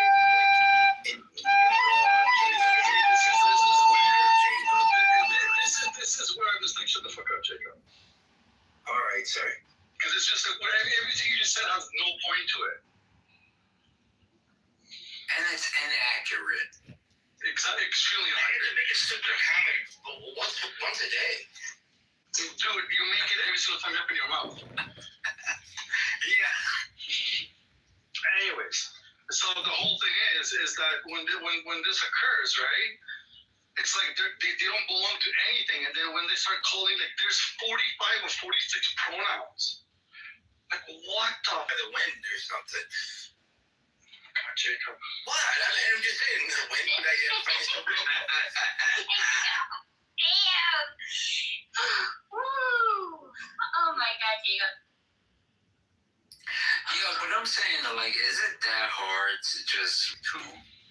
Hey, if they're a customer in my business, yeah, bro. Hey, listen, you're the king. What if you're a cashier at Walmart? Do you really want to talk about that? Like, it's not even that. What the thing is, it's that they try to force it upon everybody else and make it like it's okay. Right. It's not okay what you're doing right. Like my grandparents would just die. Jacob, shut the fuck up. I'm gonna kick you off because you keep squirting out. Hey, boys, I don't see anybody like. I don't see that community really forcing anything on me. I don't know. I gotta ask you, Ducky. Did I hear you right? Like 50-some pronouns that people go by? Yes. What? From the same No way. kid. Yes. Yeah, he's right. Oh, He's telling me that's why. He's telling me. So that's the thing, right? It's like it's such a confused community. So you being whatever you want to be, whatever, I don't give a shit what you do behind closed doors. But you come into the public, and it's like me going to the public because I like to party and have cocaine. All of a sudden, me going to school being like, kids, it's okay to do cocaine. It's okay to fuck hookers and do a bunch of blowouts and pussy. Wait a minute. No, come on. Yeah, that's the same. I'm sorry, but it's the same thing. He's right. It's the same thing. It's your personal opinion. No, it's not. No, it's the same. My example is the exact example of what they're doing. I'm sorry, Bert, but like, think about it. They're not making people take to do it, but me going into a school and saying, yo, kids, smoke pot, it's okay, don't worry about it, you'll be fine. I smoke pot all my life. I do fucking blow up girls, a woman titty, it's a lot of fun, you should do it. Please accept me for who I am. Because I like to party, it doesn't mean I have to go. I don't think that's the same thing, bro. But it is. No, because think about it. It is. A woman. Jacob. I don't need a fucking lawyer when I talk. I know, but I agree with you. Because my lawyers are smarter than me. You pay a man for I'm free. But that's why I would never use you. Well, I'm gonna ask you. Okay, you got me. Anyways, so the whole thing is, it's like when they're saying that it's okay to dress up as a woman because you feel like a woman, and then being denied being a man when you have a dick sticking out of your fucking body. That's not normal. That's not okay. It's not okay for boys to dress up as girls. Like being feminine is one thing. Being soft and gentle is two different things, but they're combining it as one. Do you realize they did a study right now, and the new generation found American Pie the movie offensive? Wait, hold on. American Pie. Oh, American Pie. Yeah, well, a lot of motherfuckers are sensitive now. I get But that's what's the problem. It's because all these groups coming together being like, peace, and we want softness, and everybody's too hard for this. Everybody's having so many excuses to justify their laziness and their stupidity. Okay, well, I don't that's the biggest problem. With transgender people. Why? Because so what's happening is because of people's softness and all these kids being so soft, they're accepting of something that's not okay. Well, what's not okay to you isn't the same as other people. Can you agree to that? But some things. Like, in America and democracy, as much as we hold on. Bert, you have a kid, right? Yes. Okay. Imagine your boy is on a couch making out with a girl. How would you feel about that? I would be mad as fuck because I don't think any sort of sexual. Okay, hold on. Yeah. Hold on. Now, how would you feel when you walk in the room and your boy's making up another man? Honestly, it's a fucking reaction. I'm like, what the fuck?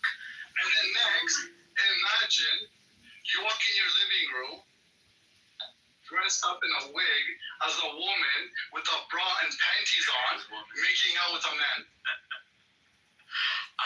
Then how would you feel? It would be reaction. It would be a bit different. You're being like your boy. I'll be completely honest with you. The initial reaction would be the exact same, but when I talk to him, yeah, I'm gonna want to know. But just because of I always try to be more loving and understanding. I want to understand why, why are you into trans women? Like, what's up with that? You know what I mean?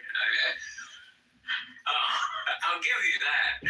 But my initial reaction is the same because I don't think, children should be exposed to any sort of sexualization, whether it be homosexual or heterosexual. I don't think that shit should be in the cartoons and whatnot. Ducky, do you think transgenders are mentally ill?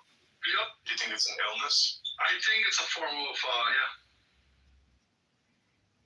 Oh wow! Okay, I'm glad that you asked that, Elsa, because now I know what I'm dealing with. I didn't know that. To be honest with you, I didn't pick that up. There's a lot of people that think that, man. And I think the whole shooting actually perpetuates that idea. Also, School studies trans as well. I mean, it was studies back then. They used to say fucking just being homosexual was a fucking illness itself, like, you know. They used to think that shit was like an actual mental illness, like being gay. I think a lot of people who probably used to think that was an illness are like, oh, that's not as bad now compared to this, compared to trans. Yeah, for sure. Yeah. Like, I don't think being gay is a mental illness. I think I don't think if a man dresses up as a woman is a mental illness. I think it becomes a mental illness when you start believing you're a woman when you're not.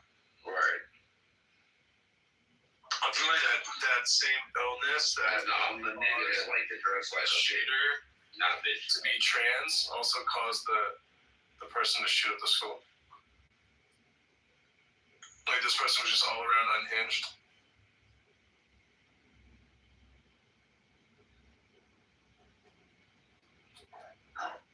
I don't think this trans. What do you say that again? Say that again. I'm sorry. I'm just saying, I don't think this trans school shooter is going to represent the LGBTQ community very well. No. Oh no, it's not. Gonna make him look but if you look at the statistics on the people who actually got those fucking outbreaks done, it's a very high suicide rate. That shit's very high regret rate. Yeah, because they're fucking mentally ill. Hey, like Boris, I just want to acknowledge that no matter what, if I come into my house and my son is making out with a woman, a man, or a transgender woman or man, my initial reaction would just be, what the fuck are you doing in my house? You're making out with anybody. It doesn't fucking matter who it is. What the fuck are you doing? So what you think about what you told me a lot right now, bro. But then, hold on, I'm conceding with you a little bit.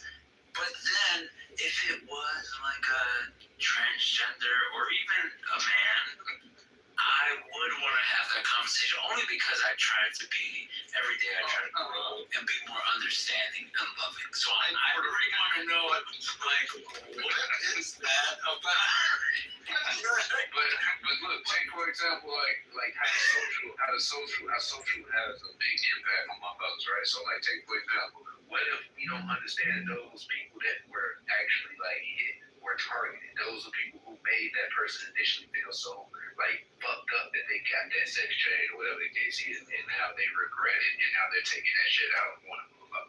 You get what I'm saying? Like shit ain't like a rabbit hole. It ain't a rabbit hole. You're fucked up rabbit hole sometimes. We really look into stuff.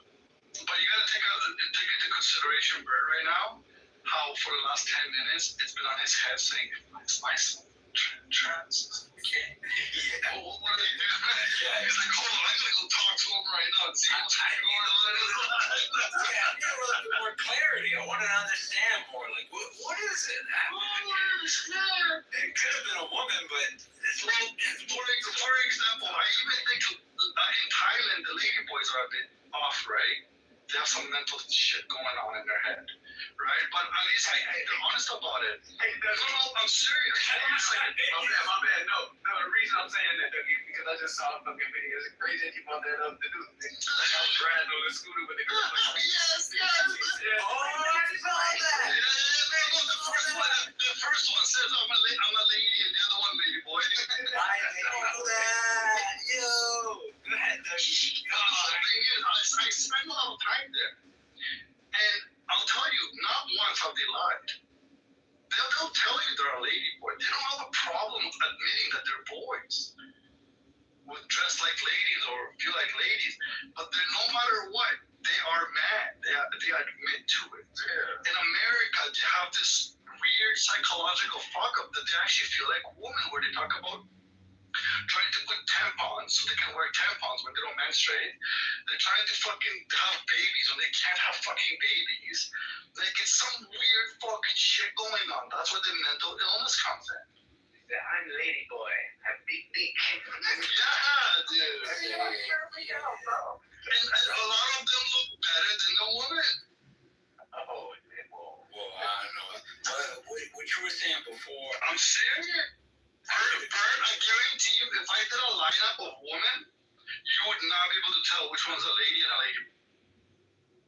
That's how bad it is. I guarantee you. The way they are now, fuck, I believe you, bro. That's why it's sorcery, it's wizardry. And I'm scarce and protective on who I give this D to. I mean, but you gotta be real. Like, you got fucking women out here that are fucking magicians with that fucking makeup that they be having. Like, holy shit. Motherfucker walk out that house and become a whole different person. Like, what the fuck? Did you guys ever see the video of the guy calling the cops waking up with the wrong woman and his wife missing? I did see that. Yo! That was epic, bro. You didn't see it? Wear so much fucking makeup, didn't recognize it. Yeah, it's hilarious. Yo, I woke up with another woman in my bed. Sir, if you just let it go to the bathroom and wait 20 minutes, your wife will come back. Oh, man. Holy shit. But it's true. I never liked women with makeup. Nope. That's why I always like Alicia Keys, bro. She always was a Alicia Keys. She was my fucking celebrity crush for a long time. Come on, man. Her and Lisa Ray was my crushes, bro. Oh, Lisa Ray. The only thing them two women used to do was a little mascara. That's it. Valenza comes against Felix. You know, I always thought Alicia Keys, that was her real name. Like, her last name was Keys. It's like something way off. Hey, you know what? It didn't really matter to me. You know, as a stage name, I don't know. I respect art. As an artist, like, I don't know. Like, you think of like Usain Bolt. Would you think of Usain Bolt the same way if his last name wasn't Bolt? Probably. It's just too perfect. Probably not. Yeah, it's like, you're right. You think of some of the kids in your school who were named like Cletus, and you know they live in a fucking trailer park. No, but like, you know what? You know what's crazy? Going to school with Jabari Parker, like certain names, you just know. You get what I'm saying? Yeah, I definitely know what you're saying. Like, it's just certain names you just know for a fact. Like, or certain, even if it's their stage name, you know what I'm saying? They nickname or some shit. Like, nickname, something about their fucking nickname. And then 10, 15 years later, you see the fucking nickname all over the TV. Yeah, like if you're an artist, even in rap or any genre of music, and you know you have a name, that's your stage name. I like to refer to you as that. Kind of like Sabrina, she likes to be referred to it. If you're not gonna, because she says, if you're not gonna call me Sabrina, call me Ray, because her stage name is Solstice Ray. And me personally, I like to address, you know, artists as their, you know, stage name, because to me that's like the realest version of them that you get. You know what I mean? Yeah.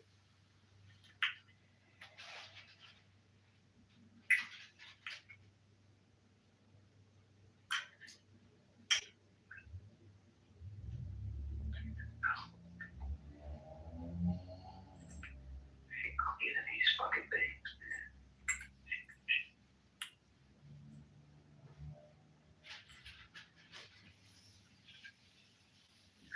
Your heart mic in it.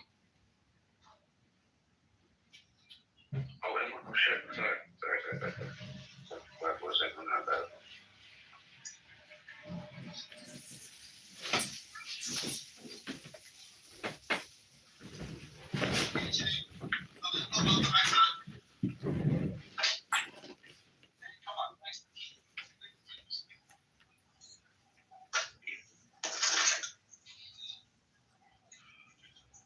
Sultan, I trust you had a pleasant journey. Present you with this gift.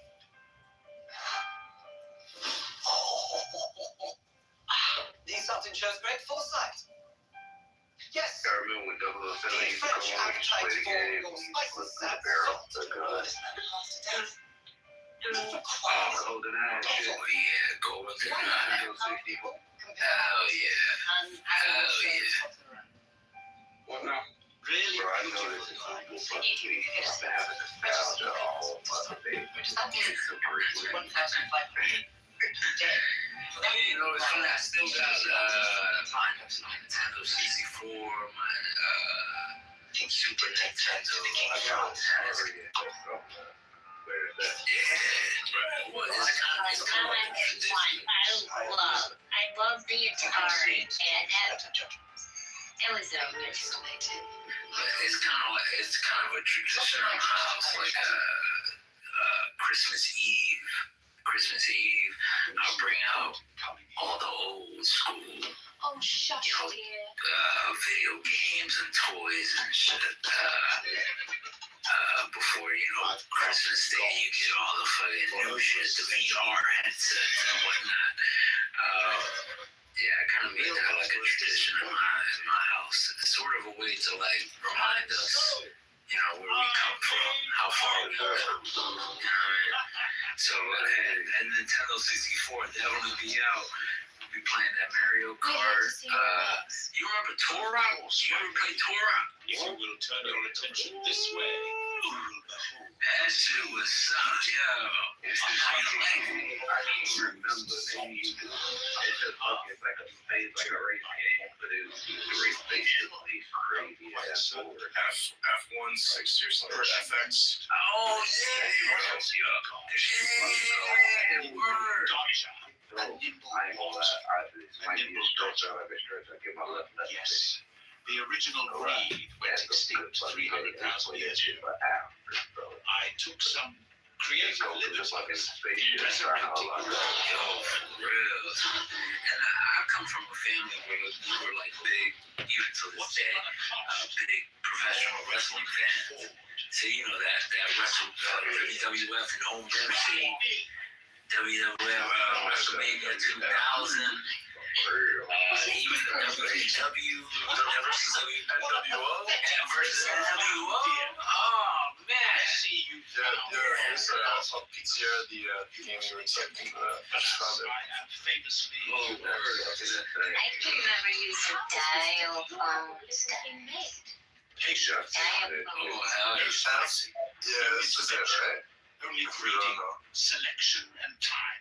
F-Zero X. Oh, yeah, that thing, bro. Yo, that's definitely it. That's true. Real quick, bro. They probably got it on Steam or some shit, bro. It's not the same, bro. That fucking insane. Everything has a price. Pajama Sam, Tonto, Quake, and Unreal Tournament. Shit. And the campsite was mine, man. I used to love going around shooting people. That's the rarest thing of all. To find I something did. like this. Hold on. Shooting how like this? You sound so non-threatening, Tina. It's like you sound like. I used to love shooting people. Yeah, this nigga bore stupid. You got my team. Was it like that, Tia? Don't eat big, don't eat. Hey, look. I'm just joking. Gonna need a trigger reset on it. It's so crisp. Armies clashed across Indian kingdoms from the soul of the subcontinent. That sounds like my kid's toys. Mathematicians had unlocked the secrets of zero Wait, enabling them to power the fabric of space-time itself. Great golden arcs carried millions to the stars, where they raised cities of marble and brass on alien worlds. Dude, I don't like Fires roll guns and nothing to while there is I like guns, but I don't like that shit. I like those. I love them in the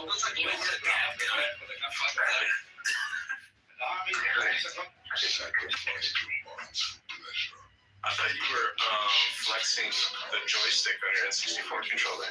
Oh no. And that was like the sound of the snapback. Hey, you know what I ended up learning how to do though? Fucking with the game, right? Fucking with this PlayStation shit. And these shit fucking PlayStation 5 controllers they get, right? For the stick drift shit. I learned how to resolder like the fucking the TPMS sticks and the Hall effects and shit. Oh, like, yeah. Resolder them to the motherboard. I know about that. Yeah, for sure. I ended up learning how to do that shit. I didn't want to pay a person $80 to fix the best. Buying another fucking controller. The morning You know when you play the game, you get like stick drift sometimes, you're not like pressing up on the controller, you just drift to the left or drift to the right. Oh, yeah. Yeah, that shit, I learned how to fix that shit. Like, go in the controller, take control apart and shit. Just being bored and shit. Like, I grabbed the fucking solder kit for $7, like $12. That's smart. That's fucking smart. That shit. Oh, shit. My boy just, what do you call it? The new game that's coming out, the Resident Evil game. He pre-ordered it. Ooh, I can't wait to watch him play that a little bit. I always loved watching him. I thought you were shooting all the bad guys, Tina. Well, I used to be a Half-Life person. But Steam. My ex won on Resident Evil. I won it on the second one, and my son has just been going all the way through. And his son is Leon. He named his son Leon after the game. Wow. That's hardcore.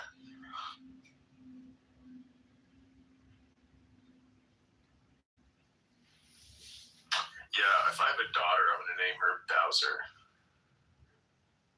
Yeah, hopefully I get one of those. You did it on that poor girl. Yeah, but you know what? You get a daughter who's not so good looking named Bowser, and like no guys are going to want to come knocking at the door, you know? It'll be very easy. It might be true. It might be.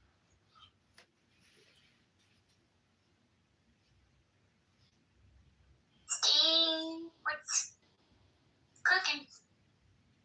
Hey, happy hunting.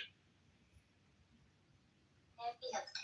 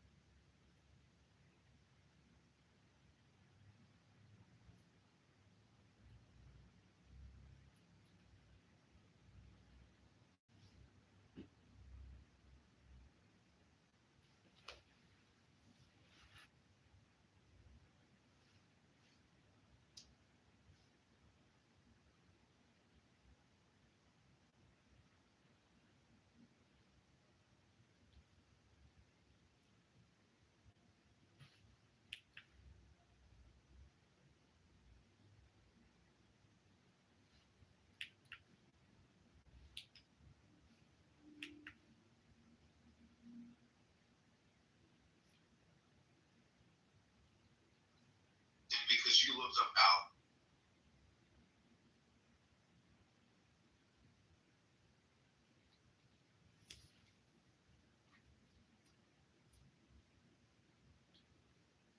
Early voting is underway.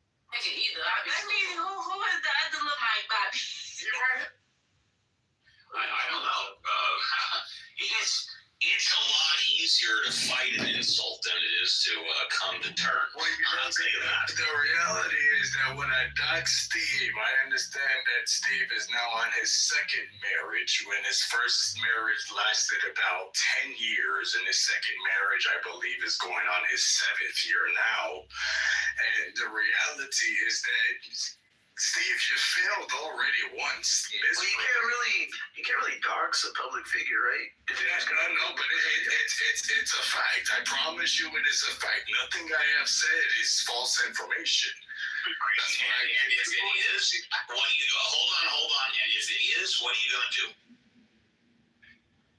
It's correct information. So what I do? The question is if the information you just gave is false, a lie, what are you going to do? Who's going to prove that it's false? I can. How does it even matter? First tell us what you're going to do if it's a lie. If I have to revisit my sources and see what's going on. Then I said. But why does this even matter? Like, what is the point of this? It's intimidating to Steve that I know his life like this. Crazy, hold on. Could you kind of say something like, anyone with a little dick and too much time in their hand can run around and learn shit about people, right? But like, I think what's more telling is the kind of decrepit piece of scum, talking ass burglar that would fucking go and need to intimidate someone. Like, how? Like, I heard you're Mexican, right? But like, that's no reason to act like a fucking just pawn scum, right? Like how little a person are you? And you might be a midget or just have a teeny tiny dick. Like, what type of fucking deranged insecurities are causing? I am Batman, and you are my Robin. I'm speaking. You only came up here because I came up here to give you a sense of security. Fucking stupid little bitch. Will you let me fucking finish talking? When do they fucking kick you out of Mexican school? You're in love with a white girl. You know what? I can't with these Mexicans. You fuck. I built your house. Yeah, I don't know what's going on. Crazy, I thought you went to college. The Scribe College. I thought you said you went to neurology. What is the purpose of college? Why does it matter? That's not my question. Well, you're saying I went to college as if it undermines my ability to upset people. It is Gucci. Let's move on. Is this education? You can't speak English with someone who doesn't know how to speak. Like, if someone doesn't understand the way of conversing, like, hey, I said something, and then I finished, and then you said something. But if they don't understand that basic concept, then yeah, you might as well just be fucking Jeremy, being loud is a sign of low intelligence. I understand that Steve went to the same grade school, but being loud does not make you correct.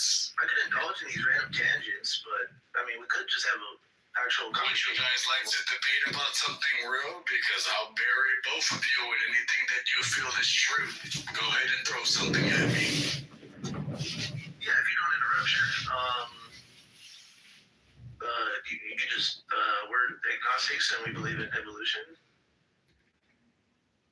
If you believe in evolution where humans came from monkeys, then answer the question as to why monkeys are still here and not turned into humans. That's for the debate. Well, he asked the question and I said, bring up something. No, that's not true. You're lying again. You said you said state a truth and we'll have a debate on it. That's what you said. But now you're changing your mind. You don't want to debate. You just want to talk. But did he state a truth or did he state a hypothesis? You tell me. What did he say? There is no evidence that humans came from monkeys besides the facts that monkeys are represented. Well, that's why you need to have a debate and not talk about it now. When do you want a debate, Dave? Okay, well, it's a hypothesis. So if you want to talk about hypotheses, I don't want to talk to you at all. Okay, well, you chimed in on a conversation that did not include you. Anyways, I said we believe in evolution, and I'll throw myself and say I believe in evolution. But you jumped into monkeys. We're not monkeys. I never said we're monkeys. We're apes. So where does evolution come from? I mean, no, I'm trying to help you. If you want to ask, like, you can ask me why are there still apes here? Can you come to Chicago? Why are there still apes here? I'd love to know. Do you believe that a crow and a pigeon are related? I believe a crow and a pigeon are related. In what sense? Are you talking about biology, or are you talking in the sense that they're both birds? In the sense that they are both birds. I believe they both have wings. With the definition of birds is man-made. That's yes or no? Just like humans is a man-made word for Homo sapiens. Yes or no? No, I can't honestly. Are birds with your point of view because it relies on me saying that all. It relies on you saying yes or no. Let me ask you this. You can't just say, wait, how you gonna ask me a question when you can't give me yes or no? You ask me a question. Are angels and pigeons? Bruh, is a crow and a pigeon both birds? That's a yes or a no, nigga.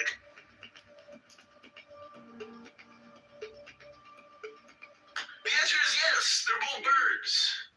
The same way a fucking gorilla and a chimp are both apes, and a human is an ape. I know this. Crazy is chicken. Crazy will never debate you, Day. In fact, he probably won't debate Jeremy or me either. And if he agrees to as soon as it starts, he's gonna leave.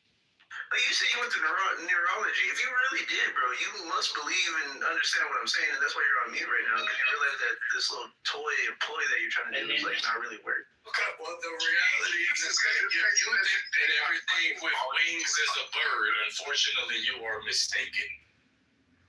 What? If you think that everything with wings is considered a bird. That's not what I said.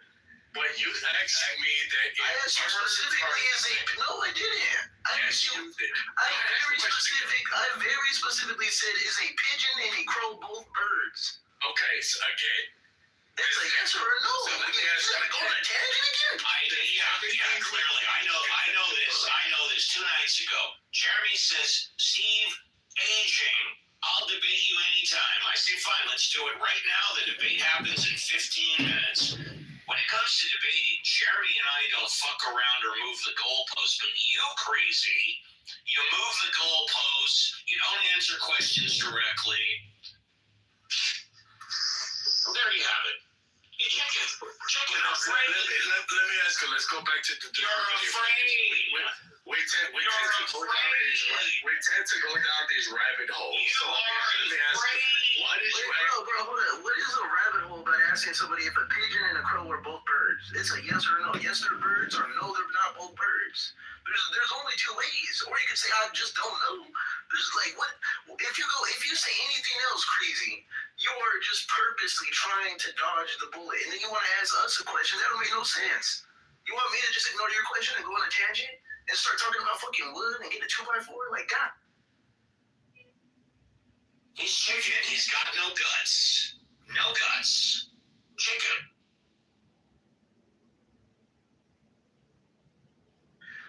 So you won't answer. I'll just answer for you, Crazy, because you're just gonna sit there. Yes, guys. A bird is a pigeon and a crow. A duck is a bird. A hummingbird is a bird. All of these are birds. The same way that chimps, gorillas, and orangutans and humans are all apes.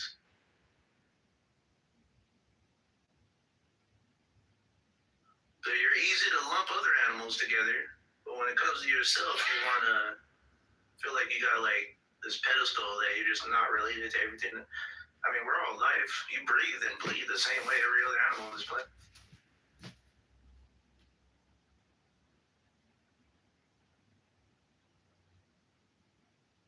So I guess Crazy ain't really got nothing. Anyways, put up a title. If you forgot why you asked that question, just be honest, because I was offering you $100 if you could tell me why you asked that question. Trust me, I don't need no money. Trust me. Okay, but I'm offering a free $100, whether it's necessary or not. Your ego is more valuable than the money. You're not good for it, Crazy. You're not good for it. Remind me why you asked that question, Day.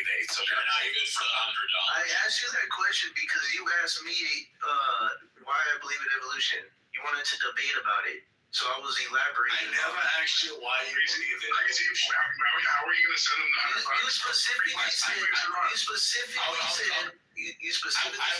I will answer both of you. You specifically said, why are we monkeys if there's That's still exactly monkeys out what I there? said. Exactly. So I said he answered you. Where are you going to send the $100? I You want to send it to a donation? Let me ask you. Let me answer the question. Oh my right? God. Jeremy, Bro, you fucking slow ass nigga, bro. Listen, you asked me if monkeys or how are there still monkeys if we're here? I'm just making the analogy. You do not understand. It's a fucking clear analogy. I'm just asking the analogy. I'm putting an analogy that birds or they have multiple of other animals. A crow and a pigeon are both birds. The same way a human and a chimp is an ape. I was just making an analogy. You could have just said yes or no. We could have kept going. and that's why I asked you the question: is everything with wings is that considered a bird? No. Okay, then. So that means that everything with limbs is not considered the monkey, correct? Yes, and I never claimed any of that. Anything with opposable thumbs is not considered the monkey, correct? Which means that your entire ideology, which is birds have wings and crows and pigeons are the same, is completely incorrect. That's not what I said. Really quickly. Is your experience in neurology because you were lobotomized? Like, is that where you're because that would make sense. Like, that would make all of this make sense. My experience in neurology comes from the fact that I went to school for 6 years to study neurology. So we're dollars. He isn't good for $5. All right, so crazy. When did I say that you have to have wings to be a bird? Well, that was the point of your injection, right? No, the point was whether a pigeon is a bird.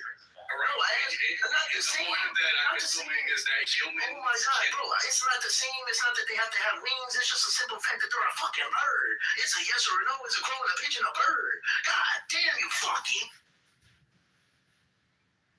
Okay, so they're both birds. I will give you that, Day Day. Thank you. God damn. Okay. So let's go from there. I'm gonna play in your courthouse. I like to go in your courthouse, and I like to be the judge. So they're both birds. Let's go from there. Why did you ask that question? To make an analogy, like I just said, because you asked me why are there still monkeys. And what was the analogy proven? The analogy is you could be a crow asking another crow why are there still other fucking birds if we're birds. They're all gonna look at each other and have this high ego, just like you are. If they have the high enough intelligence to have self-awareness, they're gonna probably consider themselves other shit. We all know they're fucking birds. A duck is a bird. I want to move past the childish level so I can get to the intermediate level within the boss level, which would eventually be Jeremy. But first, I gotta get past you, and then I gotta get past Steve, and then I'll get to Jeremy when I actually get to debate. Yes, he has to be a very close relative in order to be considered a bird. You know what defines a bird? Why is it called a bird? There's a criteria. I can find the exact criteria if you want to list, but I'm sure it has to Well, if you would use it as an analogy, you should probably know the derivative of it. Well, I'm not going to have the entire criteria. The definition what classifies every single bird into a bird. Well, I'm using basic universal examples that we can all understand. And if you want, I could pull up the criteria. If you want to have the entire list of what defines you into putting you into the bird list. Otherwise, there's no other. Like if we're gonna do this about every little animal, I'll pull it up right. Let me ask you this: then, do you consider a pterodactyl to be a bird? No. Why did you not consider it to be a bird? Because it's a pterosaur. The same way there's pteranodons, pterodactyls, there's all kinds of different animals that are pterosaurs. There's like 10, 20 of them. Okay, so why do you consider a whole league of pterosaurs, just like there's a whole league of birds.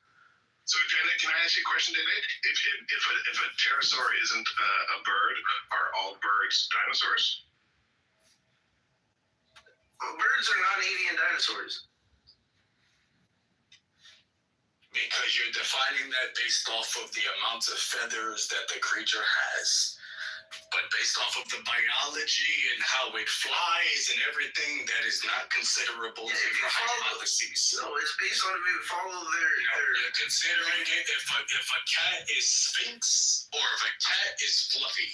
You're saying that the sphinx cat is not considered a real cat because it does not have the same fur, because the only difference is that a pterodactyl does not have feathers, and that a regular bird does. Also, they're not as related to each other. Neither is apes to humans, right? Because if we're talking about evolution, where is the relation of us 200 years ago? I don't know exactly how far back birds and what were you saying, raptors or pterosaurs? So pterodactyls. So pterodactyls were, I don't know the exact when they broke off from the bird lineage, but that would have been millions of years before the pterodactyl existed, obviously. And if you want to find, they're closer related with microraptors than they are with pterosaurs. A bird is closer related with a microraptor, so you can already go off of that and say, okay, they're not even that related with these pterodactyls and these pterosaurs and pteranodons and every other one, Teposaurus and all these other ones. They're not related to those ones. They're related to the microraptor and the ancestors of the microraptors that fall in line with what created the bird. They're from a whole different family, a different species. From a long time, they're far separated from pterosaurs. It's not just that, like, okay, they have birds, they're fucking lizards and they fly, so they must be related to a bird. Yeah, they're related, but they're not ancestors. They're not the ancestors. So you're comparing evolution to ancestry now? No, I mean, I'm using that as an aspect because that is a fact that what is evolution? I'd like to get past the novice level so I can get to the intermediate level and then move on to the boss level. So the validation of your argument, whether crows and pigeons are similar and related. Before you get too deep into that, I don't want to interrupt and disrespect, but Jay-Z, tell me you're a troll when I'm sorry. No, my bad, because I really wasn't trying to interrupt. I was just gonna say, get my nigga Jeremy a beat. I made Jeremy quit the apes. We was on live when he quit the apes. It was a poll and he lost by 56%. And unfortunately, he said that I have to step down. But yet, he constantly creates rooms with the green bean. So that's cool, but what I'm saying, I just don't understand what the point is. In politics, and Jeremy is my black American nigga. That's my nigga, okay? So that being said, off the strength of him being my nigga, you gotta beat him back up, because you can't treat him like no any other regular white people. You feel me? He black adjacent. He an ally. You feel me? Are you a monkey, sir? No, I'm ape. Okay. Why are you an ape? Because I put TA in my name and everybody liked my witty banter. Okay, so it's a clubhouse thing. It's not anything regarding to evolution. I mean, well, that too, literally, yeah. I'm sapiens. Well, am I arguing fiction or am I arguing facts? Because if I'm arguing fiction, let me know, because I could come up with a hypothesis that sounds completely deranged. Which one is more fun for you? When it comes to Clubhouse, I like to watch people squabble in the truth that they don't. Bro, you're the only one that's been squabbling right now. Allow them to stutter. Like, Day isn't. But I mean, you're the only one that's been squabbling. You've asked me anything and I've answered you. I've asked you everything that's factual. You have not given no rebuttals. Not a single rebuttal. All you've been doing is talking about fucking, like, ashtrays, like random shit that's not related. Oh shit, my nigga passionate about that. He said, hold on, nigga, I don't think I ever heard him talk like that. Bro, I don't even know you. Yeah, you for sure had cornrows when you was younger, huh? Stop muting me, Day, because you know I'm busting your ass right now. Nigga said he sounded like full-blown Riley Freeman. Hold on, nigga. He mutes me every time I get on his ass. This nigga said that because I don't think humans came from monkeys, he told me that then why the pigeons and birds fly the same way. He said that they're related, right? Because they're different species of a bird, and I asked him then what makes them related, and he couldn't have me a correct answer. And I asked him then why are pterodactyls not considered birds, and he couldn't answer that question because the hypothesis that you have has no scientific correlation because you didn't do your research before you spoke. Well, you know, we all know pterodactyls aren't birds. Everybody knows that rabbits. Come on now, bro. It's like, thank you, sir. I'm glad that you said that. Pterodactyls are more like bats if you want to do it. Because the dominant, you know what I'm saying, narrative at the time was, you can kind of say in a way, every every dinosaur that existed back then kind of re-evolved now, but with fur. If you really think about it, like we got a long neck nigga, we got some niggas that never left the water, but really they technically mammals. Pterodactyls is just damn near the bad version of that. If you really look at it, just look at the wings. Look at how they put them together. Like they got the bone structure of a bat, not a bird. Everything about them niggas would say bat. Prehistoric bat. Man, that's like what I'm about to say. No, the reason why all birds on the planet today are avian dinosaurs is because when the meteor hit, it wiped out every fucking living thing within a couple hours, unless it was a couple inches underground, aka eggs that might have been dug or in a cave. And that's why the fucking birds are the only living underwater. Or underwater, and we can talk about that. That's a good point, because there's some fucking crazy shit happened to the water that took out a lot of shit in the water too. Right. Also, we don't know what the fuck's going on in our water. We've only explored like 5% of it. But the point is that all the dinosaurs died within a couple of hours. The ones that lived became birds, and dinosaurs were not cold-blooded. That's fucking stupid. There were dinosaurs in frozen tundra. They were fucking warm-blooded. That's why birds aren't fucking cold-blooded. And I'll end with this. Bats, mammalians, 5 little fingers. Go look at that. Pterodactyls. Alright, so I got the list. So he was harping about that. You have to be a member of the Aves clade. You have to derive from the avian theropod lineage, and I believe that's from the Dinosauria clade, the broader clade. You have to have a beak. You have to have a fused hand bones, reduced tail terminating in the Fago style. You have to have feathers. You have to have furcula, and you have to have a hard-shelled calcified egg.